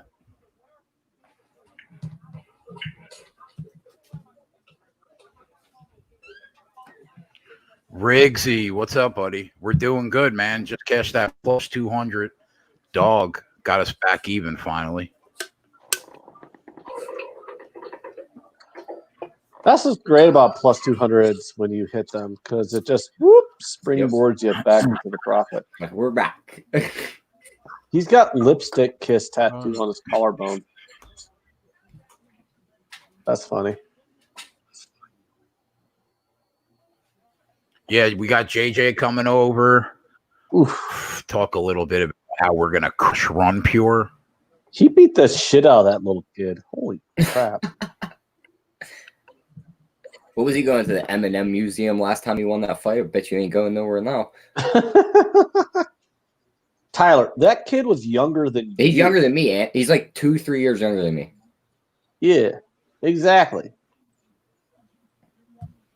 Like, I would never bet on a kid your age to win a fight. I never realized most of those like no-name NASCAR racers, other than a few guys, they're all like 20 years old. Really? Yeah. Can you imagine that? Too? There he like, is. There's the man. Like most Mr. Rumpelman's in the house. What up, boys? What's up, JJ? Oh, hi, JJ. What How up? are you? Absolutely brutal start to the night. We go down 0-3. We're down 3 units, but we just got back even with the plus 200 dog. I followed Caceres too. Sorry, I know my voice sounds like I got shit logged in my throat, but Well, stop taking cum shots then. Shit. you know, hey, we should all be so lucky. I woke up this morning, but No, but yeah, I followed the Caceres, so that was nice. So thanks, guys. For me, I'm positive to start. There you go. You should teach classes on the sarcasm that rolls down that Twitter feed, bro.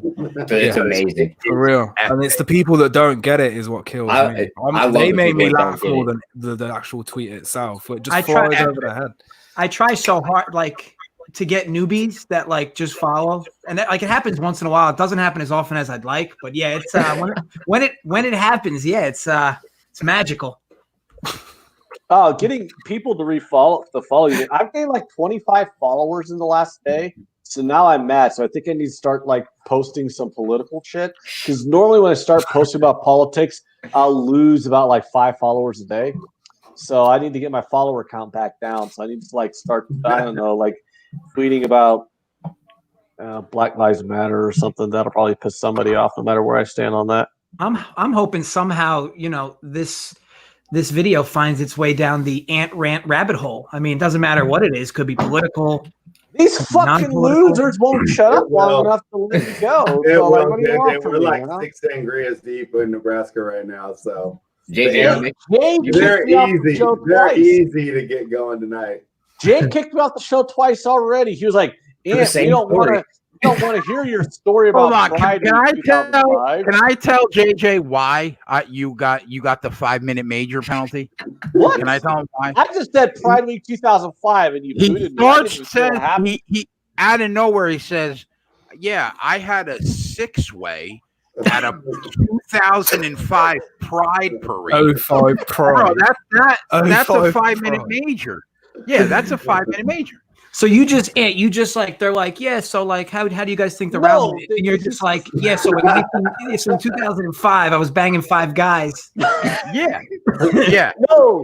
Yep. Matt was like, "Oh, there's now we know where Ant's favorite hamburgers place is." No, Matt was like, "There's 6 of us here. That's kind of crowded." And I'm like, "Well, yeah. The last time I was in the 6-way was, Pride Week 2005." That's amazing. I mean, I can tell the story, but Jay will kick me off again. How's the Millie maker, bro? Did you go heavy on Caceres? Yeah, so I definitely went above average on Caceres, so almost 40%, and I was light on Hooper, which was good, but there were like Stamen stung a bit, but the one who stung me the most was Alex Perez. So I hear that. Interested to see how it all plays out, but you need to be so perfect to end up winning those things anyway. But I would think ultimately I'll be above weight overall, mainly because of Caceres right now. But ultimately, I'll see how these fights play. I'm so heavy on Nunes. I'm like 80% of my lineups have Nunes. So I'm not going to know anywhere what I'm doing until the end. But I'd almost guarantee I'm not going to win it. I'm not going to have the winning lineup because I don't have 2 of the guys that you'll ultimately need to win a milli. But I could still profit from it. All I'm going to say is, it involved chaps, a trough, and a ball gag, and a line for them to wait their turn.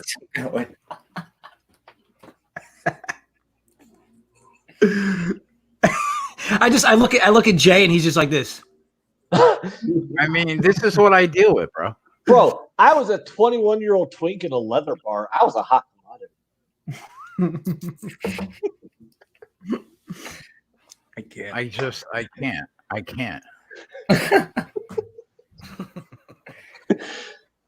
Dude, when you're a 20-year-old twink in a leather bar, the world's your oyster, Jason. I'm tapping out. I'm tapping out of this. I'm tapping out right now. Ron Lofton goes, guess I'll wait to eat now. And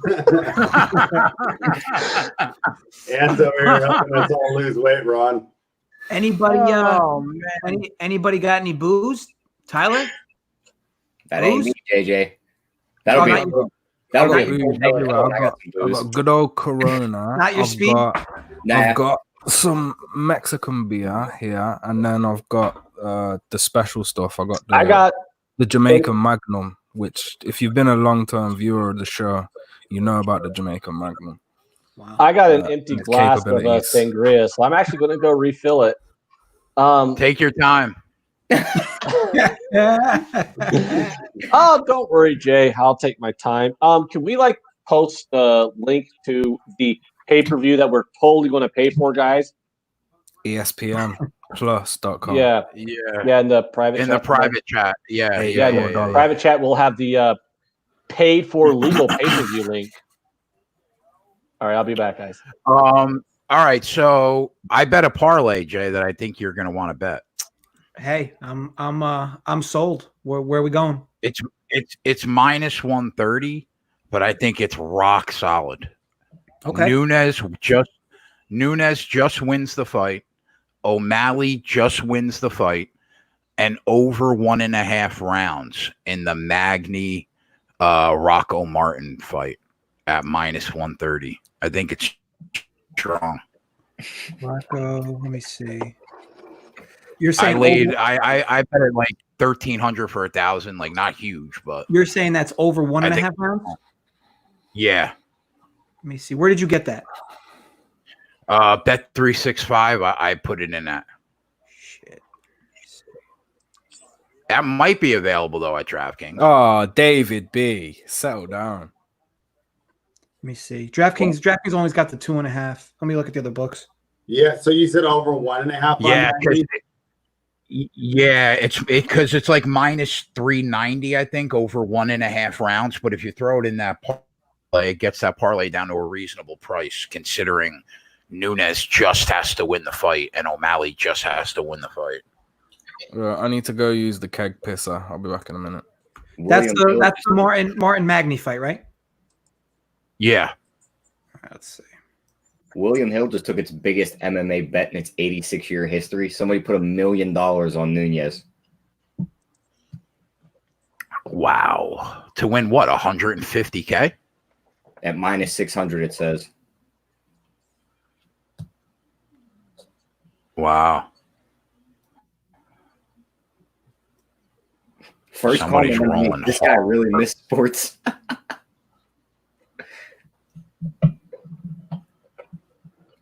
Now, Jay, if you bet over 1.5, is that a winner at the halfway mark of the second round, or do you have to actually? Does it actually? Yeah, you got to get to 2 minutes and 29 seconds left in the second round.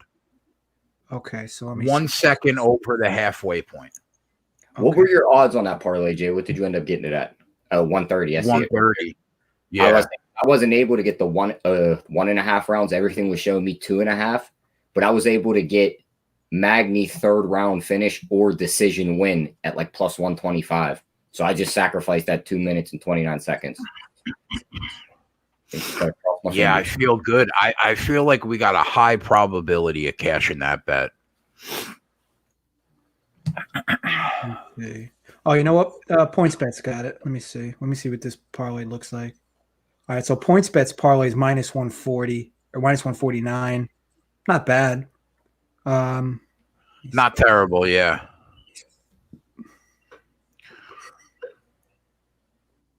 We know the advantage that O'Malley and Nunes have, and I just think the style of Magny and Rocco Martin is gonna get us to the halfway point of that second round. I think it probably goes all three.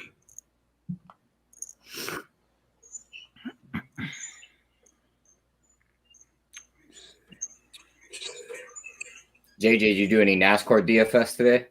with that Xfinity Series race?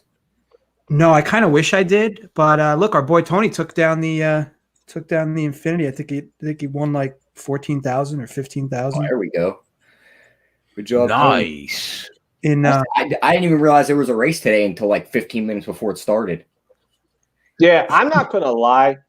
I don't understand any of that DFS shit, but those guys sound smart as fuck, man.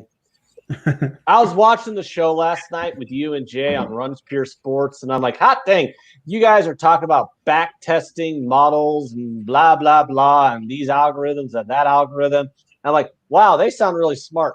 The only issue I had with the show was not one time did you guys make fun of Jay for being a fat guinea who eats too much pasta. Now, I'm going to tell you, if you want to bring the ratings, you got to make fun of Jay's pasta consumption. But other than that, I'm like, oh, wow. So back testing models and blah, blah, blah. You see how I didn't understand a fucking thing they were saying, but it sounded smart, so I'm totally going to tell them. That's great. Well, I told Tony, I told Hoops, I told them all, bro. I'm gonna ride them like fucking bulls. So JJ included. Are we not saying phrasing anymore? No, fuck phrasing. Oh, yeah, there's money to be made, bro. Riding those guys for sure. Oh yeah, like Jesus Christ, Jay, come on, stop saying that. No, but yeah. I totally agree with you. There's got to be some money to be made tailing people in DFS. I've never played DFS before. I just, bet games. So I'm like, dang, these guys sound fucking ridiculously smart. Yeah, no, they're the real deal. I mean, they're top notch for sure. And I think that together they'll be able to provide great information on the DFS end. A few other guys as well, like Mangone, JSU, who you guys will all meet. I mean, they're all top notch DFS at runpuresports.com. Yeah, so I think that's I mean, working with us, it'll be awesome for us to do show people more about the sports. So let's talk about it, bro. Let's talk about the plan. So obviously JJ and I and the rest of the guys at the Sports Keg are gonna merge with the Run Pure Sports guys, formerly Your DFS Playbook, and we're gonna make Run Pure Bets, which is an offshoot of Run Pure Sports, and we're just going to provide our sports betting content like we do. It'll just be available over there, and it should be profitable and a fun time. Yeah, I think it's going to be good for everybody. Those guys are fun on their end too. So everybody's not like anybody's getting handcuffs, in terms of what you can or can't do on these videos. I think the more entertaining, the better. And the more politics and the more comments from you about The View and Whoopi Goldberg, like that's what we need more of. So you're just going to encourage that? The minority. You're just going to encourage that. I'm not. I'm an enabler, and I feel like I think we lost 25% of our viewers last time we talked. What's funny is like 99 to like 145. Everybody talks about this Whoopi Goldberg rant, and I don't really remember it. I had to actually rewatch it because I did not know what the hell I went off on, and then I'm like, oh yeah, that's right. Whoopi Goldberg did piss me off that one time. That's right. So yeah, you're right. See yourself watching it like this guy's smart, man. No, I was like trying to figure out why I was ranting about Whoopi Goldberg because I was like really fucking obliterated drunk during that episode. So I forgot what people were like. Yeah, when you went off on Whoopi Goldberg, I'm like, what the fuck did I go off on Whoopi Goldberg for? And then I rewatched it, and then I remember the context of why I was mad at her, and I'm like, okay, well, I remember why I was mad at her, but I think it was totally overblown by my inebriation. So I got somebody asked, and yeah, it'll be a subscription service, obviously, and there'll be a ton of content, articles, a Discord, podcasts, JJ's live shows, our live betting show, and I got you'll like have 10 to pay messages. for the story of the 05 Pride. I got like 10 messages from. I got about 10 messages from like old school people that watch the Keg, and they were like, bro, you've made a lot of people enough money that I will gladly pay a subscription fee to go and hang out with you guys. So hopefully everything goes well, and it'll be a lot of fun.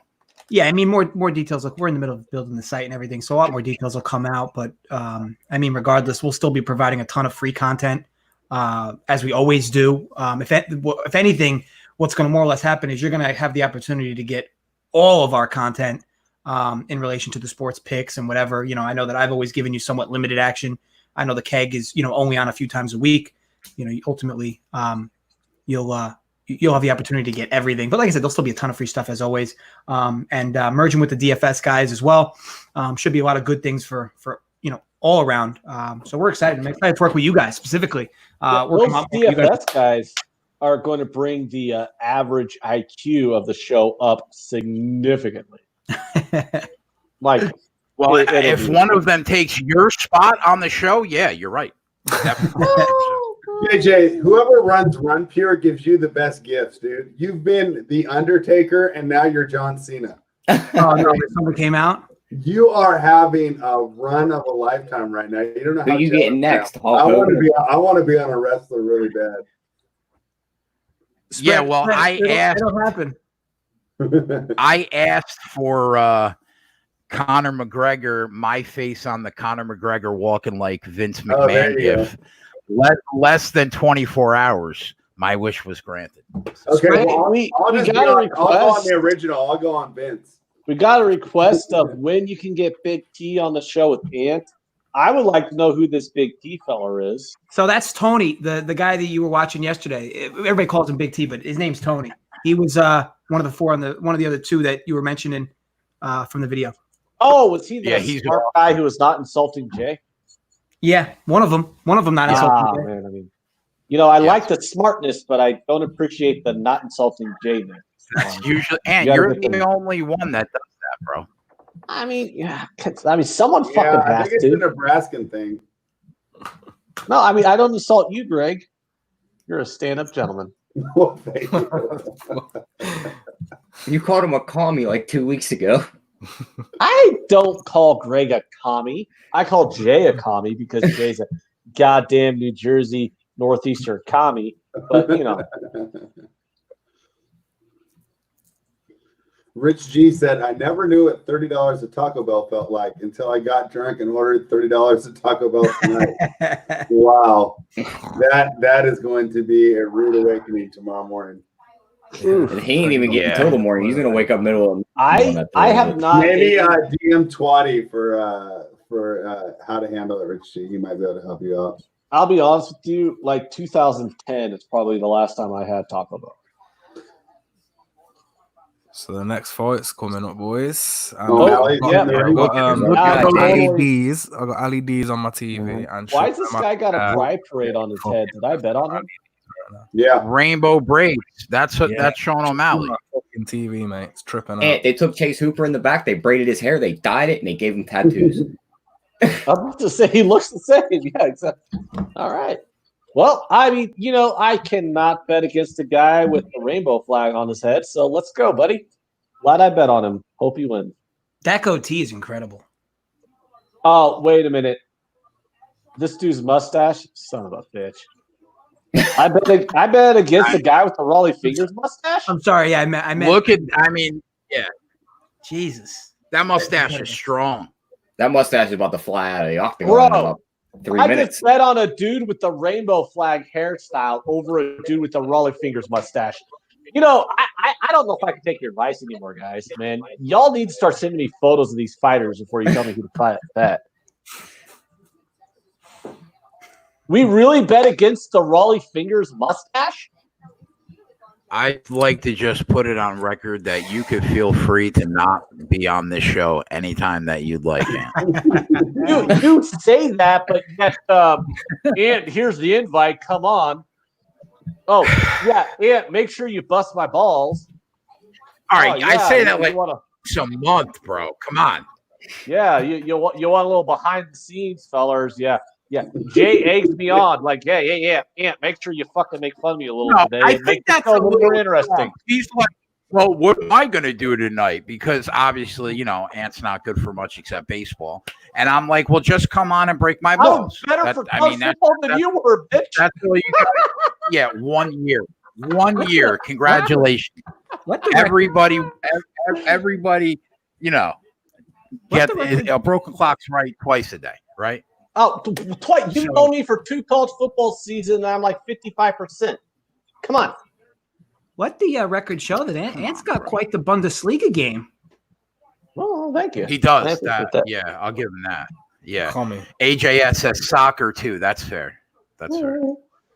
But only the Nazi soccer. Only the Nazi soccer. Only the Nazi soccer.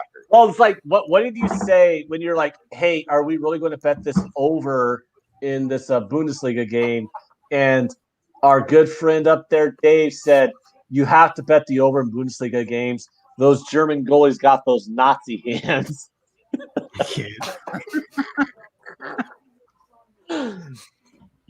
Yeah, I mean, but you're on a good run, though. You're on a good run in that Bundesliga to start. Yeah, I didn't go 2-0 today because it literally took a red card to fuck me, and I still didn't lose the bet. It was just a push. A red card in the 8th minute, and somehow I was able to get a push. I was tempted to take the draw as well at plus 280. What, in the Hoffenheim game? Tempted. I mean, yeah. I wish I did now. When do we get EPL?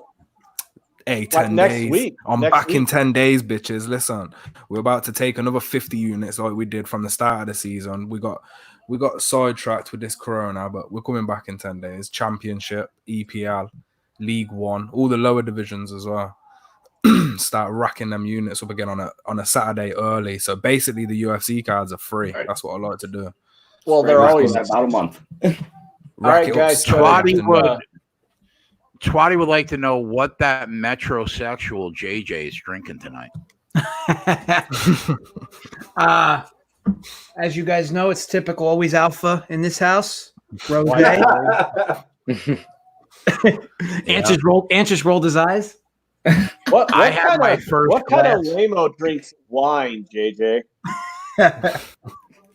I drank for the first time in a while, man, in a long time. When'd you do that? The other night with JJ and the Run Pure guys after I signed the contract. They said I had to pop a bottle of something. So I dug deep in the fridge and pulled out my mother's Moscato. Oh, there you go. And it was delicious. Moscato's ultimate sweet stuff. I mean, that's Moscato is like the most effeminate wine you can possibly consider drinking. Oh man, I'm just seeing O'Malley now. What an alpha, that hair. Exactly. Right? Exactly. And that's why he's my favorite player tonight. Oh, is his hair always like that? He's gonna catch him with that spinning back kick. No, this event. Oh man. Pure alpha though. Pure alpha. Now, what's Wineland's path to victory here? Like, if it was going to happen, he doesn't have one because Amal's gonna puncher's chance. Wineland's I think he's gone to the judge's decision once in the last 12 fights. Okay, so Wineland's got to knock him out. Remember, really, what we were talking about last night? Yeah, like you get a little nervous because he's willing to get in the pocket and throw bombs. So that's what you're worried about. Now, what's O'Malley's deal? Like, is he a ranked fight? Because I don't even see him ranked. Like, what's his deal? Why is he such a big favorite here? Wasn't he suspended, Jay, for some drug test or something? He was suspended. Yeah, USADA popped him for a year, right, Dave? For weed, man. For weed. It was a shitty move. I was about to say, these guys both look like they've probably done a little shitty move. in their lifetime. Yeah, he's an up and comer and is impressive everywhere, man. Speed, style, flair. As you can see now, like he likes to stand up range and just. O'Malley looks like a giant next to him. He's got I think he was 5'11", almost 6 foot, and Wineland's coming in at like 5'7". No way. Why are we laughing? What the fuck? Holy shit! On. Oh wow! Come on. You can't wear a fucking ring. He looked at that man and said, like all right, that. I'm done. Holy shit! Holy shit! He looked that man square in the face and said, I'm done. Roundhouse kicking, got up and just went whack. I mean, granted, I don't have. I started preaching O'Malley inside the distance about 3 weeks ago. I don't Thank you, have. Dave. I bet it. I don't have the UFC track history as far as the amount of matches watched. There you but go. That was easily like one of the best There knockouts. you go. Not even from the actual hit, just the style Oh, after. no, that JJ, was ridiculous. that's not the first time he stood there and looked the other guy in the face and just punched him like that. Boom! Gave that out at minus 145 as well. I think- What did it close at? Because you know, every Right other on the player chin. there is hopping on him. I mean, he just looks at him as he falls down. I can't walk away. Bro, He didn't even. Can you imagine? Can you imagine being the guy that gets knocked out by the dude with rainbow braids? That ain't that's a normal rainbow braid Bro, having the guy funniest though. part is like normally when they knock a guy out, then they go down to like start hammer fisting till the ref. His hand read his before that guy hit the ground. He knew it was over. Yeah, he hit the guy and he just said, "Yeah, okay." I'm Walked done. away. He walked away like he won the fight before the dude even hit the ground. That don't happen. Like they hit the guy and then they get on top and try and do a little hammer fist before the ref stops it. He just went whack. All right, it's over. See you, bitch. That was amazing. What was that? What did you give me, Mr. Black Lives Matter up in the corner? Did you chase you back like I told you to with Sean O'Malley inside the distance? Bro, I chased my losses like a fucking degen. Are you fucking kidding me? I had half my fucking bankroll. I told everyone if you want to chase you back, wait until the Sean O'Malley fight, and that's what I said. Wait, because Warner's got one way to do it, and he had to swing, and he did, and he paid for it. Paid for it big time. Oh my god! You know what though, bro? That's a true professional right there, because like they teach people when you knock somebody out, bro, and you know that they're knocked out, don't go and hurt them. No. Like, you know, you walk away, you let the ref stop it. You know what I mean? That's a true pro right there, that kid is. His best friend's his fucking And just for the record, just so we're keeping track, advantage. I brought out the Moscato. I brought out the Moscato for spite. And JJ just brought out the chain, so now we're really rocking. Oh yeah, yeah. I gave that minus 135 actually, not even minus 140, 135. Jay, I'm drinking wine as we speak, and even I think you're a bitch for drinking Moscato. You wouldn't say that to my face, though. You really think I wouldn't?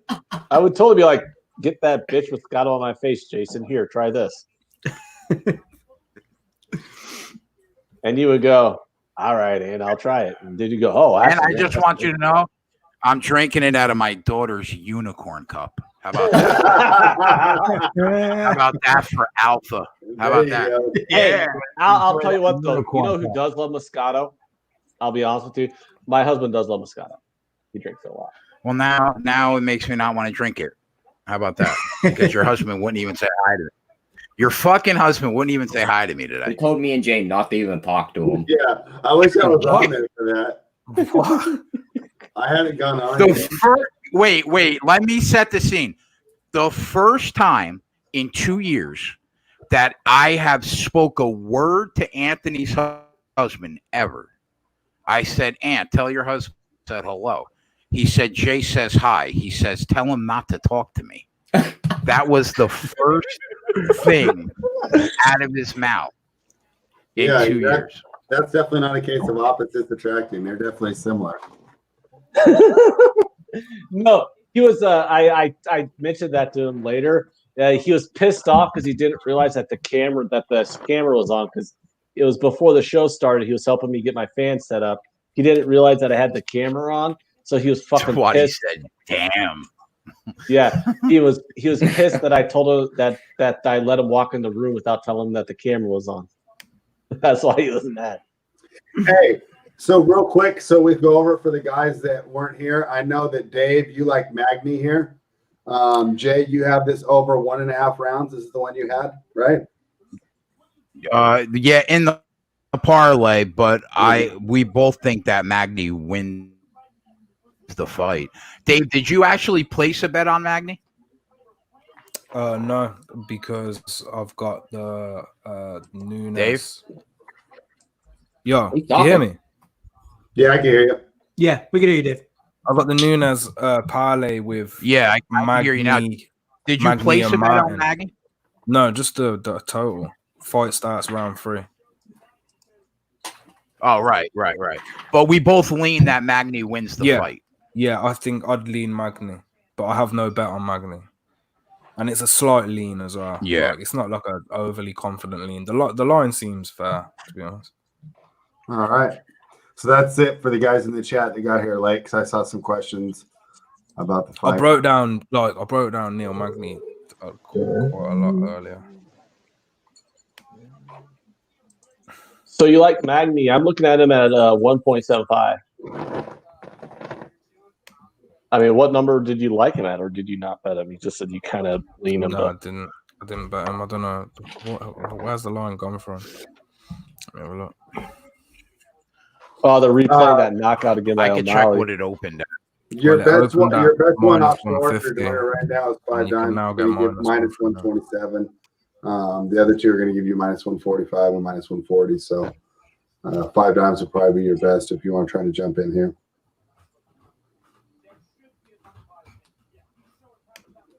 Whew. I didn't see it. What did O'Malley knock him out in round 1? Round 1 knockout. It didn't go around. It was like that was some opened- Undertaker shit, wasn't it? Really? Like, zoop, boom. Neil Magny open minus 140. Pinnacle has him right now minus 130, so you can get a better line than the opener.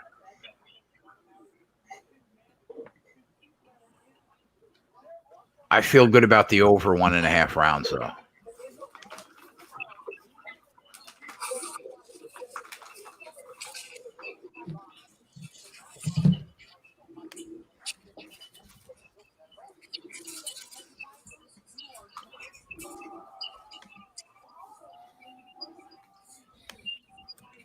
The over, Jay, that's more because good chins on both ends. Just if you figure it could be a grappling thing. What's the lean there with the over? I think Neil Magny's going to pop that jab out for the first round and keep his range. I think we get through the majority of the first round, like, I don't want to say feeling each other out, but with probably not as much contact as a normal fight. And I think they're both capable of taking it down to the ground if they had to. I think Neil Magny can clinch with Rocco Martin against the cage, waste some time there. I just think everything feels like it's going to get over 1.5 rounds. In what fight? The next one, Magny. Oh. And Magny's not necessarily like an exciting fighter. Jay, right? the over is 2.5. Right? Jay, the total of 2.5 is like minus 250 to the over. Yeah, 1.5 was in the parlay that I laid the 1,300 for the 1,000. Let's see, because like if you bet over 1.5 in this fight, that's a big. Yeah, it's $4. It's like minus 400. But when you parlay that with O'Malley to win the fight and Nunes to win the fight, you're basically feeling like you just got to get past this Magny, and you should be in good shape. Should I just bet my entire bankroll on Nunes money line because it's not going to lose? No, you shouldn't bet your entire bankroll on any bet, Ann. Come on, bro. I mean, in theory, when we're talking about bankroll management, sure. But in reality, when I have a replenishable bankroll, wink, wink, wink. And just bet the Benz on it. Stranger things have happened. Bro, okay. Where would this be in the terms of UFC upsets? What would you compare this to if she were to lose tonight? It would be one? like no. Number one, I think, is always going to be Matt Serra GSP. Yeah. But it would be up there. It would be up there, sure. What would you say number 2 would be? Holm Rousey? No, because I was on Holly Holm. I mean, anybody that had a fucking brain knew the striking game, knew what Holly Holm was all about before she even came into the UFC, and knew that Ronda Rousey had no hands. So I was on her at plus, I think, 900. I think she was in that fight. And I was on Rose Namajunas in the first fight against Joanna at plus 450 because I just knew. So, I mean, I've done pretty well. I was really betting. I don't think I was betting. What do you think, Dave? I was a hardcore UFC fan I'm trying to during get the Matt Serra. Sorry. Oh, it's okay. I was a hardcore UFC fan when Matt Serra stunned the world. Yeah. The GSP, but I don't think I bet any kind of money on the UFC at that point. I'm trying to think of which upsets would be the craziest. What do you bet, Dave? Well, I didn't get Sandhagen in, so I'm putting that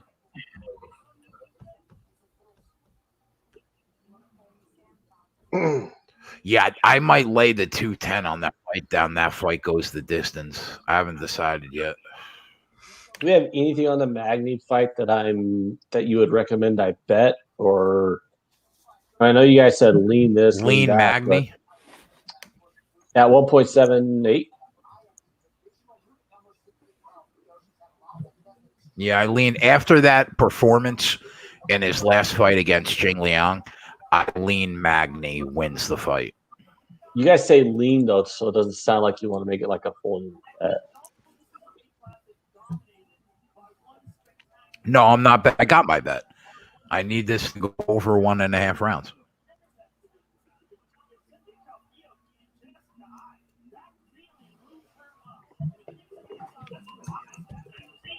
Tyler, the chat thinks you're looking at someone's OnlyFans over there. I'm just texting. Can someone explain to me how OnlyFans is a thing? How do you not understand it? Well, what I don't understand is like porn is free, so why would you pay for? It's got a personal touch. Okay, like how many OnlyFans? Can somebody explain? Could somebody explain to me how Jessica I and Cynthia Calvillo are going to main headline a UFC fight night?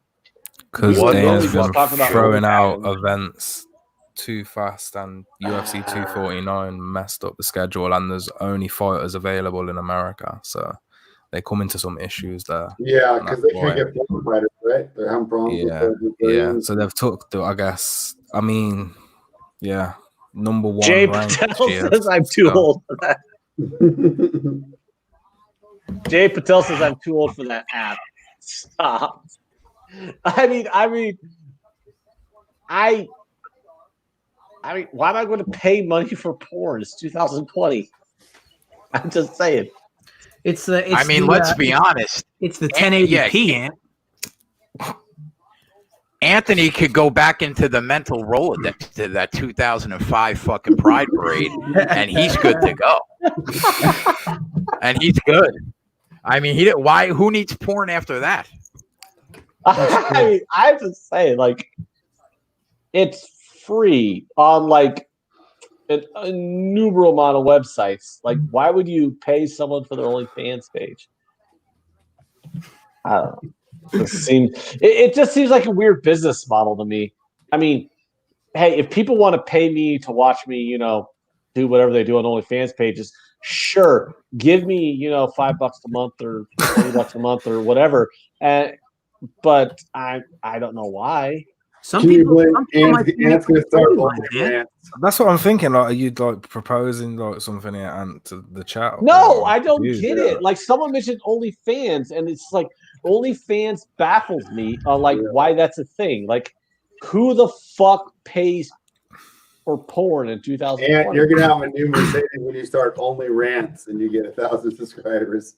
No idea. I've got like 2,000. There's about 1,000 porn channels built into the TV in front of me. Hold on. Never pay for Jay, Disgusting. do me a favor, all right? Figure out my theory on this. Why don't you start an OnlyFans page and see how many subscribers you get? For porn, I'm gonna say that probably not many. I mean, look, for all we know, you could be like a Ron Jeremy. I mean, settle down. We're not going to talk about the package. Jay's going from lock of the week to cock of the week. I mean, Ron Jeremy.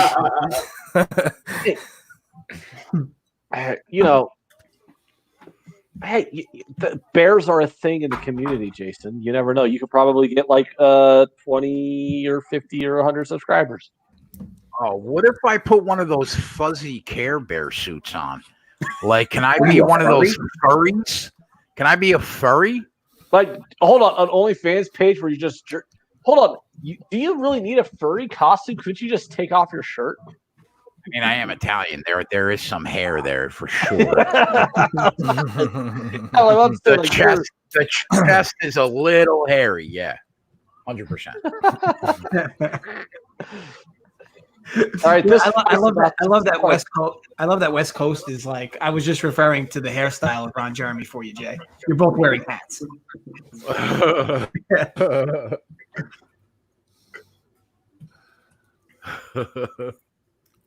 Here we go, Neil Magas. Yeah, so it's getting back on track. There's a fight that's about to start. You guys leave Magny. I have not bet it, so I'll just ruin whatever the hell you guys bet. I got to get over 1.5 rounds, and Dave has to get third round starts, Dave? I need to So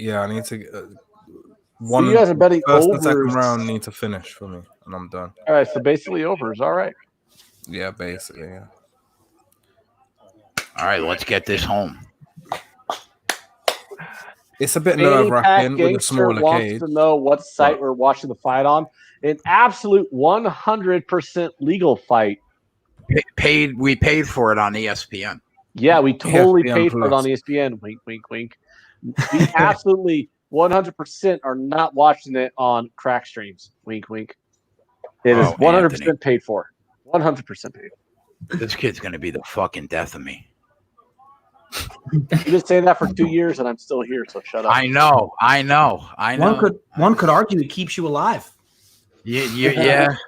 You'd be the only fucking one arguing that. He's the only one who wants to hear about Whoopi too. So, I mean, technically, we get.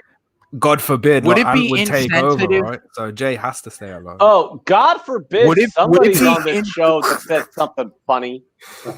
Would it be insensitive to get Anthony's face on Whoopi Goldberg's body? Oh, there we go. That'd be great. I just don't know if people would know that it's Whoopi Goldberg. Yeah, that's a good point. That's a good point.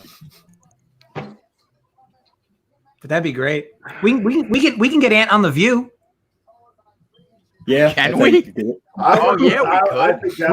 could. We can get guest Anthony from the Sports Keg on The View. Have you seen the clip of Alex Jones when he was on The View? He went on The View? Alex Jones was on The View. How did that go? I mean, it was about Charlie Sheen, and then he started to go into like all his conspiracy theory shit, and they cut him off with the commercial. We need one of those. No, I'll tell you right now, though, the greatest clip of all time in the history of American television was the Alex Jones interview on Piers Morgan from CNN when Piers Morgan has a show on CNN. Holy crap. We need to do, we need to get Anthony's face on Meghan McCain's body when she's arguing with Whoopi Goldberg. That's what we need. Oh God, Meghan McCain is such a Karen. I'll have you know that my opinion matters because my father was moderately important. I can't. All right, here we go, boys. My father, I don't know if you know this or not, but my father was John McCain, so therefore you need to listen to me because my father lost two presidential elections. My father lost two presidential elections, so I am important, and you need to listen to what I have to say here on The View. And did you ever see? Did you ever see? I got my job on The View because I am someone who's valued and important, I got my job on the view for pure. This won't end well because I deserve my job on the view. Whoever had the over, I got to put him on timeout. Yeah, I got to put him on timeout. Every time Jay tried to cut him off, he got louder. I truly believe. I mean, he had to want that, right? I mean, we were giving him. We were giving him the signal. All right, have Ant, you know did you ever? And he's right back on timeout. Right back. Oh yeah, Jay, you got to get the Curb Your Enthusiasm music. Let me finish the bit. All right, Ant, All right. I'll have you know that I got my job on the View. Bro. No, I got my job on the View purely from being a respected. You said that already. It had nothing to do with the fact that my father was John McCain. It has nothing to do with the fact that I dreamed. I mean, he said that 9 times. I mean, literally 9 times he said He was that. literally saying that as he was getting kicked off every time he was getting kicked off. And then he just stops right where he left off and just picks up. All right.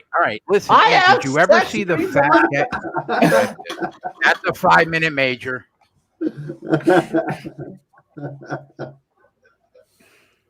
When's the next UFC card?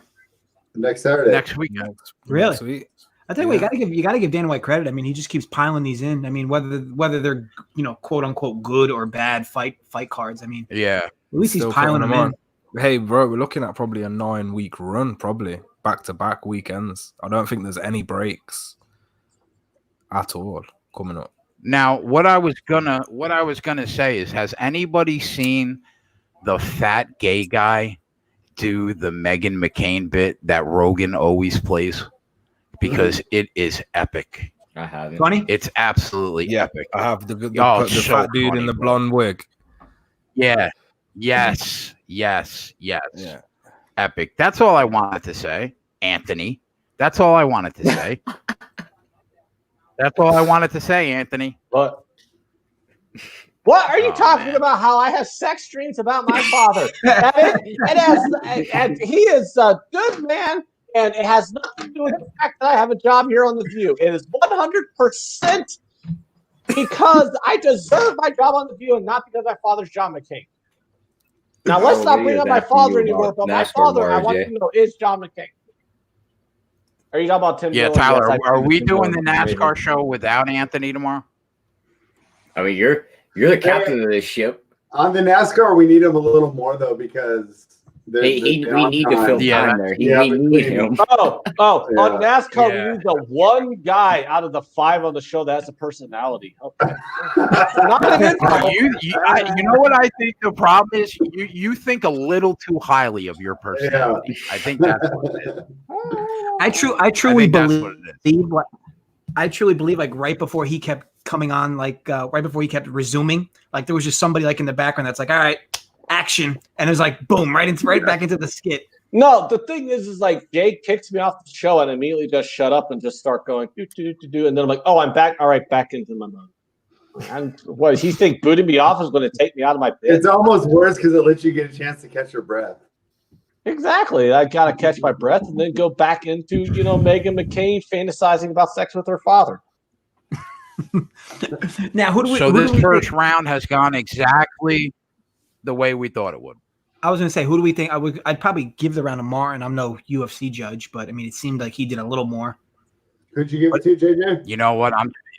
I'm just looking at the clock, Jay. I'd probably say Martin. It just seemed like that's what you do with overs. Just watch the clock. It just seemed like he did more, but I mean, I guess it could be subjective. I don't know what the significant strikes were from both or anything like that, though. Live if you were scoring around, you personally would give it to Martin if you were scoring it. I mean, from what I saw, it didn't look like Magny did anything that round, like at all. I have no idea. I didn't pay attention to the fight. Tyler, what did you see the live odds right now? Live odds: Magny's -125, Martin's -110.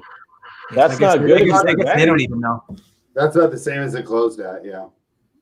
That's basically like the books being like, we have no idea who won that round. Yeah, it's like, here, we'll try this again. That's like a drawn first round, really. Yeah. I mean, nobody really did anything. I mean, yeah. I think there was a So lot we of, got like, it. clinching and like up the cage, right? And then that's exactly what you want when you're picking it over. That's exactly what you want. First bet, we got to get past 2 minutes and 31 seconds, and then the full 5 to cash days. So let's go. 2 rounds I need to do, and then mine's done. now, what's your guys' take? Because Yeah. obviously the smaller octagons have been a lot of unders, right? I mean, what is your guys' think? It's just a matter of people have nowhere to go, like, because like how is it that like I guess what, a few extra feet inside could be that dramatic for unders? Well, you got to think that it's less room inside the cage to cut somebody, to get away from somebody that's trying to cut the cage off, right? Yeah. So that's why we did see more finishes last week, but I don't know. Tonight, how many finishes have we seen, Dave? The majority of the fights been finishes tonight, ain't they?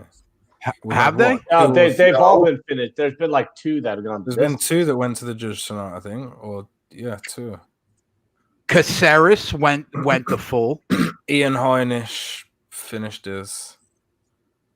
O'Malley just finished his. Who was on the early card? We had Herbert Burns finished by submission. Devin Clark went the distance. Formiga got finished. Pitolo finished. Formiga totally got finished. Cody decision. Yeah, so we've had 3 decisions tonight. Oh, Jay, All by right, the way, so this you is were what we asking want to about see. if you think Tim Dillon, who was that comedian you're talking about, was funny when he did his Meghan McCain. You should see the video he posted where he was. It was his tryout to be the replacement host for Call Her Daddy. Oh, I would like to see that. I fucking sent it to you like 4 days ago, and you didn't say shit. If you don't pay attention, Can you send it to me again, bro? Yeah, it's probably on YouTube too. I'll send it to you eventually. But yeah, it's fucking hilarious. What's his name, man? What's his name? Dylan something, right? Tim Dillon. Just follow him on Twitter. Yeah, It's one of his, he tweeted the video out. Yeah, it's fucking amazing. The guy's hilarious. There you go, Jay. He has one of the best podcasts too. Yeah, you're good, Jay. Oh, yeah. We got past it? Yeah, you're good. You got past 1.5 rounds. We're Nunez. I'm way behind. Yeah, you're minus 400 on over 1.5 cash, Jay. We're Nunez away. Nunez away. We bet a $1,300 parlay. Come on, man. Yeah, let's get that, JJ. We're Nunes away, my friend.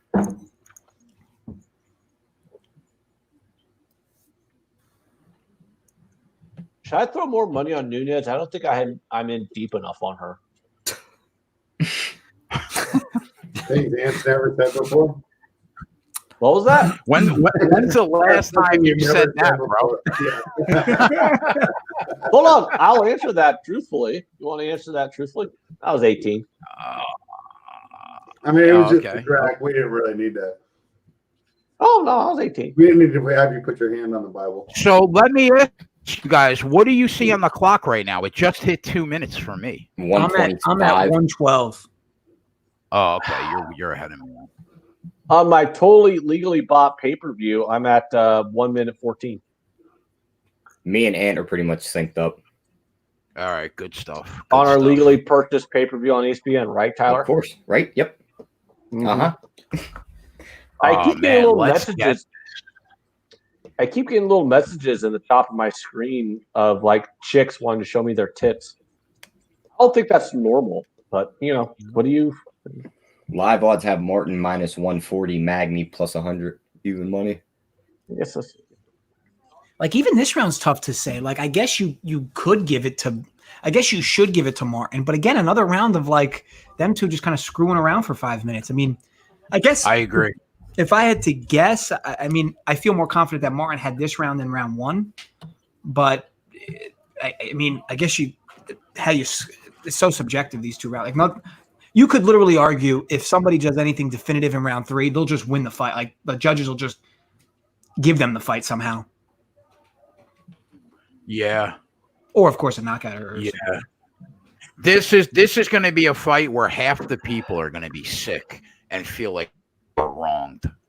Like I don't like even if you have if you bet Martin, like I don't know how you can be like I'm confident he's up 2-0 or like I'm confident it's at least 1-1. Like I mean, you could say like it seems that way, but it's not like even definitive. It's not like this young Cavalier bet. There you go, Right, Dave. so Dave got to round 3. Gets that home. So what do you, Dave? We both need Nunes to just win to get both those parlays. Irish goodbye. Dave left us. Did he leave us? He pauses sometimes when he's behind us, or he'll mute us. I mean, An Irish goodbye. That's fantastic.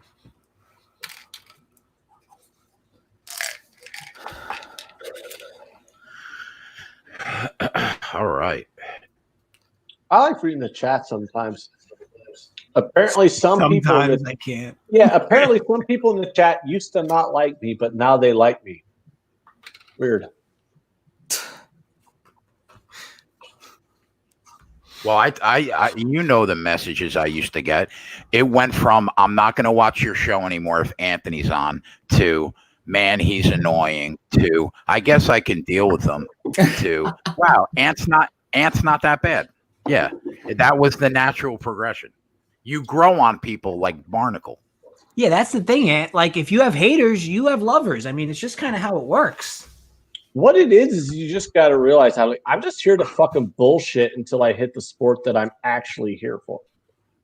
Like I'm not giving you any actual play. No, I'm not going to give you any actual MMA or NASCAR advice. Like I'm just here to fucking bust Jay's balls. What are your two major sports, Ant? Baseball and charity golf? No, watch me, Greg. Baseball and college football.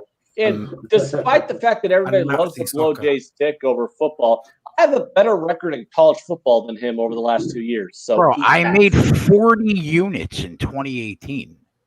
Bro, like, when have we like discussed college football and been like, "Oh my God, we're so at odds here"? Like, don't act like agree. I don't understand. I agree, but I mean, you're talking about it like I had a stick 2018. No, it's like people act like I don't know what I'm talking about when I'm like fucking like in the last 2 years I was 58 and 55% in college football. Like last time that's pretty motherfucking good. Working more together, like I feel like we're gonna be so strong specifically in college football because that's arguably my best sport. So all three of the three of us can have like weekly chats and just be like, all right. Here's what you do, JJ. Fade the Nebraska Cornhuskers. Well, I'll tell you what, Scott Frost. I mean, he. Oh my God! Fade the. You know, yeah, I'm looking forward to the podcast. Fucking bitch, he hasn't done shit. I think you and Twatty and Ant would rock a baseball podcast. We could do a college football podcast once a week. I'm looking forward to all that stuff. Oh, yeah. Isn't one of the guys from Rumpier Sports who's on the DFS site, isn't he from Lincoln and a big Husker fan? He's from Nebraska. Yeah, AP. Lincoln. Yeah, from Lincoln. Yeah, I went to every fucking home game last year. I was disappointed every time.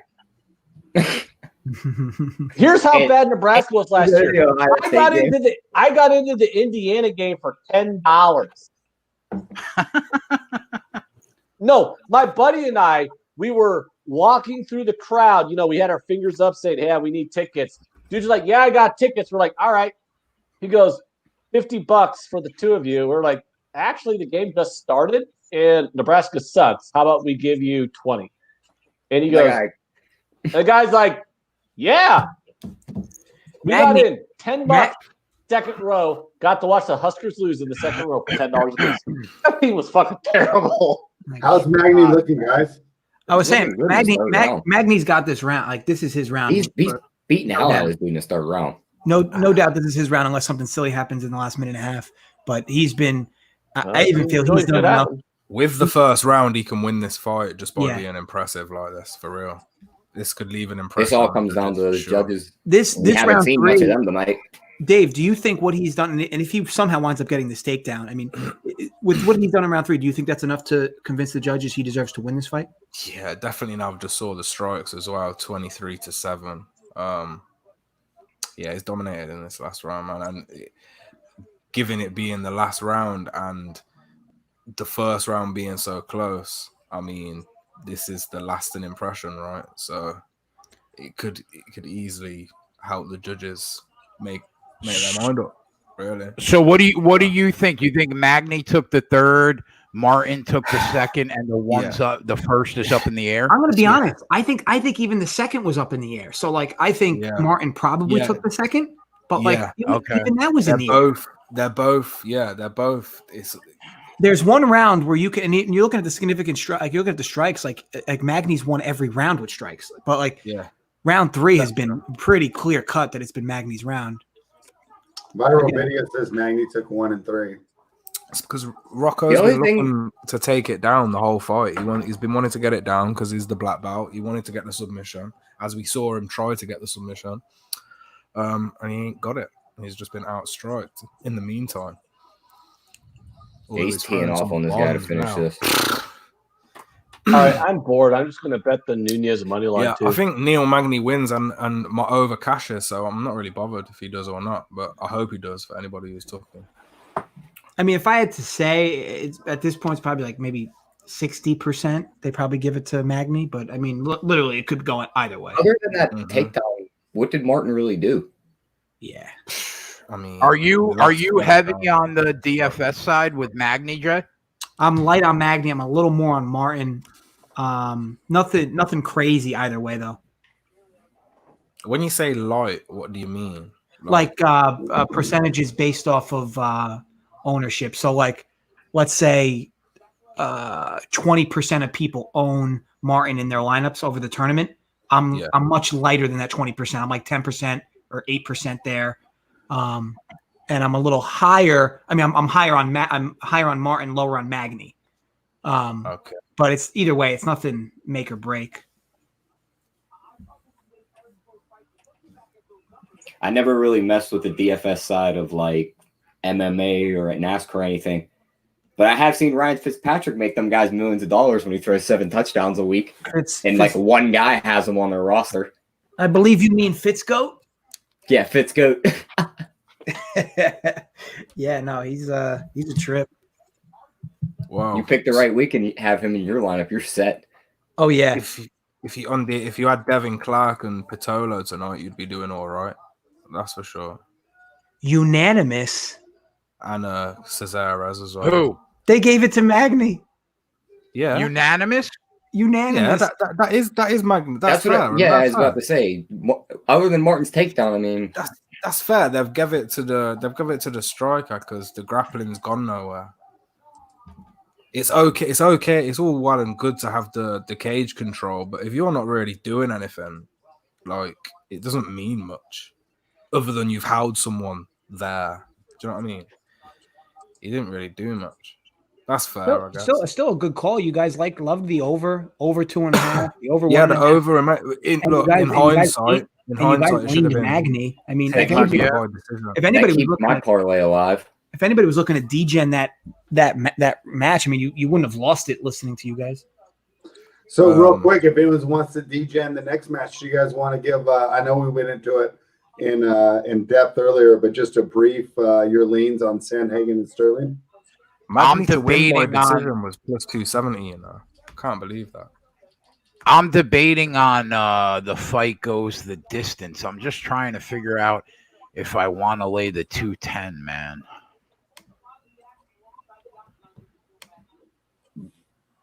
If you were to play a side, who would you play, Jay? I don't know. Flip a coin, man. Last night on the Run Pure show, I gave the slightest of leans to Sandhagen. I watched a couple hours of film. I came out the other side, the slightest of leans to Sterling. I don't know. It's like flip a coin. Yeah. I mean, even if I lose, I don't care because, I mean, Cyborg was tweeting me the other day. Renzo Gracie retweeted me the other day. That made my fucking week. So, yeah, I'm set. Oh, look at Jay, or look at Dave brag about how he got retweeted by Cyborg. It was all my son. If it weren't for my son, she wouldn't have given a fuck. That's why he broke his arm. He broke his arm jerking himself off over getting retweeted by Cyborg. I baited her.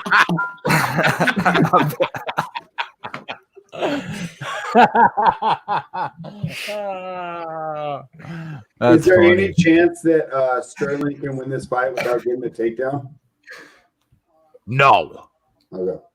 No chance.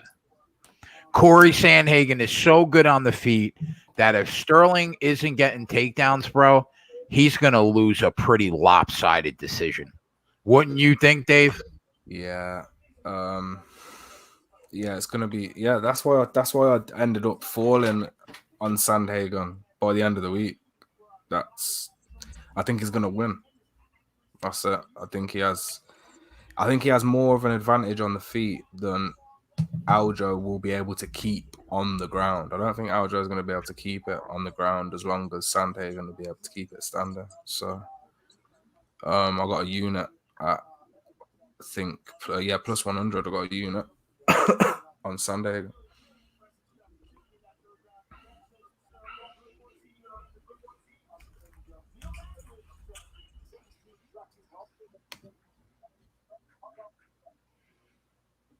So, JJ, you ready for the NASCAR sweats tomorrow? Yeah, I mean, I guess I'm going to have to be in on the action. What you guys have any leans early with where you guys are thinking? Look at that man in the top left-hand corner. That's who you got to ask. Not yet, but I will. I got to write 2 articles tonight after the show's over. I'll have a better understanding in the morning. I did see one thing. It said every mile-and-a-half track for the last 9 races, a new guy has won at that track every time. Yeah. I like Atlanta. It should be a fun race to watch.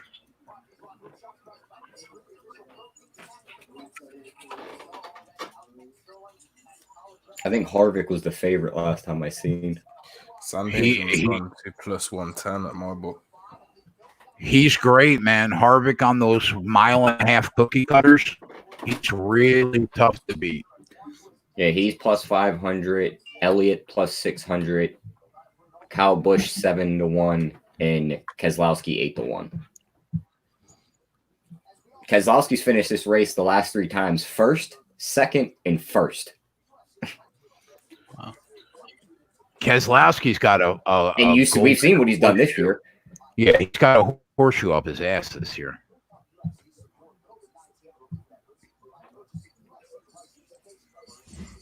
NASCAR's fun though. Like, I'll be honest. Like, I know that some people get so tilted about how it ends, and I get it, but it's fun. I mean, those last 50 laps, those were fun. Yeah, that's fun. Like, we watched last week.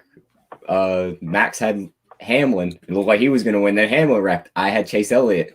Looked like Chase was going to win. Then they all wrecked. Then Kyle Busch came in second. Now, Jay, you've been watching NASCAR for a few years now. Is that like typical, or like are some of these guys just getting a little wild? It's pretty typical that you will be in a position with 40 laps to go and a 3-second lead, and the last 40 laps you'll see 2 or 3 cautions, and it's all about the restarts and it's all about pit road late. But we have lost more than a few where we've had a 3-second lead with like 40 laps to go, and we end up losing it. Crazy. We still got 3 fights left, right? Yep. Yeah. And the two coming into the main are real close. Like they said, this one's real tough to call. And then, we like Garbrandt, but you can see that's close on the line. So it should be a good fight as well, too. And then Nunes should be a destruction. I bet on Garbrandt, and I got bored, guys. So I just threw a bunch on the Nunes money line. I have Nunes inside the distance minus 160 heavy. Well, I bet that, but I'm like, don't just say heavy. Tell me how heavy. 8 boxes is Edie heavy. 8 boxes, Jesus Christ. Well, I told you what I bet on it in the fucking private chat, which is that's a lot for me. That's yeah, that is a lot. I mean, you might as well just. I love the faith. I ain't even going to talk about Spencer being able to survive anymore. And you were gone when I brought this up. Somebody at William Hill put $1 million on Nunes to pick up like $100K. Oh, If I had the ability to, I would. I mean, it's free money. Yeah. Nunes ain't gonna lose. Like, I don't know why everyone's all like, well, you have to bet this amount to make it worth it. If she's minus 550. That's like 1.18. Like, just bet the $100 to win $18. If you only have $100 in your fucking $5 account, just throw it all on Nunes. Take the free money. Yeah, take the free $18. You know, take the. I don't get why everyone's all like, oh, you have to have a huge bankroll to lay minus 400. Well, if the line's minus 400 and it should be minus 800, who cares how big your bankroll is? Bet $8 to win $2. Who fucking gives a shit? It's, you know what I mean? Value's value. What the fuck does it matter? Now with this fight, you guys are saying you lean at least Sandhagen. I've bet Sandhagen. You bet Sandhagen. Yeah, plus 100. With this fight, I'm going to root for Sandhagen because Dave's on Sandhagen, but I don't have any money until the next fight. I'm debating on whether, as well. Yeah, I'm debating on whether to bet the fight goes the distance at minus 210. I really think it's going to go the distance. Yeah, it's a number one contender elimination fight. This is really whoever wins this will be next in line for. So you think you might get 2 tentative fighters based on the fact of how much is at stake with this fight, or is it just really their style that? I think it's their style. I think that Aljo is probably going to respect Sandhagen's stand-up game, and I think that Aljo, if the fight's going his way, he's going to be grinding it out on the mat, taking him down. And with so much on the line, one of these guys is going to get a title shot. It just screams that we're going to see a 3-round war. Mm-hmm. And Sandhagen's never been finished, so. This is a pretty important question I have. So I have this stream going with the fight, right? And it might be a pirated stream, it might not. If I clicked on this little box in the corner with the chick with the big titties asking me to click on this message, if I clicked on that, would I give my computer AIDS? I have no idea, bro. So 34 professional fights between these two, and only one of them has been stopped inside the distance. So, and there's a question for you in the chat from Jake the Degenerate.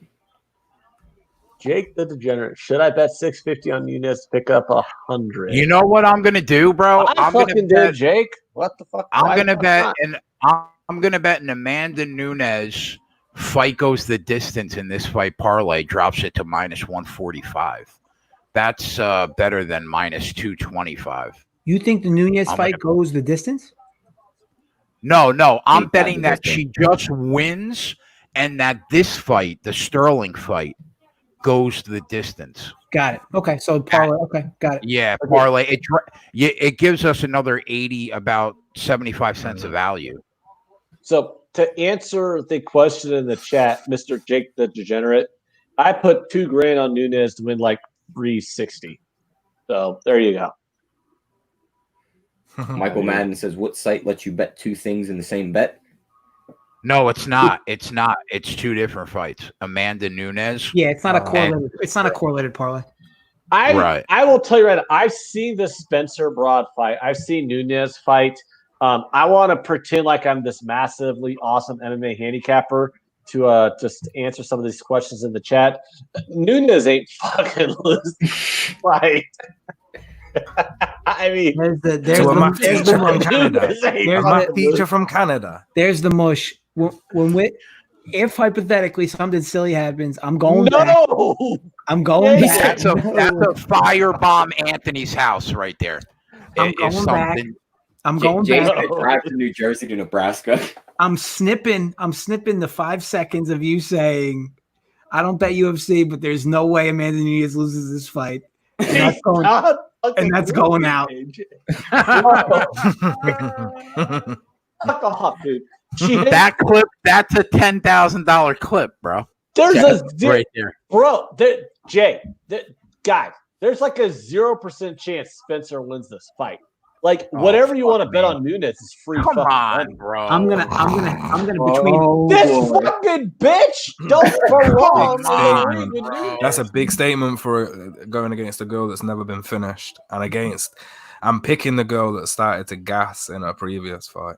Between DFS and sports betting, like I'm legitimately gonna have like near 10K at stake, and Ant is basically saying there's no way this chick loses. That's 20K between the two of us, bro.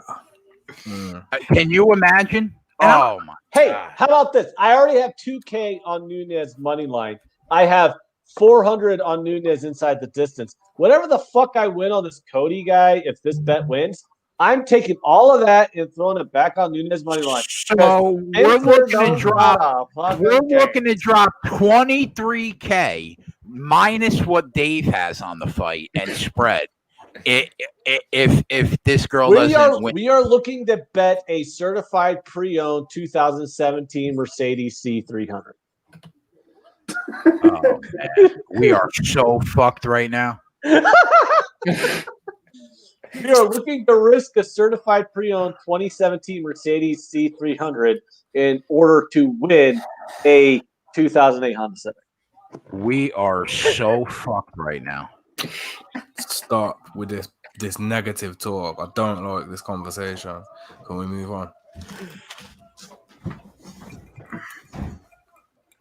This Jesus chick Christ. in the corner of this live stream keeps asking me why I'm not responding to her messages. And she's got her titties Hey, hanging. Swa says this whole chat has about 50 grand combined. First of all, pay the over at like plus 900 that Ant would say chick with titties is messaging me 5 times in the same video. No, like when you're this is a totally legal stream. I totally bought the pay-per-view, wink wink. But in theory, if you're watching it on one of these other, pirated streams, they fucking got all that porn fucking advertisement in the fucking corner. And it's like I keep clicking X to get the fucking ads off. The last I was 5 minutes watching a pirated stream. The last 5 minutes of this conversation, I feel like I just drank about 13 macchiatos from Dunkin'. Here's what I can promise you all, and even people watching: if Nunes loses the fight this week, tonight, I'll be sad. There will be a snippet of Ant saying there's no way she loses, and there will be a GIF of Ant's face on a clown, without a doubt. Without a doubt. No, if Nunes loses this fight, there's going to be a picture of my nephew super sad because I'm going to take back the car I gave him for his birthday. Oh, no. Sorry, Logan. I need that car back because I got to trade in my other car. Oh, no. Getting choked. Oh, by the way, congratulations to my nephew, Logan. He did get his license this weekend. Yeah, Sterling takedowns with got it quick. He knows where 4 minutes. 4 minutes in this round. Yeah, he knows where to get it. He's getting it in.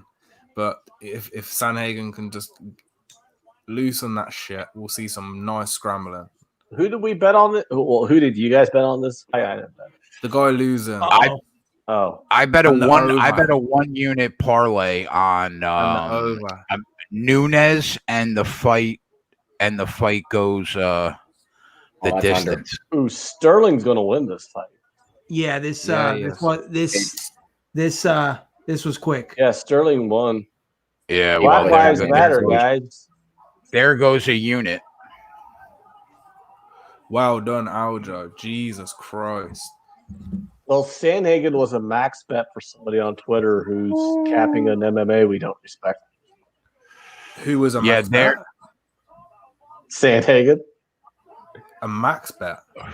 Yeah, it's a guy who randomly max bet. Wow, you know what, bro? I'm so happy for this kid. Yeah, Aljo deserves a title shot, man. Yeah, Matt Sarah's been fucking training this boy for years. He choked the fucking shit out of him. He's definitely in. I'll drop that unit. I don't care. Yeah, me too, man. That was real impressive. They're actually number one contender right there. Yeah, I love it. Good for him. Ahead of Peter Yan. You know what, bro? He's gonna give Peter Yan fucking problems. He fucking is. He knew exactly. Isn't he fighting Aldo for the belt? Isn't that the whole thing they're doing or something? Yeah. Yan should win that That's fight. That's the winner. Have you guys seen what the fuck Rumpier just tweeted? Oh, fucking assholes. What happened? What happened? Matt in the chat just said, check out Rumpier's latest tweet. And I looked at it and I'm like, oh, those fucking assholes. They're trolling me I like love son it. of a bitch. I love it. Who's controlling the Twitter account, man? Go on. Wow. A few people. This is amazing. Yeah. I This never is knew I wanted to amazing. be a Like, gift, but I'm a gift. To my gambling account just to see that. That was awesome. Yeah, that's amazing right there. Yeah. I never knew I wanted to be a gift in my life, but now I'm a gift. Watch that fucking frown turn upside down real quick. I can promise you, Ant, because I know multiple people probably from up here watching. That clown gif is queued up, ready. Oh, fuck Ready. you. Yeah. Fuck you. First of all, there ain't no. It ain't good. You can queue it up all you want, motherfuckers. Nunes ain't winning. I mean, Nunes ain't looting. Oh, just stop.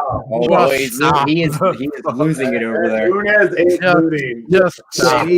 Spencer ain't winning. I guarantee that Spencer. There's ain't man winning. going. Man said the clown gif is ready to rock. I love it. I love it. Damn. Hold on, I gotta fix my mouse. I got a little crazy there for a second. But Spencer ain't And winning. we are looking to to just. I know that like we'll all do well, like personally, but as far as the show goes, we're looking to just scrape out a profit on this fight card. I mean, that's fine. Oh, the horror of just scraping out a Jay, profit. we'll get it back tomorrow. 1 week after we went 9-1, and the one loss was a fucking hedge bet. Come on, Jay. And know are what you going to you're be on doing. time tomorrow for the show? How Am I bad gonna is be? this I will hangover be on gonna be? time. I How will be bad is on this time. hangover going to be, Ant? First of all, I'm a professional alcoholic. The hangover ain't gonna be So that bad. the show right now, the show I already is took down. an ibuprofen. Right now, the show is officially down 2. Dave dropped the unit, so that's 1. I dropped the parlay right now at -150. So the show's down 2.5 units right now with the last 3 fights remaining. So we could technically scrape a profit, but disappointing fight card. And this goes back to those. How many times have we said? Every time Jay goes, "Oh, this card's really tough. This card sucks." We fucking go 8-2, 7-3, 9-1, rock it. Every time Jay's like, "Oh, guys, I'm so excited for this card. This card's great. It's like we go like 4-6 or some bullshit. Hold on. How does people not know where we're at? Coming out of the Caceres fight, we were dead even, right? We have the parlay down there live to the end. We still have Nunes Garbrandt. Sterling distance Nunes, that's a loser. That's 1.5 units right there. And then Dave just lost the unit on Sanhagen. So I mean, how do you not know where we are? We're minus 2.45 units. And here's where we're really at, Jay. None of this matters because we literally have like 17 mortgage payments on Nunes coming up. So like, it doesn't really matter. Like, oh, we're down 3 units going to this Nunes. Yeah, fight. but that's Nunes only going to knocked count. That's only going to count as a couple units if everything goes well. We can count it wherever the fuck you feel like counting it on the show. By the end of the fight, when Nunes knocks the shit out of Spencer, we're literally personally between the 6 of us are going to be up a significant amount of money. Yeah, but my point is like you're watching the show, right? So I mean, you know what we're on, and it's at the bottom of the screen, minus Dave's unit on Sanhagen. So I mean, how do you not know? Everybody that watches the show knows. Now So this fight, Sterling, that's a loser. This fight Yeah, is yeah. This fight's pretty clear that we're just betting that guy to win. Yeah, we got Cody Garbrandt, -1. I don't know, whatever it says at the bottom. 45. We got it. We locked it in at -145. Some people in the chat not knowing I'm a goddamn partner in the whole sports gig thing. Don't get too cocky about how much you want to talk about me being annoying, because I can totally block you.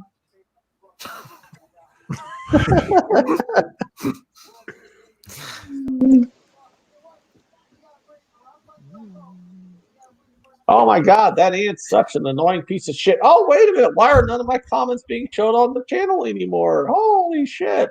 All I did was talk crap about one of the moderators. Don't now this fight, what makes Garbrandt, I know the line's a little higher this moment, but what makes Garbrandt the better play at 145?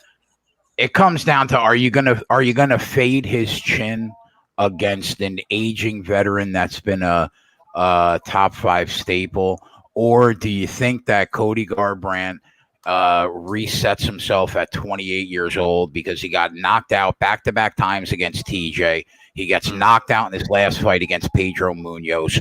Everybody thinks the chin's made out of glass, and that may very well be the case. We'll end up seeing as his career goes on. But we don't fear a Sun South striking enough to scare us off that glass chin.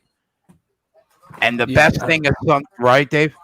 He's never been taken down either, and Sun South's main path to victory is going to be taking him down. So exactly, if he fails at taking him down, he's got to stand with him, and he's standing with a former amateur boxer who I can't remember what his record was, but it's something impressive, like 31-1 or something. Hold on, guys. As a boxer. So. Luffy D Monkey in the chat. I thought I already answered this, but no, I do not cap KBO. I could if I wanted to, because all baseball is baseball, but it's on in the middle of the night, so I don't watch it, so I don't cap it.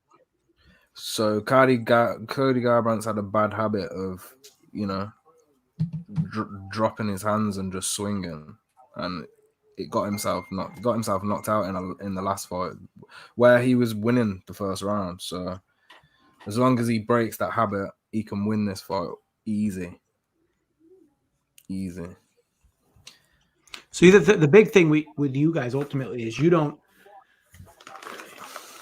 think Rafael can actually knock Garbrandt out.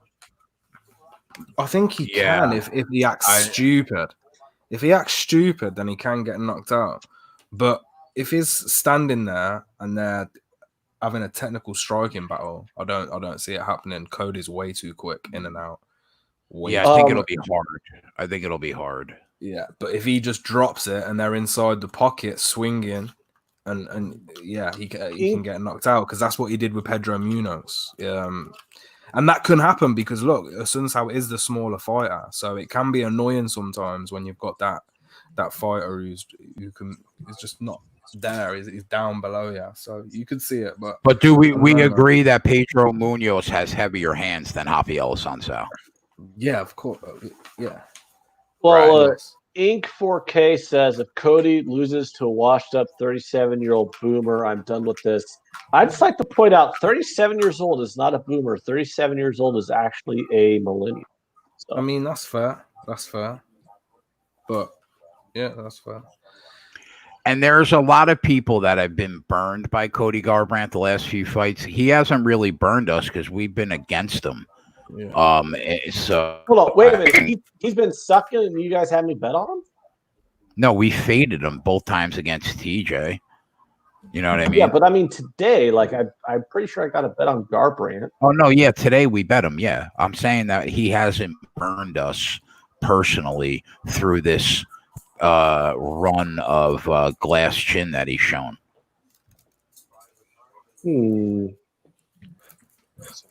But so you're saying Garbrandt's lost his last few fights?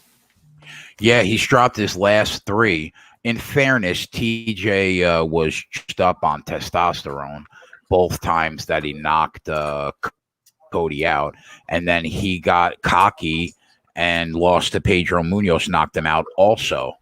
So, Yeah. but He took a few. Rafael though, Assunção, he did take a few. It's not like his like chin just got popped and that was it. He took a few shots. So. That's true. Yeah, that's true. And Rafael Assunção's best thing that he does is he's a grappler, and Cody's got a really good sprawl and excellent takedown defense. So this should be his fight to win. That's why they lined him as a -150 favorite, coming in, getting knocked out 3 times in a row. When you say good takedown defense, you mean it's never been taken down. So right. Like, is Assunção gonna come in and break that trend? I don't know. And there's something to be said that you got to think a lot, right? There's a lot on the line. He can't drop 4 in a row, man. Nah, man. There won't be good at all. Yeah. So I got him for a unit, nothing greedy, just a unit. Yep. Yeah, I'm in.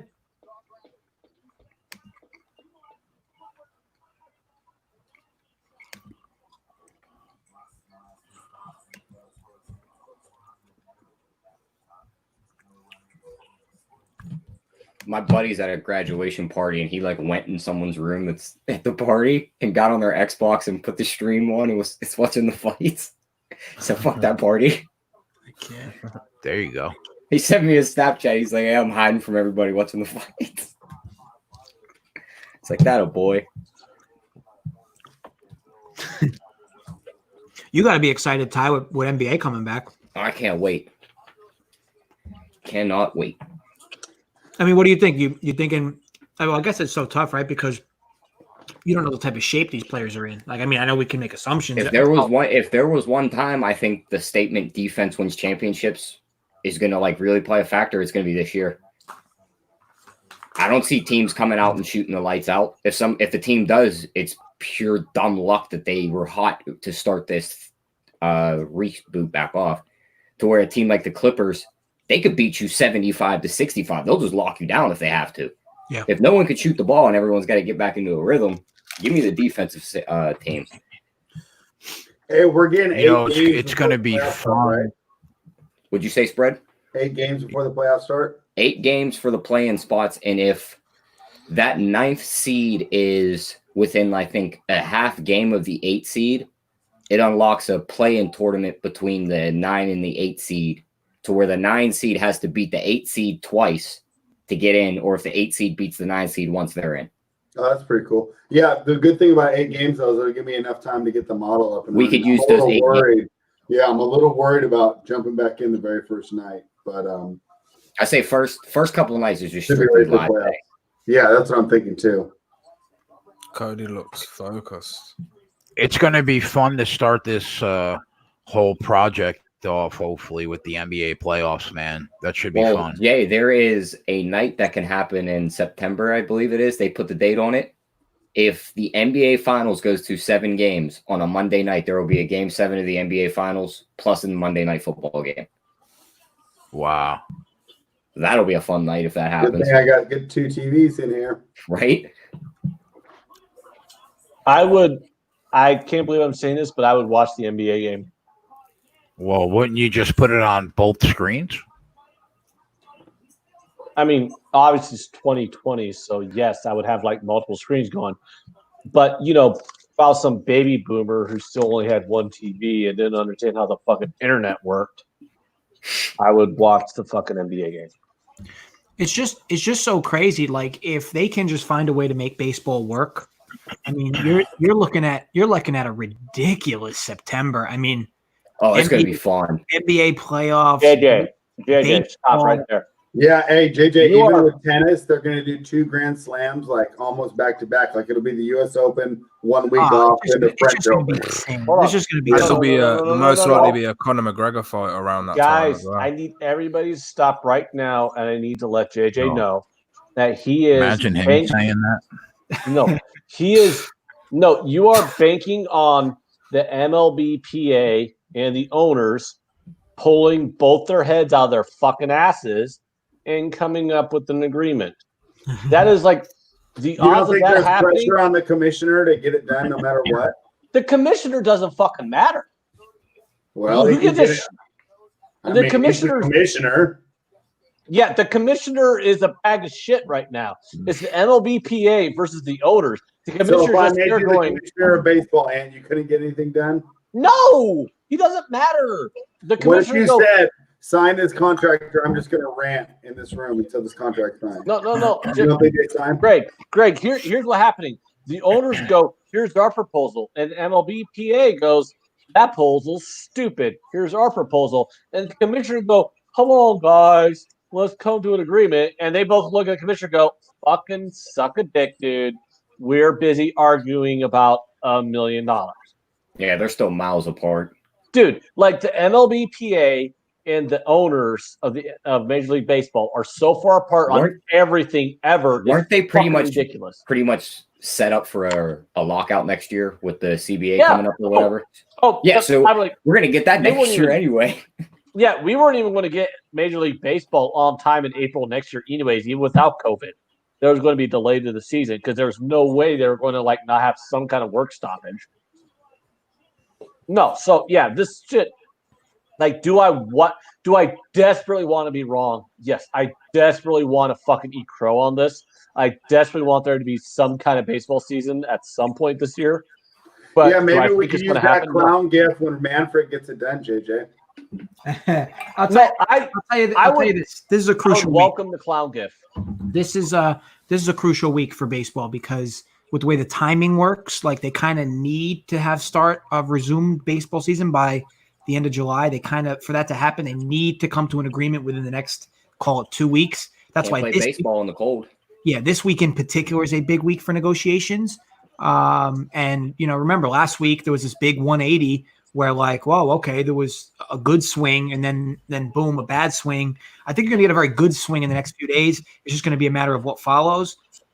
It'd be tough to imagine NBA comes back, NHL comes back, and MLB, an aging sport as it is, can't find a way to come back this year. But look, we'll see. I mean, I guess I've seen crazy. Set a date yet, do you know? What happened? NHL set a date yet? Do you know? Not officially. I know that they're really targeting the end of July, right?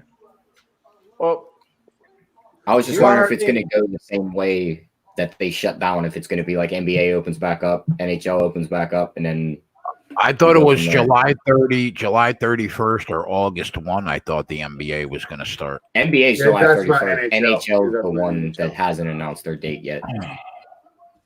Connor Butler says MLB is going to lose a lot of fans, and I agree. I was talking to some of my buddies that are my age, and we still remember 94, and I probably didn't watch from 94 to 97 or 98 because I was so pissed at them canceling the season that way. So here's the thing with MLB that a lot of people might not know is the owners are so short-sighted. They're willing to take a short-term loss on this season just because they're like, oh, well, I don't want to lose this amount of money this year. But the players, the difference between the MLBPA and say the shitbag players union of the fucking NFL is that the lowest paid players in the MLBPA are still making $500,000 a year.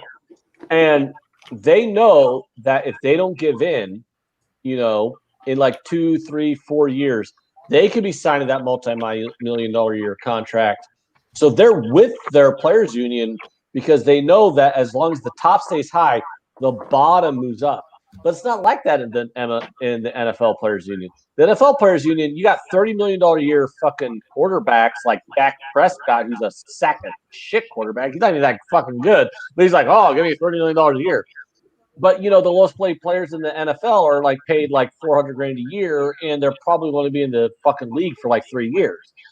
So that's why the NFL players union is so much weaker because you have such a much. In a sense, I would say they're stronger since they're in the most popular sport. No, the players union. I mean, just NFL, sitting there and handing out and causing problems doesn't make you strong. No, the Major League Baseball players union is the strongest union of any of the 4 major sports. Right. Okay, and what has that got them? Declining revenue. The highest pay. The league minimum They're the highest paid $500,000 because they have the highest no revenue. salary cap. They're the highest paid because they have the highest revenue, and their actions are going to lead their revenue to continue to decline. They're the highest paid because they have no salary cap.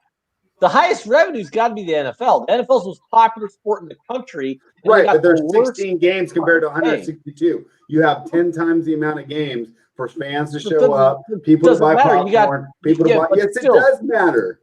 16 games to MLB compared to 16 games to NFL.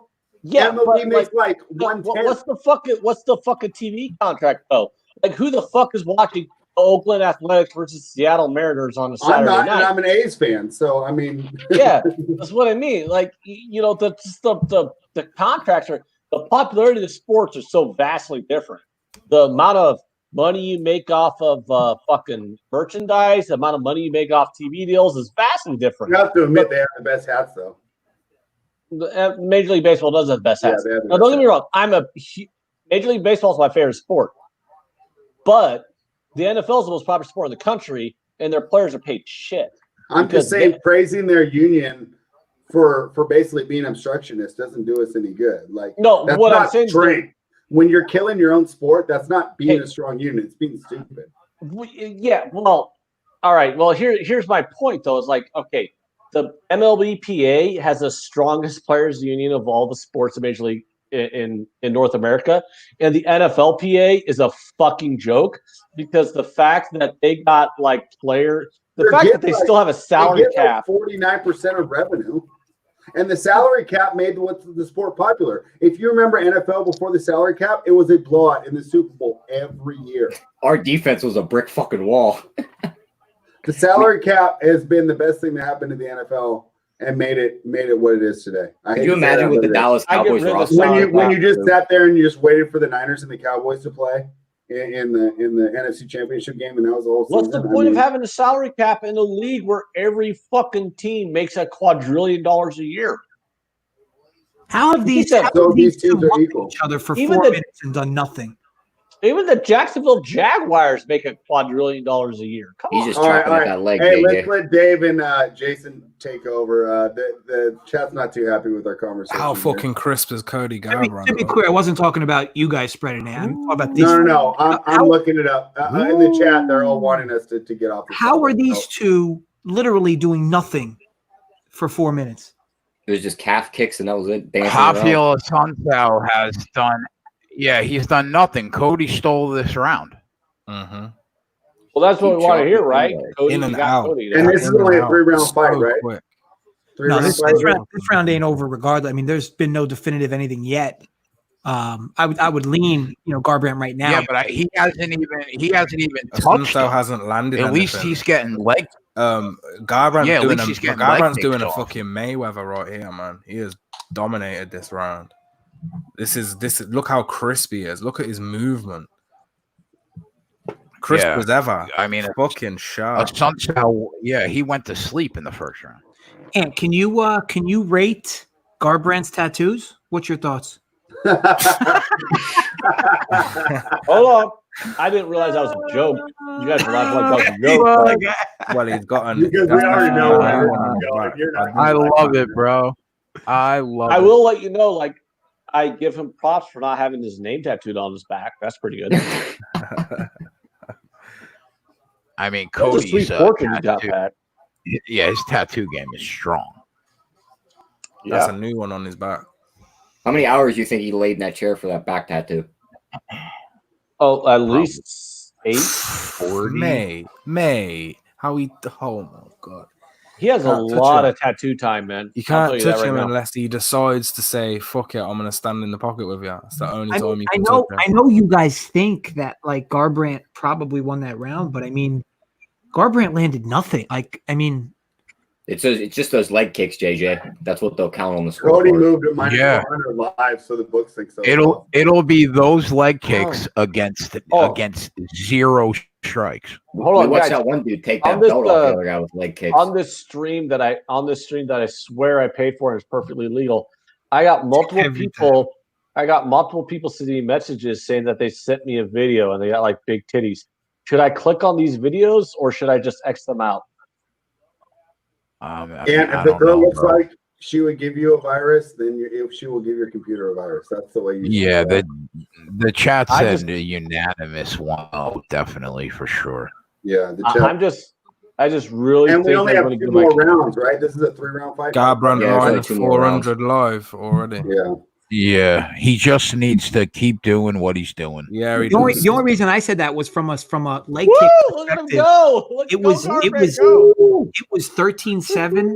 Hey, and Raphael. Mark Henry just gave him a real pep talk as well. And it was only 6-6 for as regards to leg kick hits. That's the best in the game. You're saying their significant strikes are tied? It was double. It was double Rafael's. I mean, not Rafael. Guys, wait a second. Gerardo Hernandez in the chat says, if I click, it'll just send me to an advertisement. How do you know that, Gerardo? Have you actually clicked on those? Rafael was double the significant strikes last round. Was he really? Yeah. That's a surprise. I mean, it was 13-7, but yeah.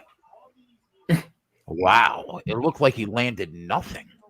And I think the chat wants you to click on him so you'll get a virus and then you won't be on the stream anymore. But yes, you're right. You're right. The eye test, I guess, would seem like Cody pretty much dominated that round because you have to swinging and missing all round. But the numbers, the judges don't have access to those statistics. Is that true?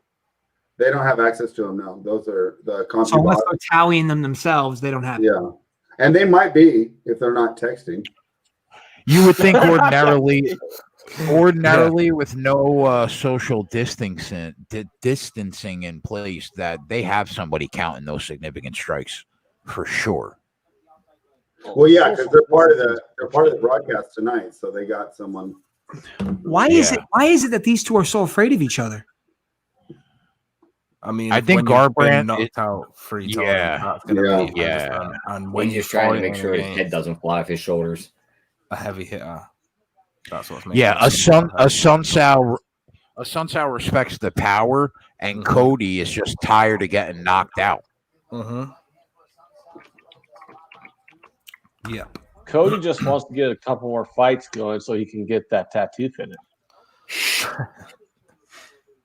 I mean, that shit's not cheap. Oh, he's got at least about 6-7K in tattoo hardware. What would you say that back tattoo cost? At least $2,000? Probably 3. Yeah. Where he's going, probably. Yeah, you're definitely right, Jay. Now that I think about it, I see it down his leg too. He's easily over 10K in tattoos. Yeah, easily. Yeah. And depending where he goes, it could be even double that. Yep. I only have one tattoo. Your name on your back? No, what? You tattooed your name on the back? No, it's not my name. Larson. No, it's some fucking Japanese bullshit on my leg. I got it was like 19. I've got 6 splattered about. I've got probably 6, about that. 3 on my neck, forearms, sleeve. This is like one of the weirdest fights I've watched. They literally are so afraid of each other. You should have watched the Israel. Fight. Which fight? What's the live? The Izzy Romero fight where they just stood there. Oh, that one was terrible. Yeah. What's the live line? Live line right now? That was minus 400. And that's Cody Garbrandt minus 500 on Bovada. Mine shut down right now. That was big. That was a big hit. I don't know how far along. I just saw that. Mine are shut down. Oh, that was. Oh, yeah. See him point at him as well. He's on fire. I love when he does that point after he hits feeling it. He's feeling it. Yeah, he's worrying as well. Settle down, Cody. Settle down. Exactly. He smells blood. He wants it now. Calm yourself, boy. Because that's how he gets fucking. That's how he gets tagged. Ooh, come on, Cody. You do this, buddy. You do this. I thought he was going to duck under and get a hook then and finish it. He gets overconfident and then he costs himself. Yeah, he needs to settle down. He's winning. He's winning, in my opinion. Yes, yeah. 100%. He's minus 800, bro. Yeah. It's just stay in the game. Live is a significant number. Oh, look at that kick. That was lovely. So here's what's so interesting for me about him being minus 800. That first round is a truthfully, I mean, if you're a judge that values the numbers, Cody lost. Oh, wait, might be over. They called it. Cody, winner. What? Really? Yeah. Oh, I saw. Oh my God. Are you joking? Are you joking, man? This is why, yeah. Right at like Do that. 0-1. Don't stand and strike with a fucking amateur boxer, man. Dave, you know how And this is why he needs the patience. The patience know is how going to many take this kid people- back to the bout. how many people in our little Twitter? All right, Ant, settle down. You know how many people in our little Twitter sphere, Ant? I mean, Dave, were on a sunset this fight. Yeah, I do, mate. I don't know why. All right. It was just lazy. Sunsao is a grappler who needed to take that to the His ground. legs aren't Didn't even under much. try Get to the hell back grapple down. because he knows Cody's going to go. He stood back up, Ant, but they told him to sit back down. His legs are like Yeah. noodles. By the way, that's the first time he's been knocked out in UFC history. Wow. All right, who let's had the watch better? again. Who had the Here's better replay. one punch? Sugar Shane or Cody? Boom! Now, Oh my that's a good one. What do you guys think? Better Cody, knockout tonight. Oh I my think God. I think Cody's knockout's better. That hand came with some Hold on, speed. look at and Yeah, I some kind of like force. it more too. Boom! That Oh, was fucking beautiful. That was That perfect. is fucking like, mate. You know what that deserves? Clean on the board. Rudy. Hey guys, like seriously, okay, so we literally just had. Now, Jay, I've been watching all these fucking fights with you for like a year and a half, 2 years now. I swear to God, two of the best knockouts I've ever seen have been tonight. O'Malley and then that. Yeah, for real. Like seriously, for real. two We've fucking got two years knockout of watching the this year shit with you. contenders for real Yeah, tonight. two straight. Because it's not because they weren't TKOs. That's why a lot of the like knockouts are technical knockouts. You know, a flurry of strikes where the ref goes, no, Listen, fucking stop. One punch, Tonight we've had he's out. we've had two walk-offs, didn't we? Really, we've had two Derek Yeah, Lewis's we did. tonight. Yeah, we Fuck did. me. Two Beautiful. knockouts in one night where the dude Minus hits him 135. I got on guard doesn't- as well. Fucking let's have it. hits him once and walks away. Twice in one Boom. night we get that. Hits him once, Boom, walks boom, away. boom. Doesn't even. Whoo! All right, I'm loading up more on Nunes here, boys. All right, so we need Amanda Nunes. If she finishes the fight in the distance, we literally scrape a half unit profit on this card for the show purpose. Right now, we're down minus 1.45 units. Dude, oh my God, they're still trying to fucking help him out here. He is done. He can't even sit on a fucking chair. He's knocked the fuck out. He out, boy. Wow. There you go, Cody. That's how you get back on the right track. All them tattoos paid off. He's going to be a problem, bro. Everybody thinks he's done. That's done. He knocked the shit out of that dude. That was pretty dope. I had money on that fight. Can you tell? It was hard to tell if Ant won money. Oh, I had money on that fight. It's hard to tell if he was on an illegal stream or not. I had a smidge of money on that one. We didn't have over 1.5 rounds in this match. All we had was Cody Garbrandt minus 145. And you know what? All right, so everything just hit my book. Okay. And I'm putting it all on. Everything I just won on that fight is going right on to Nunes money line. Over 1.5 rounds was the Neil Magny fight. Magny, it says. I'm just reinvesting it all back into Nunes. How much do you think exposed sportsbooks are tonight? Big.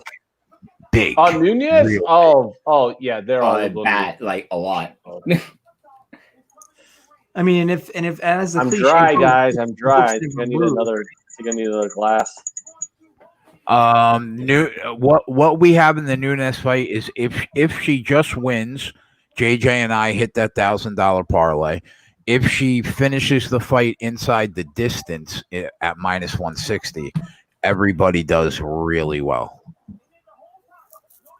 If Nunes wins inside the distance, whatever Jay said is accurate. The money on my Five Dives account just hit for the Garbrandt knockout, and I literally just put all of that into the Nunes money line. Does Nunes have submission game, or is she really just going to stand She's up? a black belt. She's a black belt. Yeah. She tapped black out belt Miesha in Tate. BJJ.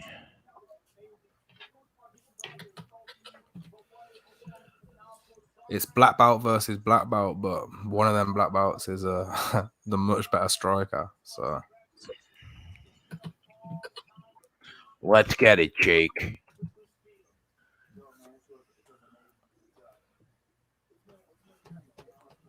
All right, boys, let's get through this last fight, and it's a good night.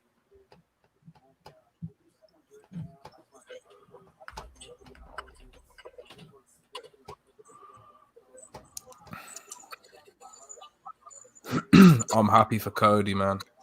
Yeah. So happy because he is so talented. It's ridiculous. And 2 losses to some juice head is a bit unfair. And a bit of silly fight IQ against Nunes. Speaking of the juice head, what is he doing now? Is Dillashaw even fighting anymore? I mean, I don't know what he's doing. Oh yeah, of course he is. He's serving a suspension by USADA. He'll be back. Yeah, he'll be back for sure, but I don't know how long it is that we won't see him for.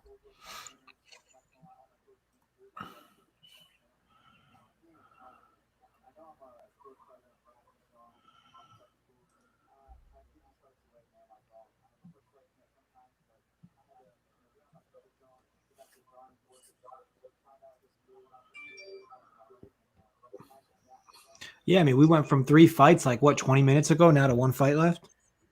Yeah, in the main now. Doing it 5 a.m. strong over here. The sun is up. Sunrise. Can you imagine having to write 2 NASCAR articles right now after this is done? That's like Chinese war. It's like Chinese water torture. Well, at least you have practice times. Oh wait. Yeah, right. I know. It's just like, I mean, aren't you just like throwing darts when you're trying to do this without the information? It's how much I'm going to feel when we go to NBA. You know, everyone's going to be spread NBA picks. It's like, well, it's going to be really hard to bet. All I possibly have to go on are their driver averages at this track over the last decade. Yeah, we have no week specific data at all. Yeah. It's still going to be fun, though. You're getting me into it. Even though we've had some tough finishes, I actually look forward to the NASCAR Sundays now. Me too. Tomorrow. NASCAR is fun. That's kind of where you need to be. We just hang out for like 250 laps, and then we sweat for 50 laps. NASCAR needs to keep these midweek races going. Yeah, yes. I like those. Moving forward, even when you get like JJ, could you have imagined betting on NASCAR a year ago? And now, you love the sweat, right? No, yeah, I couldn't. It would never happen me betting NASCAR. But you're right. I love the sweat. I think it's the sport's actually a lot better than I thought it was. So, I know. I laughed at the sport for years, and I mean, I can't. I laughed at the sport for years, and then one day I bet it, and I was fucking hooked. That was me last year. You're like, we're about NASCAR. I was like, who are we picking? We won the first bet. I was like, I'm set. I like this. This is awesome.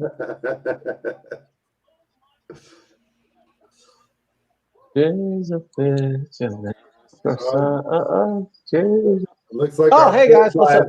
Our full-size Tyrion Lannister is back. We're back again, huh? Oh wait, was that put backstage for a reason or something? I don't know.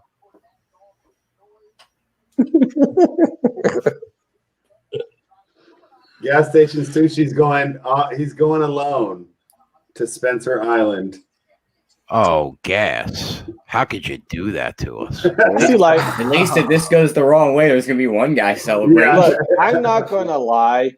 All right, I'm not going to lie because everyone hates liars. But I hope from the bottom of my heart that gas station sushi loses money on this bet. Ramon, you remember that? And it was like Ramon says, "I'm so old. I watched UFC before the weight classes," and it would be like firefighter versus karate expert. Yes, you can't ask me for quick breakdowns in the DM and then fade me on a fucking and then fade me when we got 20K combined on the main event. I mean, Who do you want? All right, I'm going the other way. Come on, Gas. Now let me ask you guys, like Jay, Dave, what's Spencer's road to victory here? None. She has none. Grappling. That's a dead end question. She has a transparent belt in striking and a black belt in BJJ. Basically, she sucks in the stand up. She needs to get it to the ground. So she's gonna want to take Nunes down. Yeah, not only has she got to take Nunes down, then she's got to submit another BJJ black belt who's actually from Brazil and has been training in it just as long as she has. So it's kind of so the matchup being what it is, where it's hard to even fathom path of victory for Spencer. Why isn't this line like minus 2,000? Because that's not how it happens in MMA. Even John Jones at his height was like what, minus 900 maybe. Yeah. I remember Ronda. I remember Ronda was like minus 1,500 for most of her fights, 2,000, 2,500. I mean, she was a whole other league though. But women's MMA was very young then, and Ronda was the only woman. Here's the thing. Here's all you need to know, guys. All right. Nunes is from Brazil. Brazil's a hardened country with a massive wealth. No. They have a massive wealth disparity, and the lower class. We're going with the geographical breakdown. No. Jay, calm down. Let me finish. The lower class of Brazil have to come up fighting for everything they need in life. That's the Brazilian for you. Spencer's from Canada, where even in a pandemic, they get all their bills paid by their government. They don't got a fucking want for shit. I grew up in the hard streets of Toronto where I got all my fucking medical bills paid and the government made my rent payments for me because I didn't want to do shit. Come on. So are you going to bet on a Canadian who's had everything handed to them throughout their entire life, or a Brazilian who's fought for everything they've ever needed? Wouldn't this breakdown be terrible if it was for a George St. Pierre fight? Great. I don't like your attitude.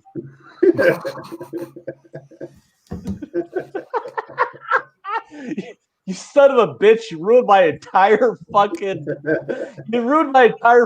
rant with one fucking name. You bastard! Fuck off. Icon says Ant's looking to get Fresh Prince Jazzy Jeff out of here. Jay's gonna send him to Bel Air. That would be great. Jay's gonna come walking in the door behind him and just throw him out the window. All I know, guys, is I got a shitload of money on this fucking broad from Brazil. Fuck this cunt from fucking Canada. Canada sucks. Canada could lick my ass, and a very specific Canadian could definitely lick my ass. You know who you are. You're ugly. Here we go. And he looks like he's. What would be the odds if Felicia Spencer was able to bring a knife with her into the octagon? Yeah. Well, she probably has a knife because Canadians aren't allowed guns.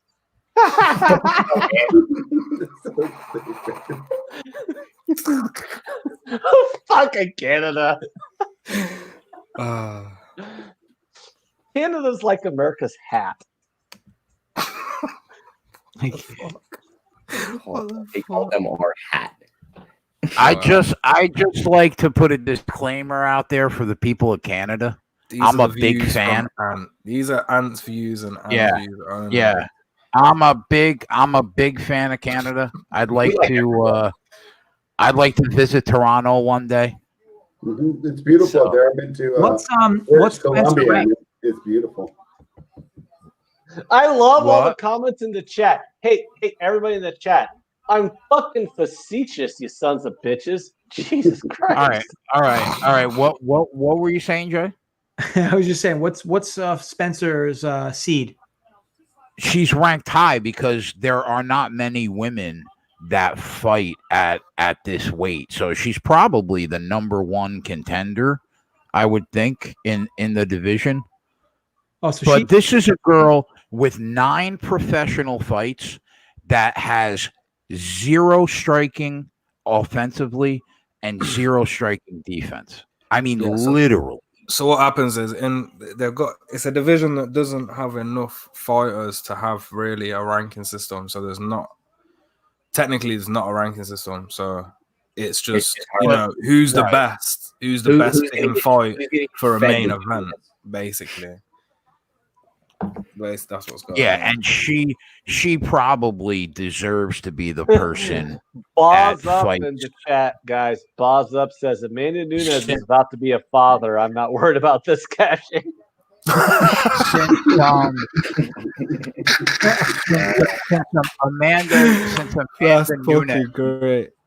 Since Amanda Nunes knocked out Cyborg and Cyborg beat Felicia Spencer, rather than Cyborg left the UFC, she didn't want to fight Nunes again, so she went over to Bellator, I think. How does any female get these 2 belts off of this girl? Does she have to get hurt for these belts to come off of her? I don't know. I don't think that there's a woman alive right now. You would say the only way she loses these 2 belts is if she just gets hurt. I think Roxanne Modafferi has the best chance of taking it. The librarian away. You're gonna don't you dare bring the librarian's name up. Librarians are hot, Jason. You don't like smart chicks with glasses? There's our moneymaker. Come on. Nunes looks like she's in the zone. Yeah, she looks like she fucking. She looks like she looks like somebody locked her.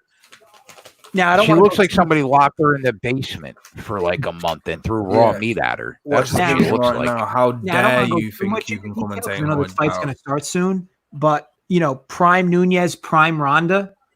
You guys are taking Nunes. Yeah, Nunes knocked her out already. She beat the living shit out of her, JJ. It'd be like if you fought a 4-year-old. Yeah, but that was like, wasn't that like Ronda? Ronda Rousey sucks. That was like Ronda movie career. Ronda is pretty bad, man. No, Ronda. She was just the big name at the time, JJ. Ronda's basically like Chase Hooper, who we saw earlier. No, Ronda was awesome. She just. All right, spread. Different time. It's a different time. Spread. What are you on about? I love Ronda. I'm a big Ronda fan. Ronda Rousey dominated a much different type of women's MMA. Ronda Rousey lost right Holly now. Holm, and Holly Holm lost to fucking Nunes in 13 seconds. Listen, the Kat Zingano, who's in the Sarah McMahons of the UFC, weren't the women's MMA division that we have today. It's not Nunes. Because now I wasn't somebody like breaking down every one of Ronda's fights. I knew she fought Miesha Tate a few times and a few of the other people that seemingly came up, but like it was pretty obvious that Ronda got complacent UFC wise as she began to jumpstart the rest of her career in other avenues. And I feel like the problem was she had such a judo background, JJ. She was so dominant at throwing girls around that she never had a striking game. So when she finally fought people that can throw their hands, like Holly Holm, like Amanda Nunes, she didn't stand a fucking chance. Yeah, when she fought someone that could defend her throws, that was it. Game over. Yeah, right. Got it. Apart from, like low-level fighters that she fought, like Betchko Hea, who she was able to, get a TKO victory over, which fooled people into thinking Ronda had hands, and she didn't at all. Right. Like, so far from it. Right. But here we go. Shit. Here we go. Well. Here we fucking go. Bruce Buffer's doing it. Let's go. Let's go, man. As soon as this fight's done, I'll be locking off as well. I got way too much money on Nunes for me to lose this bet. My arm is hurting. Like, I'll be a sad panda. Hey, what's all going out that window behind you if you lose? The computer, that lamp. What about that table? No, I mean not a lot because the dog. Yeah, no, there's like a dog out the window while you're There's dogs Like- in the background right now. Get out of there, doggy. I mean I got a lot on Nunes here, but at the same time, you know, my husband's bonus this month is going to be substantial, so you know, I'll get over it. I want Nunes to join O'Malley and No Love.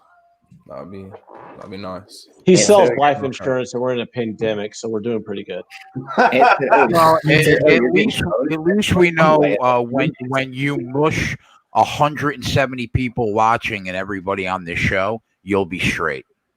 I mean, it's, what I have on this bet is literally like 1/4 of the bonus he's about to make. So, hey, come here, dog. Don't you dare. Oh, I know what you're about to do. Fuck this dog.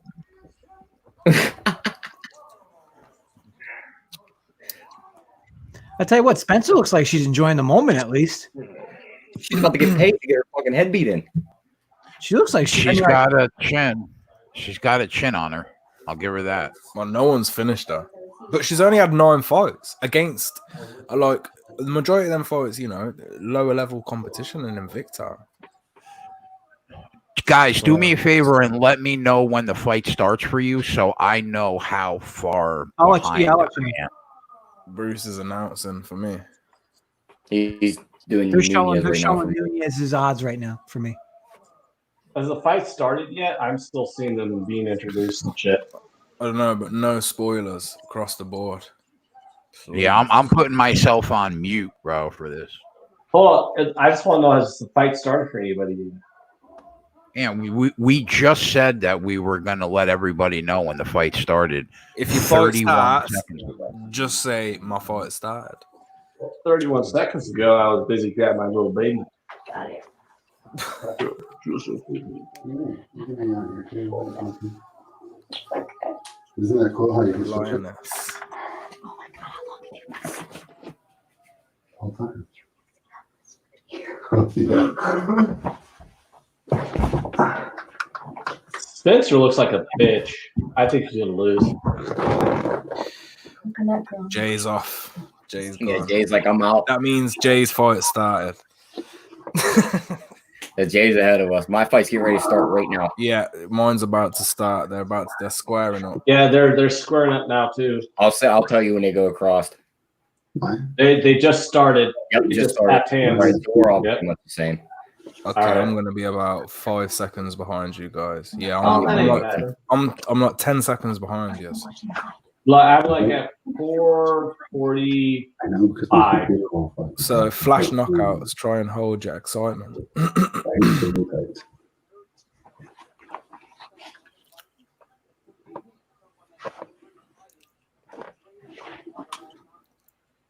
Is Spencer ashamed of her stomach? Is that why she wears a longer shirt?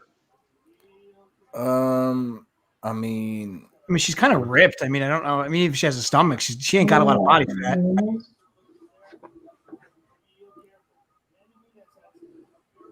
she's bleeding already.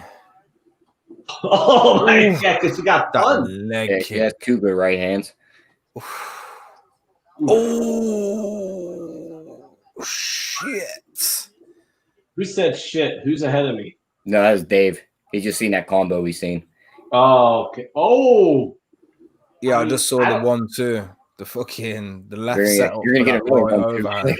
hey Dave, tell me exactly where you're at. I want to know where you're at. 348. I'm like 5 seconds ahead of you, Dave. 345. Okay, so yeah, I'm about like 5 seconds ahead of you also. 340. Amanda is just on her tiptoes. ready to throw them Spencer bombs, and already Spencer looks- is just out of. She's not on this level. Yeah, Spencer already looks out of sorts. Come on, Amanda, you knock this bitch out. I'll say, how long till one of these Oh, combos fucking hell! She's got a Big head on her. Got her disengaged now. Well, floating. Oh! She knocked her. So took her down, not knocked her down. Yes. She's going to get tripped. There we go. If she taps her out, I'll smile. I'll smile too, inside the distance. I'll smile. I'll have a Cheshire grin. Because we'll all have Cheshire grins. Oh, yeah. Head and arm. Come on, Amanda. Get her. Come on. What's Nunes' exact record? 19-4. Well, but she's on like a 10-fight win streak. I don't know when she hasn't lost for a long time. Is it possible for Nunes to lose at this point? I don't want Nunes to do this too much on the ground because I feel like she should be standing up. Of course, she's got the big advantage. Yeah, exactly. And I don't want her to lose any of that gas tank. I don't want her to waste it on the floor if she can just dominate on the feet. Sit up and start pounding on this bitch. Yeah, that's what I'm saying. Some ground and pound would be nice right now. Some elbows. Well, I think she's going to win this round, definitely. Yeah, she's dominated the round. Here we go. Inside the distance would be even better, but. Yeah, I got a majority of my money on inside the distance, so hopefully we can get this done. Yeah, I got it. I got it money line and inside the distance. So inside the distance would be the maximum awesomeness for me. Oh, there we go. Elbows. That's what I'm saying. Let's go. Grab them elbows. Drop them. She's looking for that arm. She's trying to get it.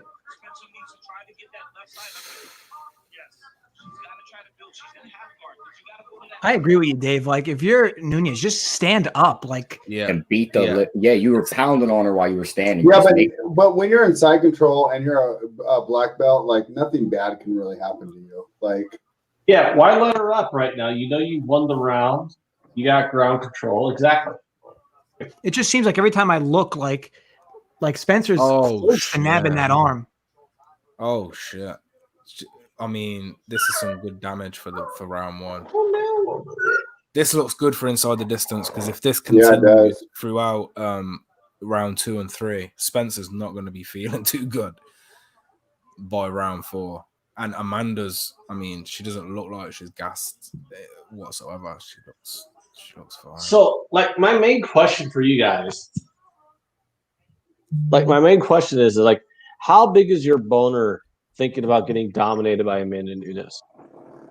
I mean, not very big. The round's over, and I know.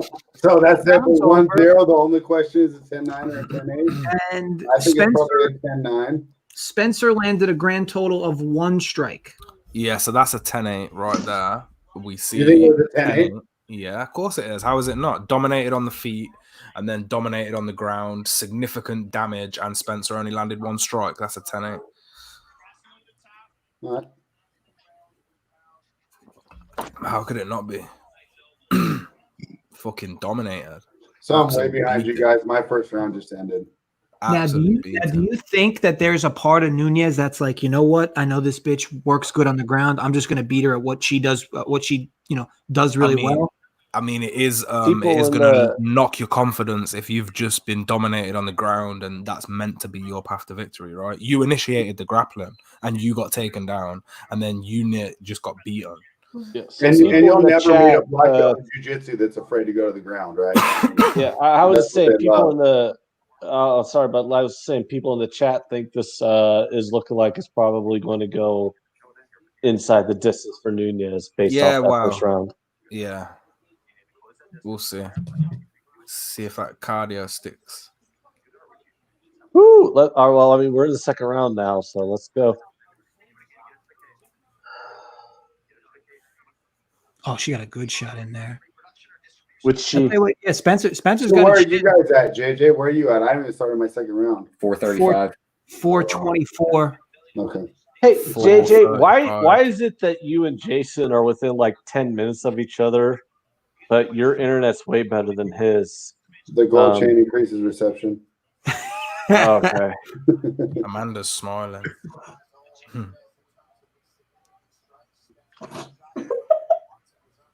All right, they look like they're doing nothing right now. Come on, Amanda, fucking knock her out already. God damn it. Like literally 10 seconds of them just staring at each other. Spencer got a good shot in. Decent. Yeah, she did. I saw that. Yeah, that's fucking bullshit. Amanda's Just pissed waiting her to off. finish it. Come on, Amanda, you fuck. Wow. Okay, no, this fight's getting boring. They're just staring at each other now, going, "Oh, what are you gonna do? What are you gonna?" They're both scared of each other. That's what it is. Come on, Amanda, you fucking bitch. Fucking knock her fucking ass out. Woo! Good shot. Buy your wife another Mercedes with this fucking paycheck. Knock her out. Low kick. Ooh. There she goes. She's trying to hit her now. Jeez. Oh, jeez. This girl can definitely take a punch. Here's the sound of that shit. That's not something you hear very often, Tyler, is it? Oh, this girl takes my punches. Compared to some of these other girls that have taken Nunez's punches, they'd all be sleeping. Yeah, we usually only hear that during the Greg Hardy fights. Thank you. Thank you, Greg, for getting my joke.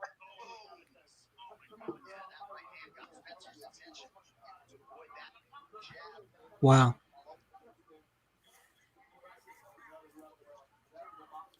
Spencer just looks in fear, to be fair. She don't want none of that. Well, if Spencer's so in fear, why is Amanda not just There you go. She initiated the grappling and then got taken down. There is just no pass for this. Oh man. Spencer's tough.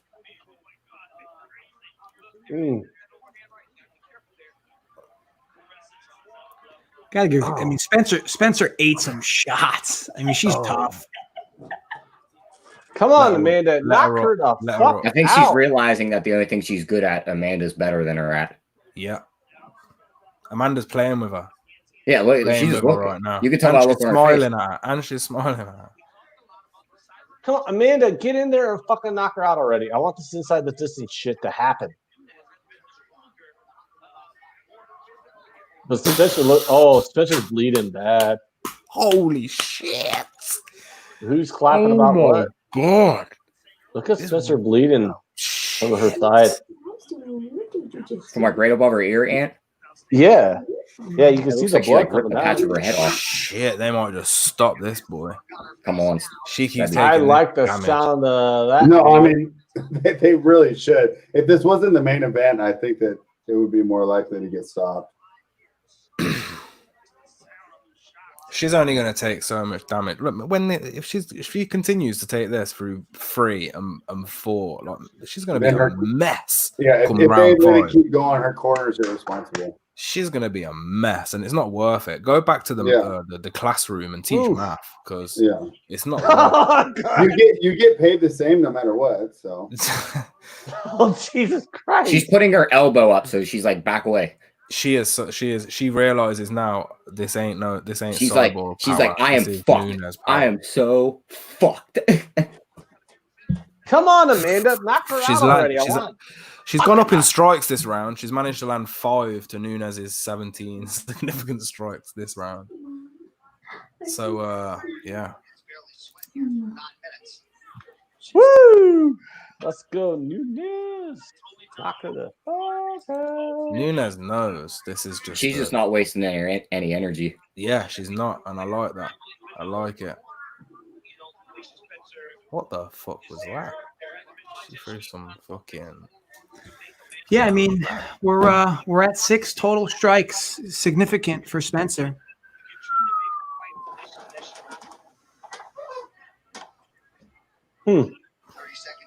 Is Nunes going to finish this inside the distance? I mean, she's going to win the fight. We can't see that already, but she's going to do this inside the distance or what? I think it's going to go to the ground, and she's probably just going to beat the hell out of her down there, and that's when the ref pulls her off. Spencer's only going to take so much damage, man, before she's going to be fucked. Yeah, ref's going to have to step in. Nunes knows Joseph if King she gets the finish, chat. she's going to get a bigger payday. So she's having a kid. Why not earn some more money? Joseph King in the chat says this is over in the third round. I mean, it could be over the third round just by Nunes winning the round. I was looking at the over 1.5 plus 100 as well. Kind of pissed. Whatever. I want Nunes to knock her out right here in this round. I want that knockout, and I want inside the distance. God damn it! I'll win way more money if that happened. We still got 3 rounds, Ant. 3 rounds. Spencer's just looking like a punch bag This round like she did against Cyborg. She plodded on against Cyborg. I'm not sure if she's going to be able to do that this time. Jay, unmute yourself. What do you think goes on right now? So far, so good. I feel good about everything. What's the weight difference between those two? Really? Because she looks like way. Obviously, I'll win more money if the fight gets done inside the distance, but I'm fine with her to just win the fight also. We'll see.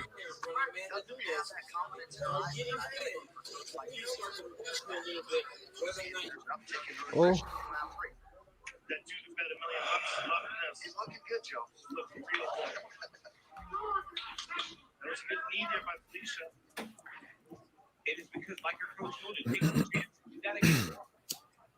And I am on record as stating that women fights are more entertaining than the men fights for some reason.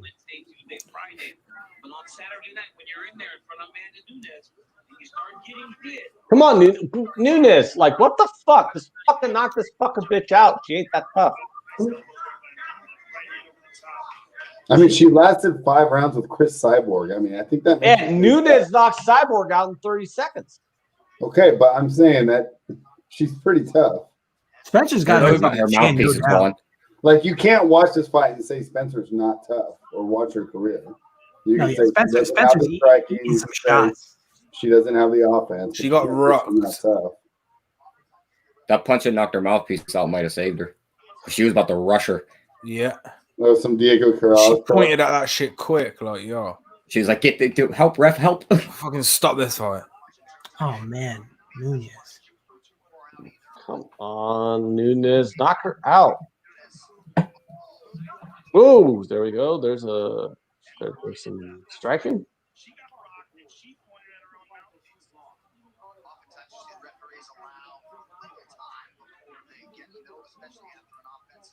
Oh, shit. This is just... Yeah, this is irresponsible if they keep it. If they keep going. What? Where are you at, Greg? 311. Oh, man. Oh, I'm like way ahead of you, Greg. Yeah. Hold on. Probably shouldn't have clicked on those girls in the corner. Oh my God. What a trip. She's like, I'm not coming down there with you. Get up. Fucking wow, she fucking took her down. She threw her like a fucking ragdoll, Ant. This is how Spencer gets. She gets all sloppy, doesn't get involved in the fight, and she just drains that clock. It's not that she's tough. She avoids a fight. She's not doing fuck all. She's not doing nothing. I like what Dave's saying right now. Spencer's a fucking bitch. Spencer sucks. Spencer ain't fucking shit. Come on. Spencer, just lay down and just take the punches on the ground so we can finish this. I know. I wish you would fall her to the ground there. For the I want this finish so bad. Yeah, I'm a little worried now. I thought we were getting it right there off that kick, Dave. Oh, mate, this is not going for 10 more minutes. I don't think we have to be worrying too much, man. There's no way. There's gonna be one clean one. There's no fucking way she takes this for another 10 minutes. If Amanda's got just 30% of that gas tank remaining, that's more than enough because she's fucking bullying her. This is bullying. All I know is whatever the price is, bet Amanda alive. It literally does not matter because Amanda's not losing this fight. She's up 3 rounds to none, and there's no fucking way she gets knocked out. Oh, man. I got a new one for the clown gif. Well, load it up because it ain't fucking happening, JJ. Yeah, JJ, I think our best chance is Manfred getting the baseball done, and then the clown gift gets put into existence. There is 0% chance fucking Spencer wins this fight. And I will die on my sword on that fucking shit. 0% chance Spencer wins this fight. Yeah, now she's at a point where she looks a little afraid. At this point. That low kick is going to end this, you know. She's going to lose her leg by the end of this fucking She's fight. she's going to sit down. That's when she's and she's taking the overhands. How many overhands has she took this round? She must have took fucking 8 of them. The bitch is getting her ass kicked. Oh, God. Oh, my. Oh, my God. You don't got to be an expert MMA capper to fucking see an ass kicking when you see it. This that fucking bitch. Elbow hurt like a this fucking Canadian cunt is getting her ass kicked like Al Mack would in a real fight. This is a slow death. Oh, what did I say? Joseph King in the chat says, show some mercy, ref. Just stop it, man. Just stop it. Throw the towel in. Give us what we need. Well, we're up 3-0, so literally Spencer needs a knockout to win this fucking fight. Yeah, Spencer's if this round gets ugly, like real ugly, like Spencer's corner should really consider throwing in, like literally throwing this. No, I think it's bordering on irresponsibility at this point. At this point, what is Spencer's game plan? Okay, she has to get the knockout, so she has to go balls out. If she goes balls out, she's gonna get really hurt. So it's you know how they put the tweets in the corner as the fight's going on, guys. Round right 4. As you guys said that, there was a tweet. It was like, "Are we gonna have to throw in the towel?" And are you more invested in the inside the distance? I'll win a shit ton Ant wants it all. inside the distance. Honestly, now that I looked at my bets, I will break even. Oh, corner, just throw it. Oh my God, that looks bad. I will break even. Oh wow, yeah, I saw what you mean, GJ. Holy shit! I'll break even if she. Come on, whiplash. But I'll win a marginal amount of money if she wins the side of this. Fucking hell! Who is gonna beat this girl? Not a single person. An injury. She's going down as the greatest ever. I can answer that for you. Nobody ever.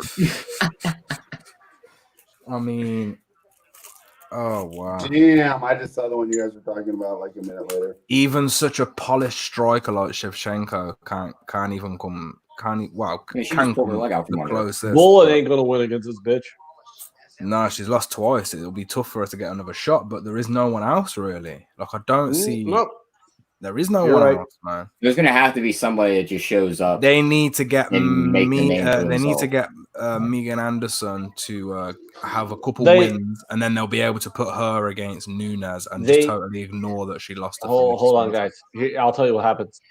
They need to get someone from the men's side to get a sex change. Yeah, Cody Garbrandt needs to fight Nunes. Bantamweight. Yep. You just need to get somebody from the men's side to get a sex change. Because, with the whole woke everybody, transgender, blah, blah, blah. So, exactly. Cody Garbrandt's like, yeah, I'm totally a chick, guys, I swear. And then he fights Nunes, then maybe we might have something going on. But, like, nobody who's actually born a female is going to be Nunes. Oh, man. They can't. Oh my God. I mean, I'm like pissed off this fight's probably going to go to the distance, but fuck. I mean, I'm not going to lose money, so there's that. Fuck.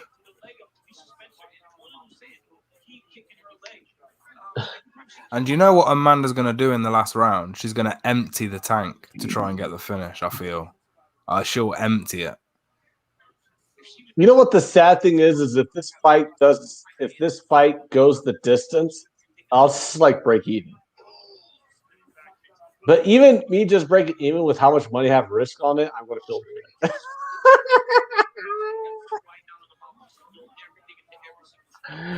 Oh, this is because I put a shitload of money on it.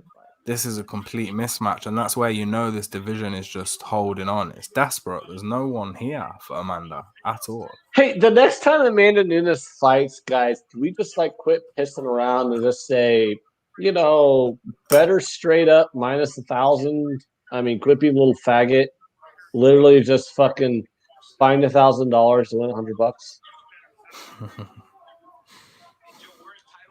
I'm just saying. I don't even know what her next fight's gonna be. I can't even match make that shit. Because I mean, I've seen Spencer before. She's won. Like, Spencer's not looked this shitty, but she looks fucking shitty. The only logical fight for Amanda. The only logical fight for Amanda Nunes is Shevchenko 3. Yeah. Is that leg starting to give out? Hold on. Did she already beat Shevchenko twice? That kick was fucked. Her leg. Watch how she walked, Dave. I think that leg's giving But she out. went the distance. She went the distance with Shevchenko twice, and one of those fights, it's debatable whether or not she won. So I think it's the only money fight Dana could make is Shevchenko 3. Yeah, I was about to say, because come on, other was, than JJ. that, Spencer's like trophy now is to just survive in this fight, and I don't understand. Yeah, that's what I'm worried about. Hey, come on, let's go. Fucking beat her ass. Beat her ass. She wants to choke. Don't choke her. Go Beat on, her. finish it, fucking Amanda. Lioness, fucking get this shit done. Oh, there's the chokehold. Lioness, get this shit done. I can't believe she survived this that fucking round. shit done. Oh my! I can't believe she survived survived it, or did that she round. survive the round? Oh my! Fucking I got it muted. Can her trainer just please throw in the towel? Look at her forehead. That wasn't a tap out. Bro, how does the trainer let her go out for round 5? Come on. Look at that lump on her head. How does the DC trainer is saying call it, Joe's saying call it, everyone's saying call it. Why would you let her go out? What is she gaining from fucking? That nut on her head is going to be ginormous if they let her fight one more round. She lost 2 of those rounds 10-8. Don't I mean sport now round fucking nothing. If these guys in the corner have any respect for her, you throw in the towel, man. This is I just mean, bullying. This is straight up bullying. The towel. Holy! If it wasn't for the fact that shit happened at like 14 seconds left in the round, we would have won. Fucking hell, That look would've at been her. it What right did there. I say 2 rounds ago? She's gonna look a complete fucking mess in the 5th, and look where she is. Nunes is gonna come out and probably just do everything she can to finish it. I mean, I'll make a lot more money if she finishes it, but I mean, I'm still healthy in the black as long as she wins. No, like here's the thing: is like I'll break even on this fight if she wins. I mean, but if she wins inside the distance, that's when I make my fucking nut. I just hope she doesn't go. The fight's over. I'm just going to coast this last round. You know? What I mean? Exactly right, Tyler. Exactly. That's what I'm really worried about right now. I doubt it. She's fucking ain't coasted any other round.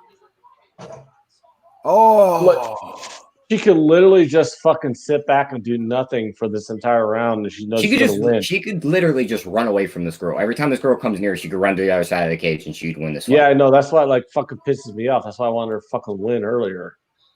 This is what I don't want to see is them on the ground. Well, maybe she can fucking submit this fucking cunt. Fucking bitch ass bitch trying to fucking fight when she's going for the back again. Come on, fucking just beat her ass. Fucking just fucking. Yeah, look, she's like, oh, don't hurt me. Fucking punch her, goddammit. But I'm gonna break even on this fucking shit, and I'm gonna be pissed. This fucking cunt got fucking dominated, and I'm going to break even on this fucking fight. I fucking know it. It feels like a fucking loss. When you break even on this fucking shit, fucking poor ass bitch. Just fucking tap already, you stupid slut. Was I too close? We'll see how it's fucking everything up right there. Okay. Ooh, great. Who you talking to? Ram, I hear that shit in the background, motherfucker. Hey, Aunt. Hi, Greg's girl. I said I literally, I'm not being disrespectful. I can't not remember her name. Sharia Law, something like that. How you doing, Ice Drunky Rose is Drunk? here. Hi, Drunky Drunk. How are you? I ain't that fucking drunk, although my last fucking glass of I ain't fucking that fucking drunk. sangria. Oh wait, where'd my wine go? Okay, maybe I'm fucking rich. Is this fucking bitch going to fucking win inside the distance or what? No, she's not. We're going to break even on the fucking fighting century. She You know, don't the want to next- finish the now. next She just time- wants to win. The next time Nunes fucking fights, it's going to open at minus 900, and I'm not going to have a fight, and I'm not going to have an opportunity to make motherfucking money. All Unless she had Jay to wants do to. was land a couple of them big bombs, and Herb would have stopped this shit, man. Look at Felicia's face. For fuck's Yeah, sake. she's all busted open. I mean, don't get me wrong. I'm not mad. I'm not losing money on this fight by any stretch of the imagination. But I would have made a lot more money if this bitch would have fucking finished her inside the distance. Stop the fight, ref. Just stop the fight. It's over. Come on, you motherfucker. Black Lives Matters, buddy. Come in and fucking stop the fight.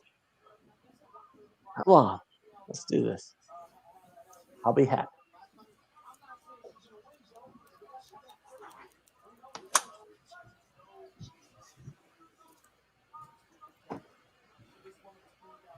Oh Yeah, my God! make her stand Spencer's up. a bloody mess of bullshit. Make her stand up. Stand the fuck That's up. the only way we're gonna get this finished. Make Stand her the get fuck up. quick. Back up and make her get up. Yeah, well, you guys have fun with Amanda, this. I'm gonna back go take a off. piss and get some more Fucking hell, alcohol back off, and be Herb. happy She's with the fact crawling that I across fucking the pushed fucking mat. bullshit at. Come on, let's get. She is literally crawling. She will not get up. What the fuck is this? They're looking at her for blood, I Oh, guess. so we're just gonna gift her the trophy of being able to go the distance with Cyborg and Nunes. Not necessarily, Dave. Yeah, it's stopping it. You need to fucking stop it. Check the hematoma on her fucking forehead. You know what I mean? Do we want another Joanna Jędrzejczyk check? Do we really need that in our lives? Do we? She's saying she's fine. I mean, that's really what it is. She's saying she's fine. Yeah, because she wants the trophy of going the distance with Cyborg and Nunes. Well done. Fucking stop it. Rescue her. That's what Joe Rogan's saying. Rescue her.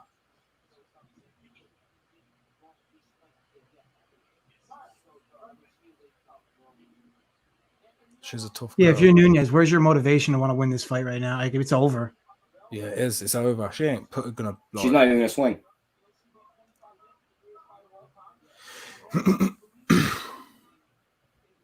Why do these women do this to themselves? She's not even gonna swing. She's just gonna stand there and faint. Oh, never mind. I was wrong.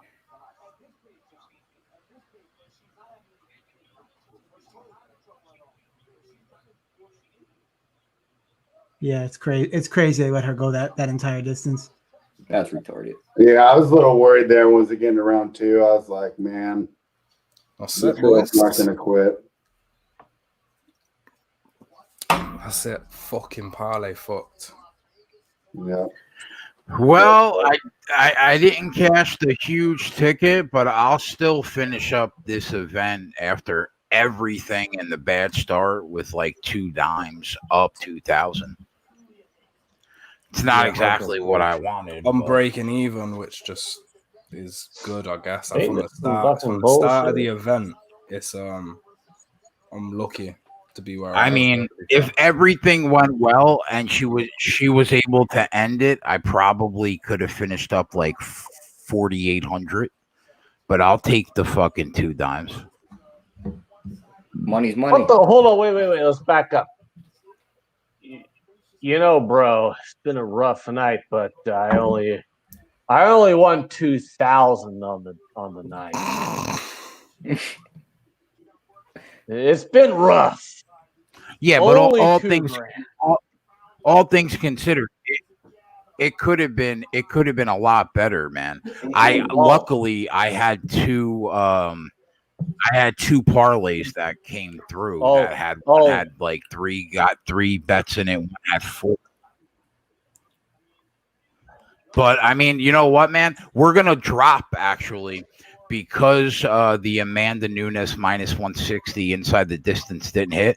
We're gonna drop probably 1.5 units on the night. I'll put it on Twitter after the show's over. But personally, I'm okay. I made a little money. All things considered, guys, I was only able to pay my rent and my car payment with tonight's fights, but it's been a rough night. It's been a rough night. I only won enough money to make my rent and my car payment, my 2 largest fucking bills of the month. But it could have been a rough night. Yeah, but all I'm saying is it could have been an excellent night. That's all. I'm just fucking ripping the shit out of you right now, Jason. I'm just mad that I broke even on that fucking fight. That's some bullshit. Yeah, I mean, at least you're smart enough to back yourself up, you know? Yeah, like I had a shit I ton was. of her I had it all on inside the distance. Yeah, I had a shit ton of her inside the distance, but then I just fucking laid a shit ton on the money line, and then it just came all out to a wash. Somehow on the day, oh wait, all my bets are graded. I lost. JJ, $20. did you have everything tied to inside the distance? I just had one bet for $1K for her to win. Okay. So, okay. But no, I hit. But you hit the.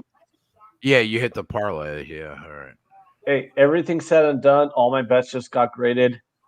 I lost an Andrew Jackson. Max said, "I'm done with the UFC." Maxwell, you have made so much money backing Amanda Nunes. You can't get upset because you dropped a couple units.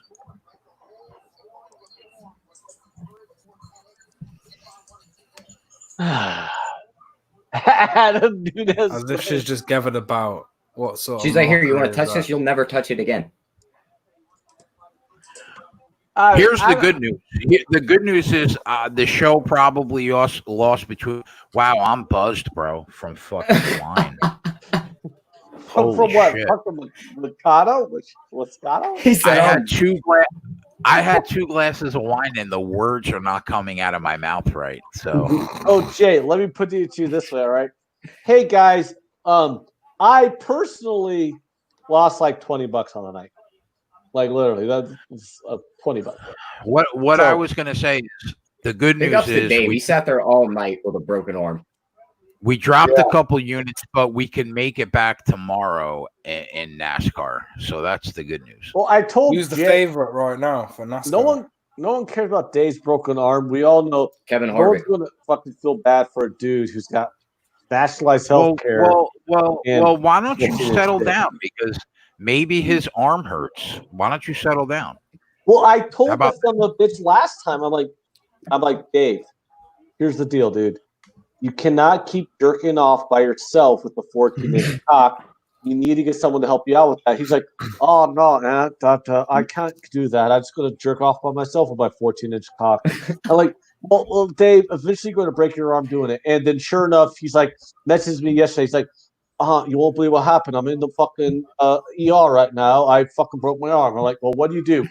Fucking jerk off with a 14-inch dick by yourself? He's like, well, my girl was out with the kids, and I just got randy, I just started. Yeah, sure enough. Said, what happened to the mortgages on Nunes inside the distance? Well, we all lost the big bets that we had on Nunes inside the distance. But I mean, I had 2 parlays that were strong. So, but we only a unit from her not going inside the distance. We only lose in terms of the show. We lose 1.6 units in terms of the show. I lost $20 on the night. So we officially had a losing night on the show, which kind of blows. You take the lumps like champs. I mean, you guys always do anyway. Yeah, I mean, we went 9-1 last weekend in UFC. So this weekend we dropped a couple units. It happens. And You know, like I wish it could have been reversed, though. I wish we could have hit 9 of 10 this week, and here's dropped a couple units last week. and here's a good thing. It's like, hey, one of our guys got a broken arm, right? But he's also got a 14-inch cock. So what are you going to do? It's all it's all we a fucking get wash. it, bro. Dave's got a big dick. We get it. All right. Have a good night. We'll talk to you tomorrow. Right. Jay couldn't wait to do that all night. Fuck me. You know what is going to happen now when you bring him back in? I think Jason's ending it now. I mean, we're almost done anyways, right? It's like, what time is it? 6:30 in the morning, Dave? I kicked him from the studio. It's 6 a.m. I'm going to clock off and rest my arm, I think. Yeah, we'll be You guys back did a great tomorrow. job. We'll be back later on today at 2:30 Eastern for the NASCAR event, and I will post our bets on the Keg Twitter account right now as soon as the show is over. We dropped a couple units, unfortunately, but luckily we have a solid unit count to get us through. JJ, I love you, bro. I'm excited to work with you. I think we're going to do great things together, you, the Keg, and Run Pure Sports, and we'll see you next Saturday. Yeah, love you guys. Be safe. Peace. All right, we're out, boys. We'll see you tomorrow, 2:30, back after this.